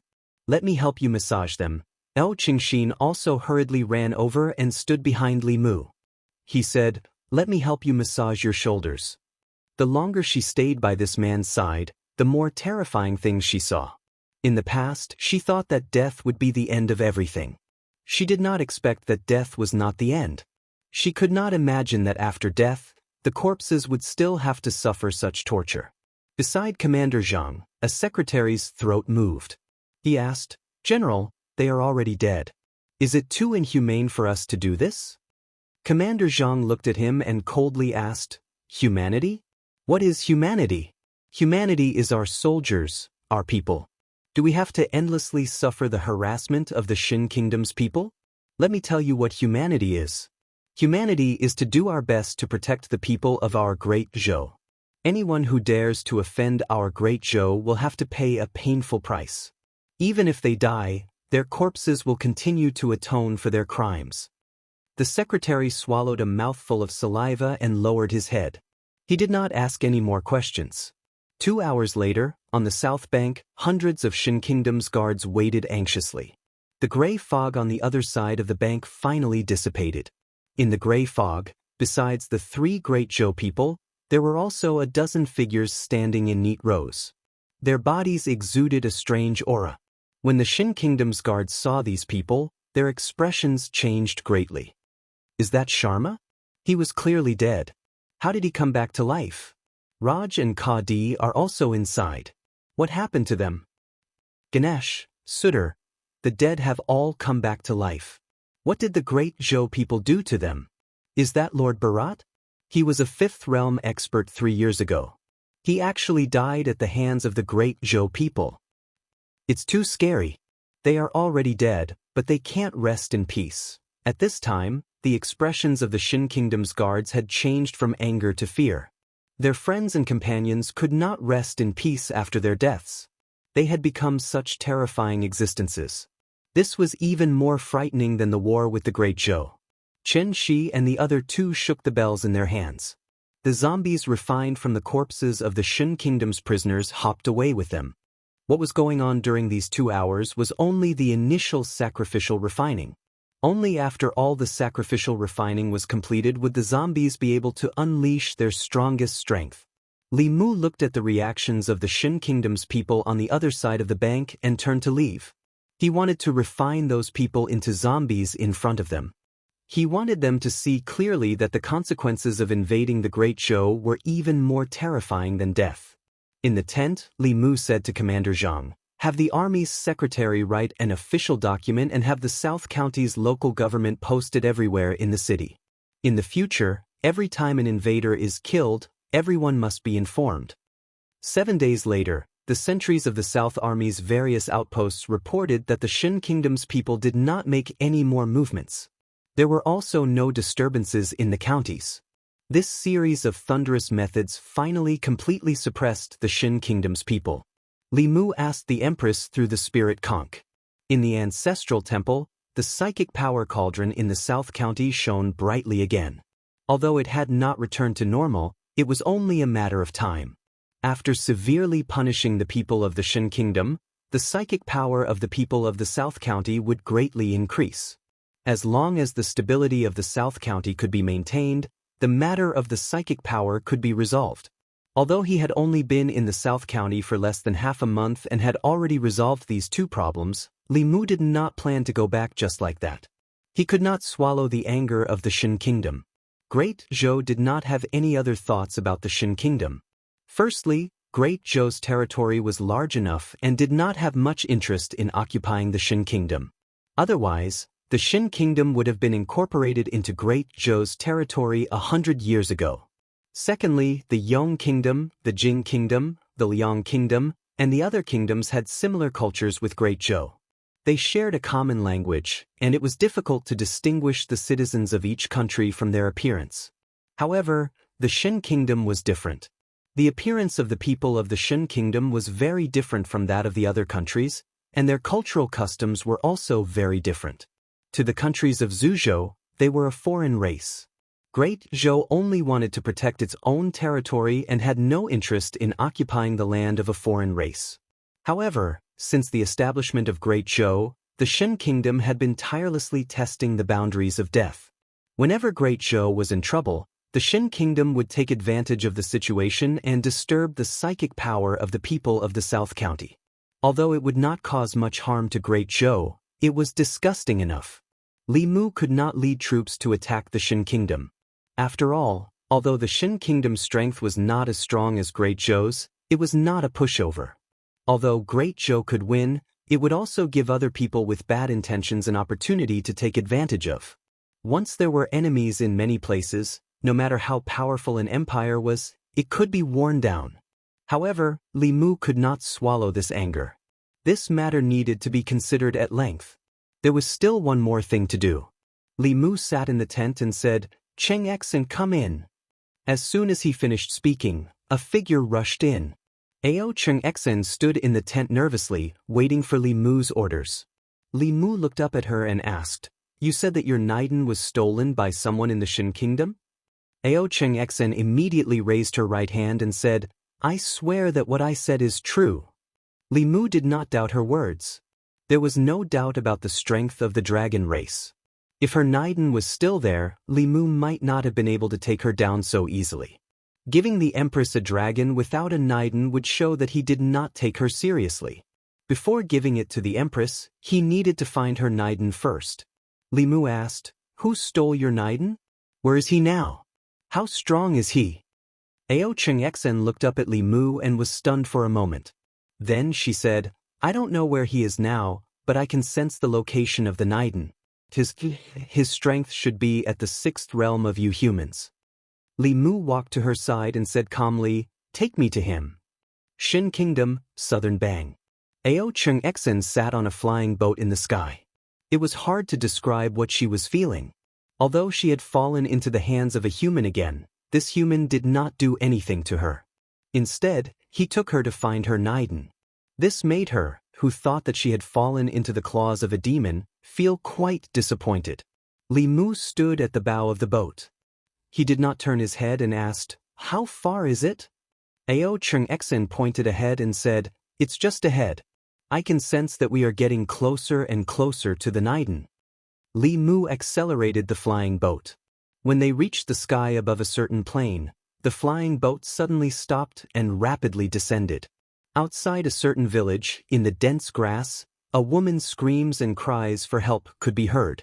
The 5 men laughed obscenely and violently tore off her clothes. The woman's heart-wrenching voice was filled with despair. Finally, it alerted a family at the entrance of the village. A man ran out and stood outside the bushes. He shouted, "What are you doing?" The 5 men looked back at him and pointed at the woman on the grass. The man looked at her exposed skin and a lustful light flashed in his eyes. He took off his long robe and slowly walked in. When the woman saw this, her eyes were filled with despair. However, just as the 6 men were about to tear off the last layer of her clothes, their bodies suddenly left the ground and slowly floated in the air. A young man and woman slowly landed on the ground. Li Mu reached out and a piece of clothing appeared in his hand. The clothing automatically flew over and covered the woman. The woman hurriedly used the clothing to cover her body. Li Mu looked at the 6 men. They felt a sharp pain between their legs and then fainted. Ao Cheng Xen stood behind Li Mu and secretly sized him up. She realized that she could not see through this man. The Great Zhou and the Qin Kingdom were clearly enemies. The people of the Qin Kingdom had done so many terrible things in the Great Zhou. He killed the people of the Qin Kingdom cleanly without even blinking. Yet, he was willing to save this woman from the Shin kingdom. She did not know what he was thinking. Alicia, Alicia. A man's voice came from afar. The woman used the clothing Li Mu gave her to wrap her body and ran into the distance. Soon, she came back with another man. She knelt on the ground and kowtowed to Li Mu and Ao Cheng-Xan in gratitude. Before coming to the Shin kingdom, Li Mu had already learned the language of the Shin kingdom through the jade slip that Commander Zhang gave him. For cultivators like them, there was no language barrier at all. Li Mu did not say anything in the face of their gratitude. He took Ao Cheng-Xan and flew back into the sky. He killed the people of the Shin kingdom for the sake of the soldiers and innocent people of the Great Zhou. He saved this woman from the Shin kingdom only because of his own conscience. However, before he left, he took another look at the young man. A strange look flashed across his eyes. Chapter 5:10. On the flying boat, Ao Qingxin seemed to have sensed something. He said to Li Mu, "That person is very strange." Li Mu asked casually, "What did you see?" Ao Qingxin said, "Spiritual qi. He has gathered a lot of spiritual qi." Li Mu stood at the bow of the boat and looked down.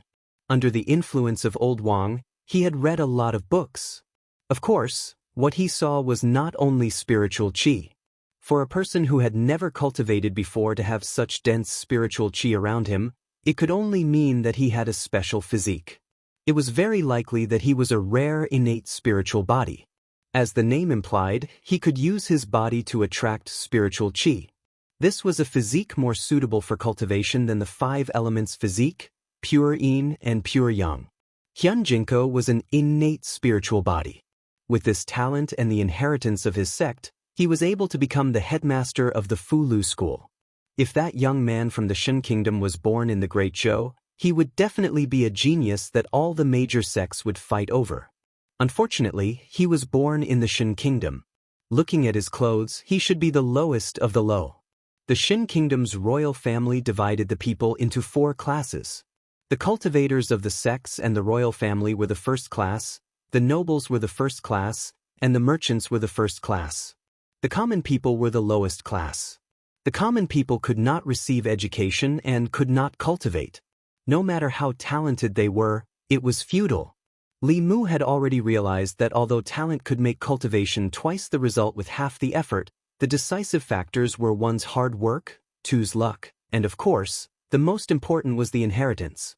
A person with an innate spiritual body cultivating for 100 years was not as good as a person with mediocre talent receiving a strand of emperor's qi. After all, a person's 100 years of hard work could not compare to the years of hard work of hundreds of millions of people in the Great Zhou. On the path of cultivation, most of the so-called top geniuses would eventually become ordinary people. He quickly put this matter to the back of his mind. At this time, Ao Qingxin suddenly pointed to a short mountain in front of them and said excitedly, "I feel it. My inner core is there." Li Mu stood on the flying boat and looked at the short mountain in the distance. At the top of the hill, there was a magnificent temple. A row of stone steps extended from the top of the hill to the foot of the hill. On the stone steps, there were many people slowly climbing up. Every few steps, they would kneel down in kowtow. From their bodies, there was a faint aura of telekinesis. Within the Shin kingdom, sects flourished. This was the origin of Buddhism, and countless sects flourished here. Even the Shin kingdom's royal family used sects to control the Shin kingdom. Although the Shin kingdom was not as big as the Great Zhou, it had a large population and was very suitable for the development of sections. This was obviously the location of a sect. Before Li Mu and Cheng-Xan could get close, a figure suddenly flew out from the temple. It was a tall and sturdy man with bulging muscles. He didn't have any hair on his head and held a Buddhist staff in his hand. He frowned at Ao Weixin and asked, "Evil dragon, what are you doing here instead of guarding the lake?" Ao Qingxin stood on the flying boat, turned around and looked at Li Mu, then summoned up his courage and said, "Give me back my inner core." The bald man sneered and said, "If you want the inner core, come and get it yourself." Cheng-Xan looked at Li Mu again. Li Mu said indifferently, "If he wants you to get it, go get it yourself. Don't worry, I will watch over you from the side." When she had her Naiden, she wasn't this baldy's opponent. Now that she had lost her Naiden, she couldn't beat him. But at this moment, she didn't have any other choice. She could only summon 2 pitchforks and bite the bullet to attack the Baldy. Li Mu stretched out his hand, and the shrunken Dao bell floated in his palm and kept spinning. Go! Li Mu waved his hand, and the Dao bell suddenly flew to Cheng Exen and merged with her body. Cheng Exen only felt that something had happened to her body, but the bald man's staff was already smashing towards her. She could only raise her pitchforks to block. Clang! The staff and pitchforks collided, and there was a deafening sound. Cheng Exen's body floated in the air, but the bald man was bounced back with his staff. Cheng Exen was stunned for a moment, then she spat out a mouthful of dragon's breath without hesitation. The bald man hurriedly responded. He waved his sleeves and hid his body behind his wide monk's robes. But this treasured robe was still burned with 2 big holes. He was shocked and angry, and his hands formed a seal. At this moment, the young man's voice suddenly sounded in his ears. Formation! As soon as he said this, his body was suddenly bound by the power of heaven and earth. He couldn't move, and the spell he was about to cast was also interrupted. Although he immediately used his spiritual power to break free, the dragon girl didn't let go of this opportunity. A pitchfork pierced towards his head. A golden light burst out from the top of his head and bounced the pitchfork away, but he was also injured. Blood flowed down from the top of his head, blurring his vision. Ever since he stepped into the 6th level, he hadn't been injured for a long time. At this moment, his anger wasn't on the dragon girl, but on the man behind her. If this person hadn't been causing trouble at the side, he would have taken down the dragon girl long ago. He formed a seal with one hand and pushed a palm towards Li Mu. In the void in front of the two, an illusory palm print suddenly appeared and pressed down on Li Mu. At the same time, the space Li Mu was in seemed to be completely sealed.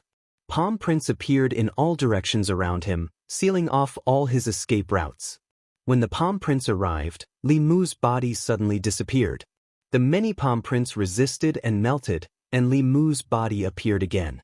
As long as the opponent wasn't at the 7th level or the peak of the 6th level, he could escape into the Demon Emperor's space at any time to avoid the enemy's attack.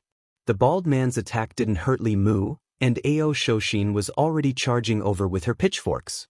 While he was dealing with the dragon, there were thunderous roars above his head, strong winds blowing, and thousands of swords shooting out. He was in a sorry state, and his treasured robes were already riddled with holes. The young man's spell was strange, and he didn't know what was up with the dragon girl. Although her attacks weren't much stronger, her defense was more than 10 times stronger. He couldn't break through her defense at all. If this continued, he might be exhausted to death by the man and dragon here. He had originally prepared that dragon inner core for the treasure hunt at the bottom of the sea. Now, it seemed like he had to return it. He waved his hand, and a white inner core the size of a pigeon egg flew out and was swallowed by Ao Shoshin. The inner core returned to her body, and her aura soared. Soon she reached the peak of the 5th level. The bald man regulated his body as he said, "I've given you the item. You can leave now, right?" Li Mu didn't think of directly killing this bald man. Which 6th level elite didn't have a trump card? He couldn't take him down in a short time.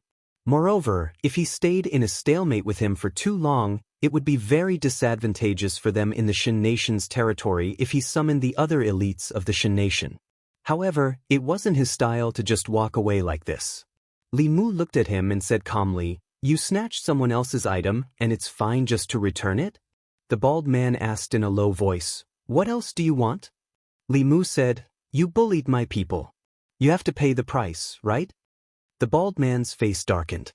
After a moment of silence, he waved his hand at Li Mu, and a white light shot out. Li Mu reached out to catch it, and a jade scroll appeared in his hand.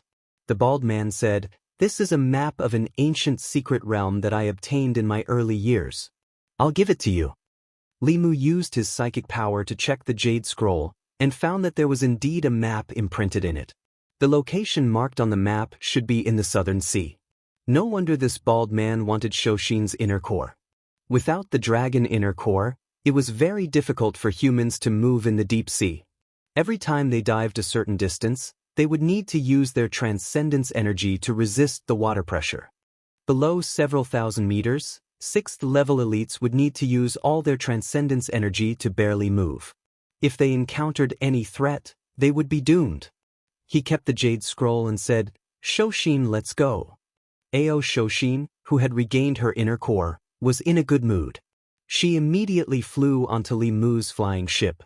The bald man looked at the flying ship leaving, and his face darkened.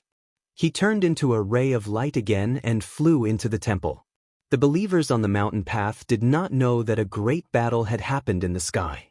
They were still climbing the mountain and praying devoutly. On the flying ship, Li Mu handed the jade scroll to Shoshin. After Shoshin checked it, she nodded and said, "That is indeed the Southern Sea. However, it is not easy to find.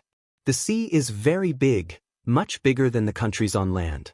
It is very, very difficult to find a place in the sea, and it is also very easy to encounter danger." The ancient secret realm was indeed very attractive to Li Mu. There would often be Dao arts inheritances from the previous era there. However, Li Mu did not have the time to look for them now.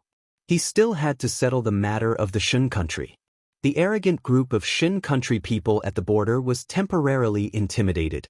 However, according to their temperament, it would not be long before they would forget this painful memory. The flying ship landed outside a city in the northern bang of the Shun country. Ao Shoshin asked Li Mu in confusion, "Are we not going back?" Li Mu said indifferently, "There is no hurry." In the past, his understanding of the Shun country was all from the mouths of others. Since he had come to the Shun country this time, he wanted to see for himself what kind of country it was. The difference in appearance between the two of them and the Shun country people was too great. Li Mu and her changed a little, and they did not seem that special. In the small city, Li Mu and Shoshin walked side by side. Even though she had changed into the clothes of the Shun country people and hid her dragon horns, it was still difficult to hide her natural beauty. Walking on the street, from time to time, men would cast strange looks at her. It was human nature to love beauty. For a woman like her, walking on the streets of any city in the Great Zhou, there would be a high number of people turning their heads. However, the behavior of the people of the Great Zhou and the people of the Shun country were completely different. When the people of the Great Zhou saw a beautiful woman, most of them looked at her with admiration. When they were discovered by a woman, they would also look away in embarrassment. However, the people of the Shun country people would not do that. They would silently look at a woman with naked eyes. If it was just one or two, it would be fine.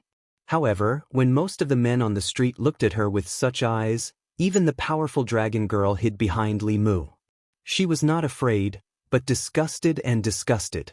She had never seen such people and such a country. The city was filled with a foul smell. People were relieving themselves on the street and looking at women with very rude eyes. Animal feces could be seen everywhere. In a river that flowed through the city, some people were bathing, some were drinking water, and some were burning corpses. Seeing the filthy river, Shoshin covered her mouth and almost vomited.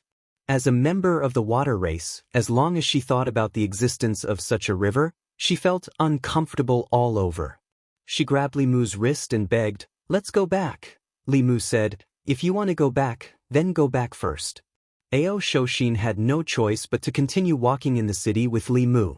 She did not dare to go back alone, nor could she go back alone. What if he thought she wanted to take the opportunity to escape? What if she met that bald man again? She still felt safe following Li Mu. The two of them walked on the street. When they passed by an alley, a few men behind them suddenly came forward and surrounded them. Li Mu did not even look at them and walked straight through the crowd. The men did not expect him to be so tactful. They surrounded the beautiful woman and forced her into the alley. Soon, Ao Isin walked over from behind and caught up with Li Mu. With a light snort, he spat out 2 balls of flame from his nose. He looked at Li Mu and asked, "This country is too disgusting. Your Great Zhou is so powerful. Why don't you destroy them?" Li Mu said, "They're only disgusting themselves now. If we destroy them, won't the Great Zhou be disgusted as well?" It was best to let the people of Shin settle the matter themselves. Li Mu originally thought that with so many people in Shin being treated as lowly commoners and being bullied like this, the people would definitely be angry. However, after seeing it for himself, he realized that they seemed to recognize this kind of status from the bottom of their hearts. The people of Great Zhou did not believe in this kind of thing at all. The people living in that land believed that the imperial court was not benevolent and should be overthrown to establish a new one. They believed that the imperial court should serve the people and not enslave them. The people of Xin did not give Li Mu this kind of feeling. The lowly commoners of Xin who were being bullied were also bullying others. Women had no status here. From the top to the bottom, from the commoners to the officials, whether it was in the countryside or in the small alleys of the city, there were endless cases of rape. It was very difficult to see women on the streets. However, whenever a woman walked by, there would be many men casting unscrupulous wolf-like gazes at her. In 3 days, Li Mu and Cheng Exen had passed through 4 small cities and more than a dozen villages. They had encountered dozens of roadblocks. Although they had met many good people, evil had become the norm. The few good people were easy to be ignored. After personally experiencing the local customs of Xin, Li Mu released the flying boat again. The two of them stood on the boat. The flying boat quickly flew across the sky, heading toward the southern county of Great Zhou. Cheng Exen stood behind Li Mu. At a certain moment, the flying boat suddenly stopped. Her body leaned forward and bumped into Li Mu. She hugged her chest and asked nervously, "What's wrong? What's wrong?" Li Mu stood at the bow of the boat and looked into the distance. His face was filled with shock. Even standing here, he could feel that the power of heaven and earth in that direction had suddenly become extremely violent. Even though Li Mu was experienced and knowledgeable, he could not imagine what kind of supernatural power could trigger such a huge amount of power of heaven and earth. With a heart full of doubts, Li Mu controlled the flying boat again and sped forward.